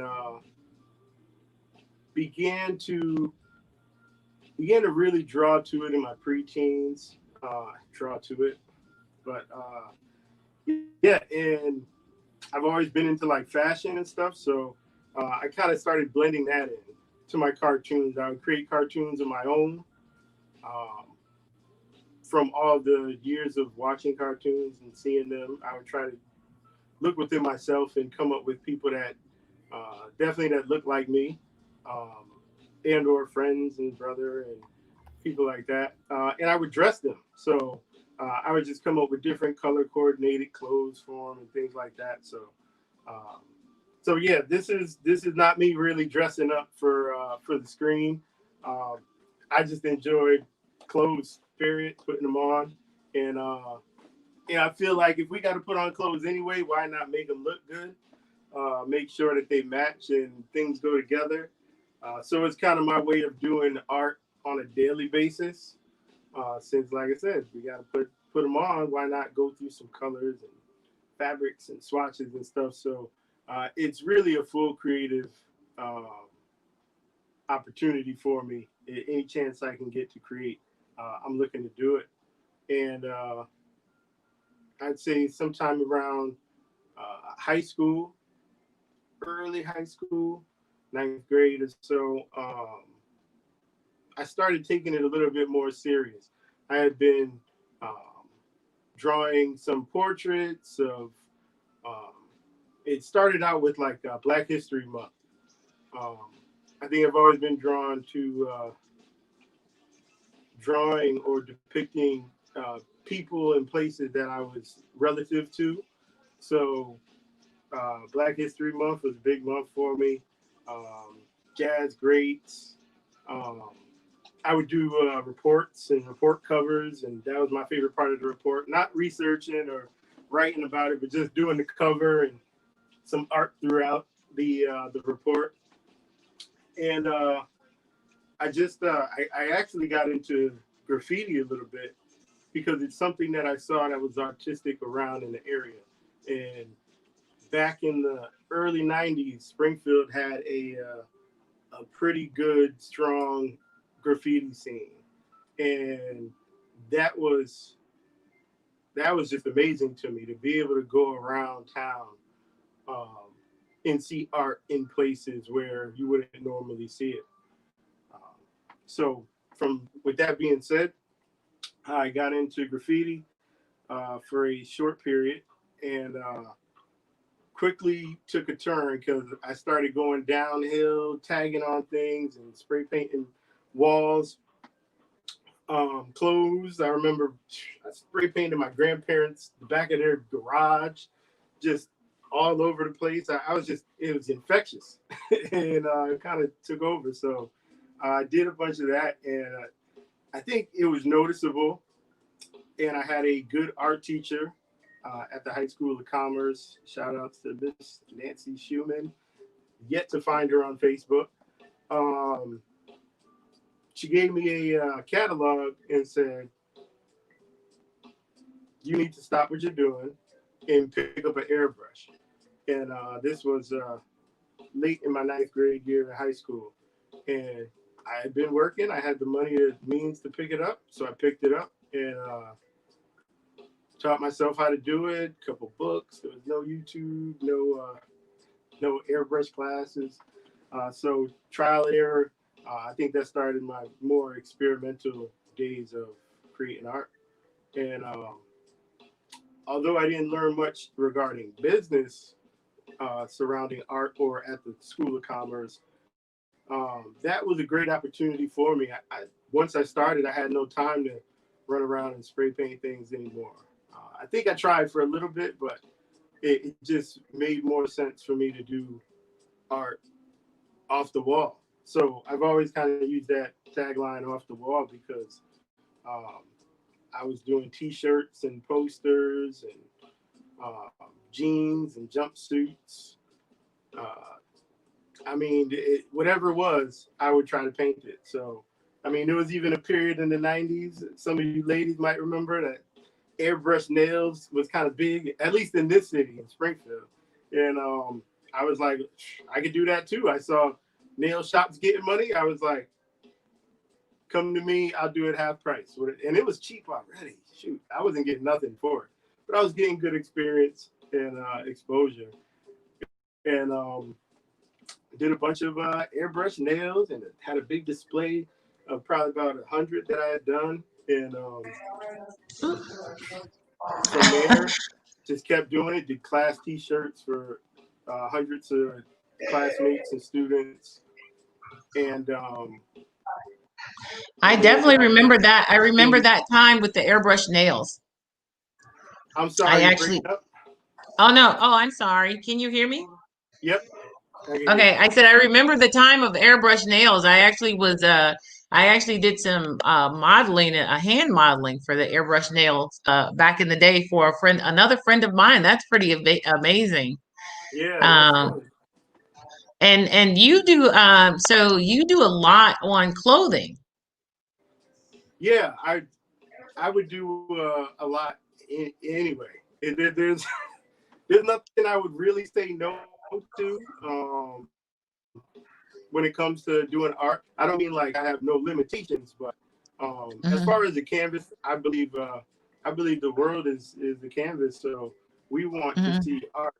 As an artist, an art lover, not as an artist, as an art lover, I want to see art everywhere I go. And stickers on the toll booths, even though they took those out.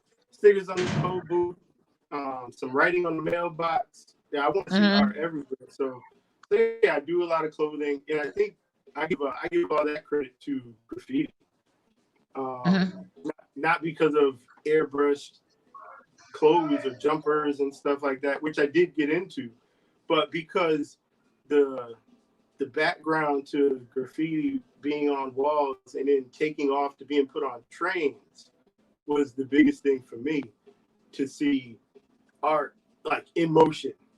That was like the coolest thing, that it didn't just sit on the wall, the handball court, the basketball court, like it was on trains. And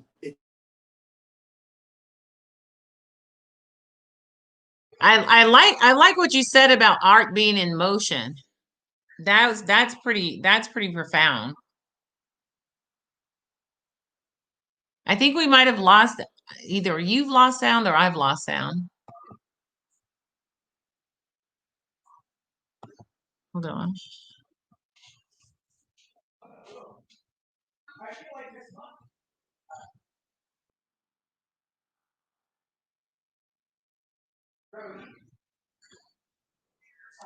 Let's see. Can you hear me now? I can hear you. Yeah. I know. I was checking my other device. I'm like, did I lose sound or did he lose sound? No, it started to break up, but okay.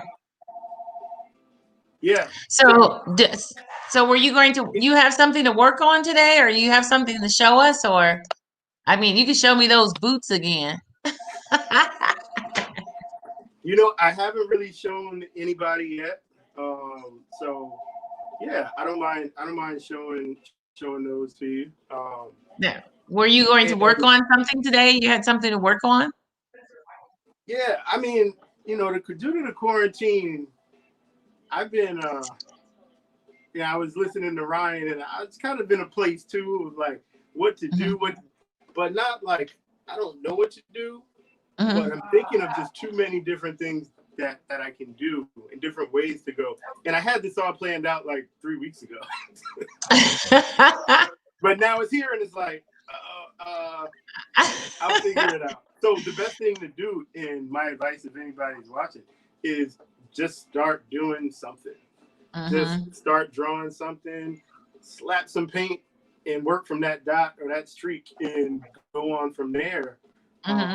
Or if you work with clay, which I know some of us do, you know, close your eyes and just start molding something. And sort of like Pancho said, just jump off the bridge, huh? Yeah. So it was probably about 4:30 this morning. I got up, and that's not a normal time to get up. But I just got up because it was on my mind. And I'm like, oh, I got this idea and this concept and that concept. And then it was like a big rush of ideas. I jotted them all down and then collapsed. Woke back up and started sketching. So I did a few sketches. And I'm not going to share them just yet, but there is a short video of some of the sketches. Did you send it? Did you send it to Pancho? No, I haven't yet. Okay. Because I went after doing that and I saw that it was, you know, really like a really nice day. For a change, we had a nice day outside. I quickly went outside and grabbed some spray paint and just started putting some paint down. Just if I work with so many different medias as far as like the spray paint, acrylic, airbrush, drawing, charcoal. Best thing for me is to just work with all of them and see which one catches. And that's what I'm gonna be doing. And then I like to mix things up, so I'll probably be incorporating all of the above in the pieces that I have. But yeah, so I have. I'm sorry, my head's gonna be cut off here for a second. You requested it. So. Yeah, I'm gonna go ahead. I'm gonna make you large so you can share some more. Okay. Yeah, I will. It's all you. So go ahead and share. It's okay. My whole side of my face was cut off while I was working. So go ahead and share. I'm gonna turn it back over to you. Okay. So spotlight, but so I'll give you just a quick glimpse of some of the sketches that I worked on. It was something. There's usually a message involved, and you know, I've been feeling like I've been observing people being kind of detached from things like on social media. They're either like really in tuned or they're like really detached, and so I'll be doing some drawings based on like the theme of being out of touch, and that's all I'll say for now until I get to flesh them out. So sketches, that's kind of just part of my process to sketch some things out and then figure out what I like and don't like. Oh, these are the famous boots that you've been wanting to see. And I'm not sure if you can see the whole thing. It's a tall one. Those are pretty fabulous, like kinky boots. That's what I heard they were called. Now, I'm not like a fashion expert when it comes to ladies' fashion. But yeah, so I've heard they're called kinky boots. They are, I don't know, like 3 feet. About 3 feet with this heel. So, you know, this is just some of the design work. Wow. On it. As I was talking about New York, these are the boots of a New Yorker. So, I had to go all in on them. And there is a little bit of ode to New York here. You know, this is the. And what did you use to paint on those boots? I used acrylic paint. They're patent leather, So that was pretty tough. So I had to like dulling them out first. And that was a pretty difficult process, but dulling them out a little bit. And then I used some acrylic and paint with brushes and acrylic paint markers, especially for like the smaller stuff. So, yeah, so I love New York. So illustrating something New York style is like really cool. Probably tough to see with the glare, but it says level up on it. Okay. You know, it's got the chain. Oh yeah, those are pretty fabulous. And I really don't like doing the same thing twice. So so the other one is different. Oh wow. Than that. Well, let's see if I can try to start on that side. Yeah, those are pretty fabulous.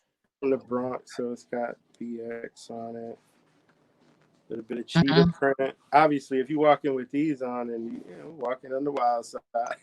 I know. How long did it take you to do those boots? I didn't really keep track because it was kind of like a way to pass time. Dump some ideas. Time is not something I have tons of, but any chance I got, I would definitely get in there and just put something on. I'm trying to figure out. I can't wait to see what you create.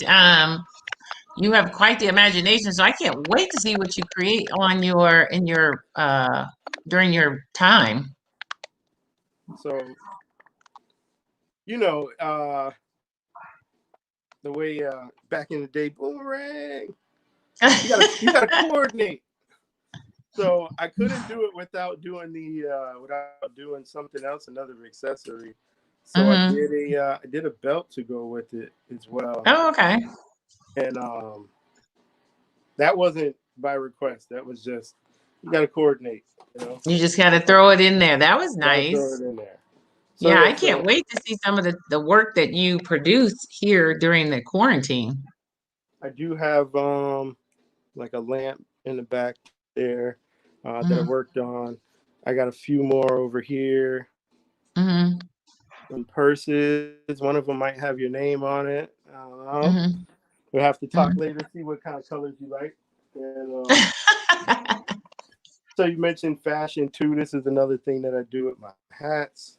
I create these murals out of I say murals, but these compositions with different letters and images, symbols, and stuff like that. So. Oh yeah, I can't wait to see what you do on canvas and paper and boards. You do a lot on clothing and garments, but I can't wait to see what you produce during this 31 days because those are pretty fabulous. Yeah, I'm trying to work, like I said, to explore this first week, but then after that, obviously I'll have some type of a rhythm going, and I'll be a lot more strict with what I'm doing and how I'm producing. This is like some of the things that like the vibe that it gives. Oh yeah. Stenciling. So if you look really close, it's actually like the burner on the stove. Right, yeah. So that's actually what I used was burner from the stove. Okay. And I use plants. You see leaves on the ground, things like that. I believe in using all of those things rather than I don't like to see things wasted. Right. Especially if it has a visual attractiveness to it. You should definitely talk with LaShawn because you have a similar. LaShawn paints on everything. He'll paint on everything, and you definitely should connect with him. Yes, I hope to. And it's like I think I'm just trying to find myself this first few days, and you know, I got some time outside. Got the paint, spray paint. I got to do some sketching.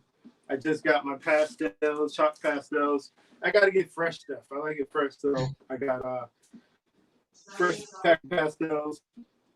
You know, I'm thankful for the opportunity, but as Pancho talked about that, you know, shopping spree. Most of it was some tech stuff. I had to get, you know, some lights and stands and cameras and stuff like that. But I got my I got some materials. That's good. That I do. Yeah. So, well, we're looking forward to seeing what you produce out of all of this. I'm pretty excited that you know, just to see what you come up with and the work and the challenge that you take on and doing something new, doing new things. So I'm definitely looking forward to that. Yeah, that's gonna be the interesting part is how I can stretch myself beyond anything that I have done. So what is some of the things that you're looking to get out of it, to develop within yourself as an artist? I think primarily, even though time is a great restriction during this period, because I want to be able to create so much. And usually it's like, yeah, if you want to take a month, 2 months, you could do that. But doing, you know, trying to do things day by day, week by week, or a set. I really like going with like collective type stuff. So I want to stick with a certain color palette for a couple of days or even a week. And you know, I'm gonna put a lot more pressure on myself to create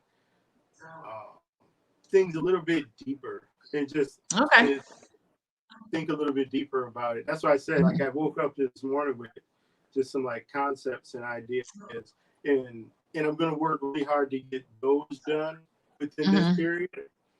But some of them are so thought out, they might run a little long, but they guarantee.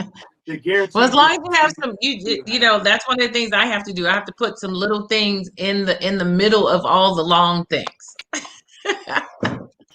I have to put little things in the middle of all my long things. Right. So after a while, you just sit there and you're like, man, this is taking forever. And that's when, like, you got something like larger like this. You know, okay, I'm just gonna pull out one of these, you know, burners, these little hot oven pieces, and do something quick that is at least that's fine to me. And then you know, I can get that out and say, all right, shook it off, got the rust and dust off, and time to get down to business. Right. Well, I'm looking forward to seeing more of what you're doing tomorrow. Pancho will be sending out some new links so you guys can get on board, and hopefully we'll get to see some of you get to see you working tomorrow. And I think Pancho is still in there. He's all muted and everything. So hopefully he'll come back up and we can get him going. He's probably back there somewhere painting, doing his painting thing. Yeah, I can imagine y'all been at it all day. You might be back there, you know, getting. There he is. He's back there eating. What? Right? Is that I know. Mine is waiting for me. Mine's waiting for me. I knew you were back there doing something with the camera off. When I turn off the microphone and say you won't hear me chewing. I'm sorry to lose you. Sounds good, y'all. Well, man, we like she said, we're looking forward to seeing what you create this week, man. So everybody's getting started today in their own little way. So we just build our momentum and see where we end up. Yeah, it sounds like he's got some good momentum. He got up at 4:00 and start working. Okay, make sure that you get those videos to us. You know, the sooner you get them to us, the better. Yeah, I've been trying to get through this day before things progress. So as the process goes, I'll be sending some of the progressions. Okay, that sounds good. I think we got Kathleen is showing up. Oh, Maybe she's not.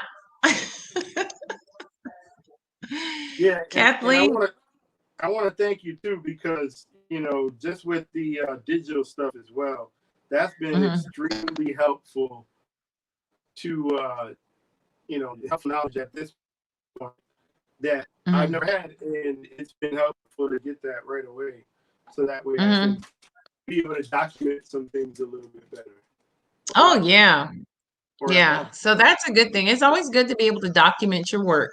And so definitely take advantage of all of that, and especially with the time lapse, definitely take advantage of those things, and then get those videos to us so that we can post them. The more content, like if you're up at 4 a.m, video, and send that content. I did. I got bags. My hair is all crazy and stuff, but trust me, I have a 4 a.m. one too, and it does not look good. I guess that's just being real, though. That's being transparent. So exactly, it does not look good. I'm just gonna keep doing it. And that's what we want you to do. And I'm glad you kind of jumped right in and is getting a feel for everything. So like I said, I'm really looking forward to seeing what you develop and what comes out of that big brain of yours. Because you're very colorful and your colors are very bold, and so I'm definitely looking forward to seeing what you work on. That is something that I plan to do, which is hard to me. Is some monochromatic pieces. I'm just working with one color, light and dark. So that's all right. It looks like Poncho's done eating. I knew it. I guess he's got. Oh no, maybe he's not done eating. Let's watch Poncho eat.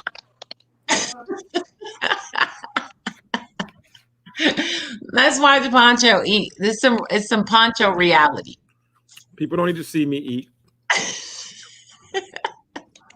I was gonna put you on full too. I think you can add Kathleen to the screen while I'm eating. Kathleen to the screen. She's coming in. Hey, Kathleen. There. How are you today? I'm Wonderful. Good. Yes, I'm good. I'm going to have to probably be quick because I'm using the data from my phone. Okay. And my phone keeps overheating. Oh, okay. Okay. Yeah. So I'm going to be able to get Wi-Fi in my studio next week, but right now I'm just working from the data on my phone. Okay. All right, Sheldon, we're going to go ahead and bring Kathleen up and let her do her thing. Yes. Nice to see you, Kathleen. Enjoy. Yep. See you. Thanks. I'll be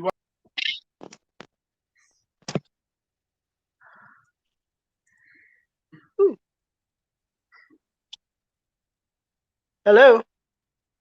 Go ahead, Kathleen. We can hear you. Oh, okay.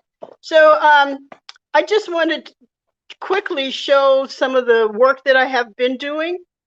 I work with polymer clay.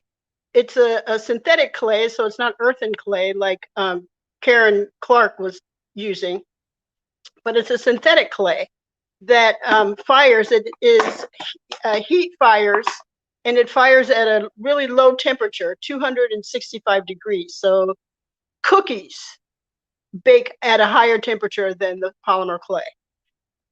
And I have been enjoying making canes. And caning is a glassmaker's technique, millefiori canes. And a glassmaker will take long rods of glass, bunches of rods of glass in various colors, and bundle those rods together until they become a pattern, which can be viewed from the end.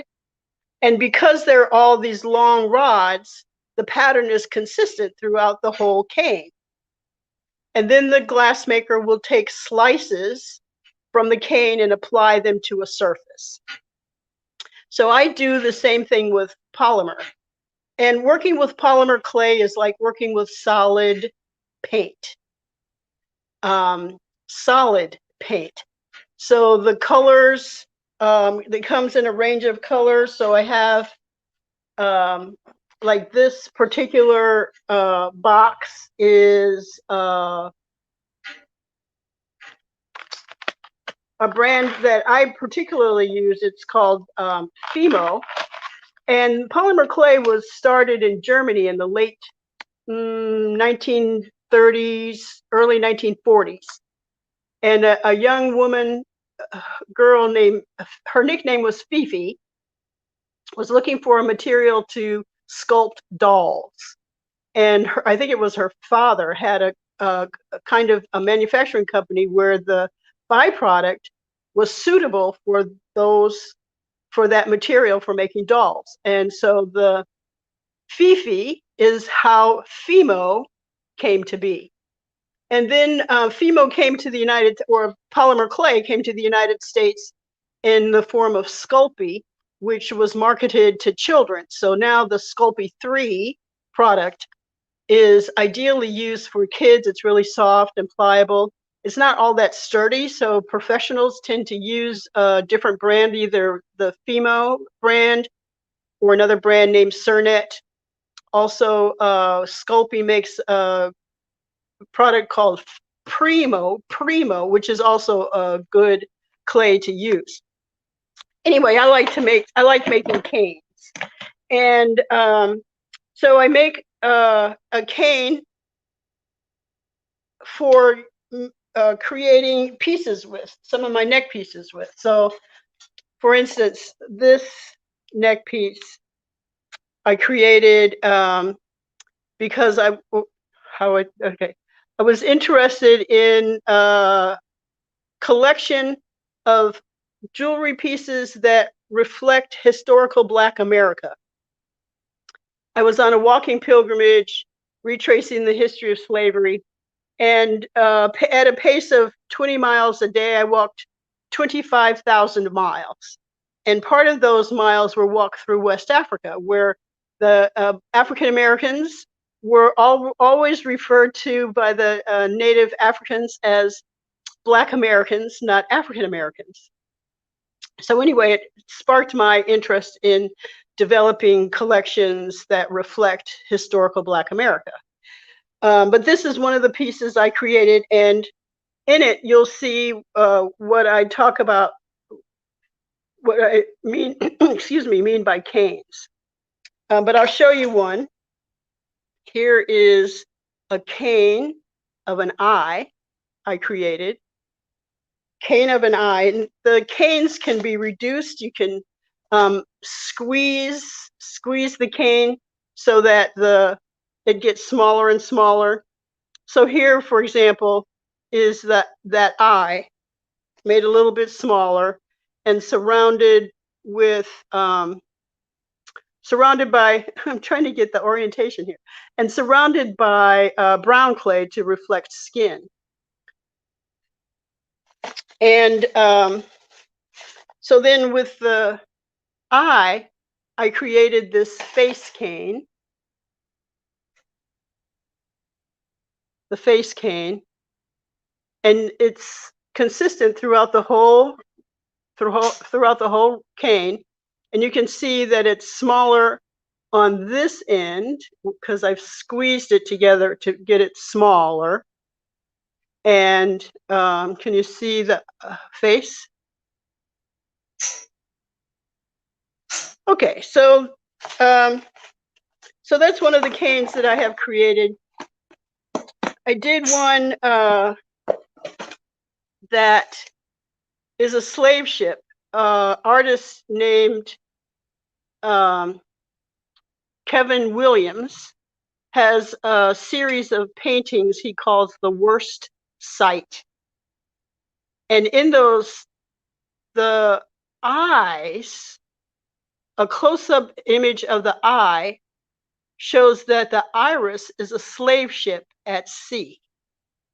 And so I created this eye cane that has the slave ship as the iris. So this long, you see how long this cane is. And so I can take slices of the cane, or I can shrink the cane and make it smaller and smaller. to fit into whatever piece I wanted. So here I took the eye with the slave ship, and I surrounded it with more clay to make it a more eye. And so I have used this eye on different projects.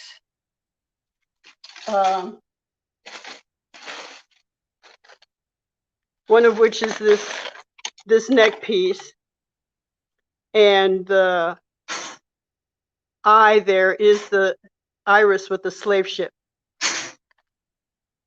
So like I said, I do cane work. Another example here is another cane I created. It's a big fat cane, and I can shrink it. I can mush the cane together and get it smaller and smaller. So the pattern often starts pretty large and then can be squeezed together and made smaller and smaller depending upon the actual results that are desired. So here's another cane I made, a Dinkra symbol. This is the Sankofa. This is the second version of Sankofa, or maybe the original, as I've seen, the original one. The other version of Sankofa is the bird with its head facing backwards. So this cane I made, and actually then created this one.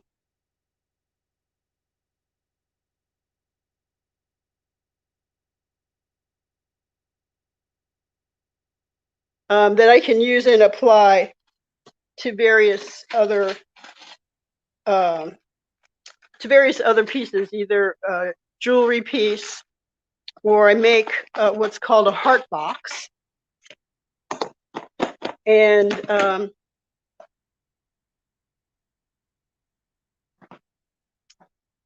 here's a big heart box.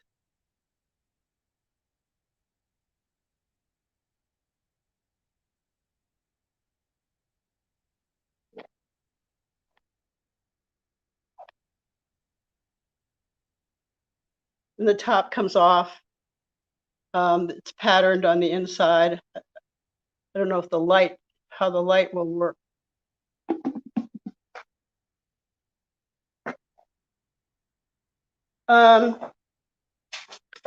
So I make canes.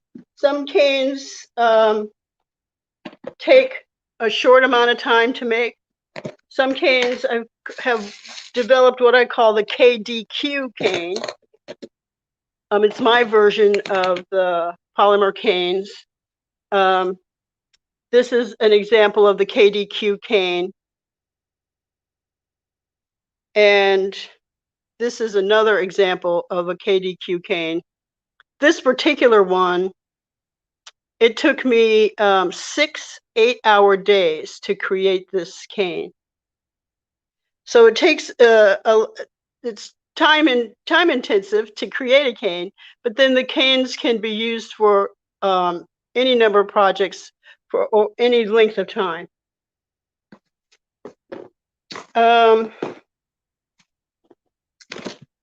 Let's see. So one of the things that so I've done primarily cane work and other ways of manipulating the polymer clay. Here's the beginning of the slave ship cane, for example. And I have done other kinds of techniques with the polymer clay, using other kinds of, making other kinds of patterns. Some are less involved than a cane is. So for example, here's another process that creates a nice pattern, but it's a little simpler, less time intensive. to create. On the video showing the different artists is a bracelet I made, and in the center of the bracelet is this cane. But for this, so like I said, mostly it's been manipulating the colors and making canes with the polymer clay. But for the quarantine, I'm going to experiment with painting on clay. I know some polymer artists do paint on clay, not always, not pictures, but they will paint colors or patterns on the clay. And so I'm going to experiment with that. Also, perhaps do a collaboration with a couple of people who are painters or drawers. And here's an example of a piece that's in the beginning stages. This one is a more complete stage.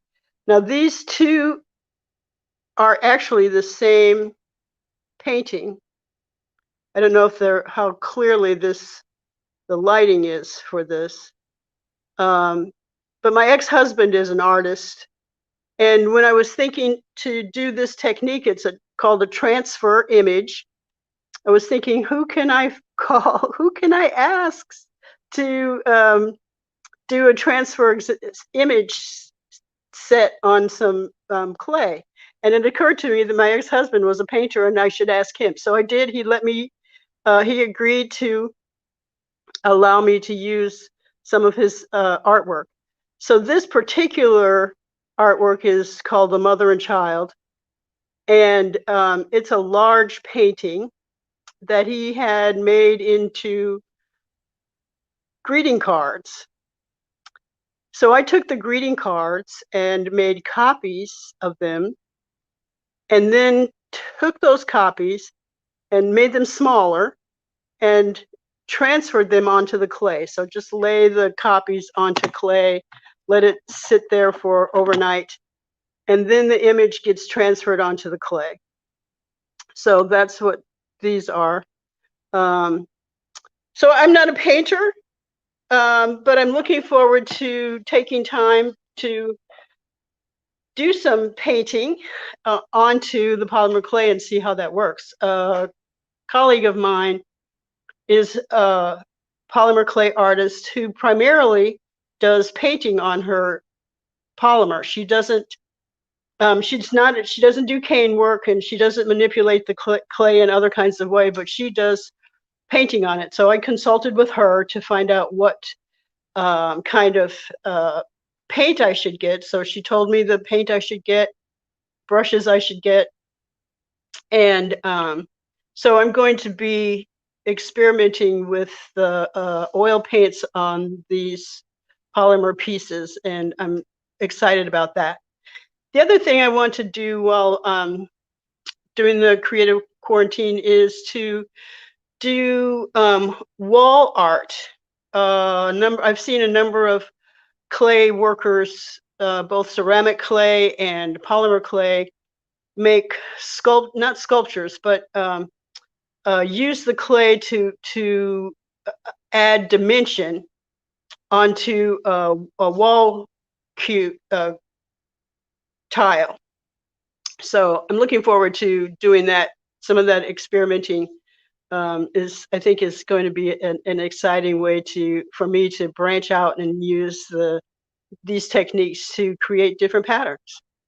So I probably didn't take up a half an hour, but I think I better stop before my phone blows up.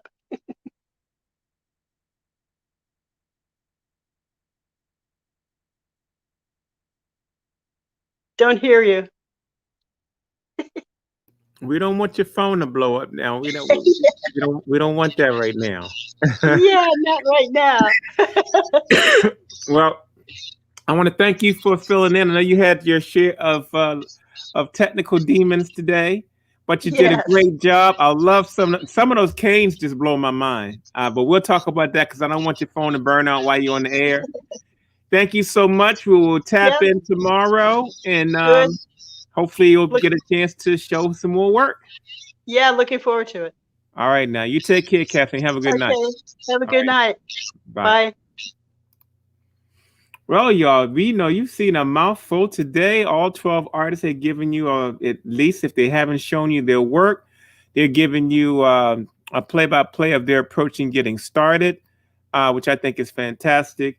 I'm hoping you guys enjoyed the show today. If not, you can keep watching us for the rest of the month, and I'm guaranteeing you're going to learn something, because I learned a lot today just listening to everybody. You know, it's 12 different artists with 12 different disciplines and all different ways and different approaches of working. So, hey, y'all, you know what to do. Check in tomorrow at 2, and we will start this party all over again. Until then, y'all, we will see you tomorrow.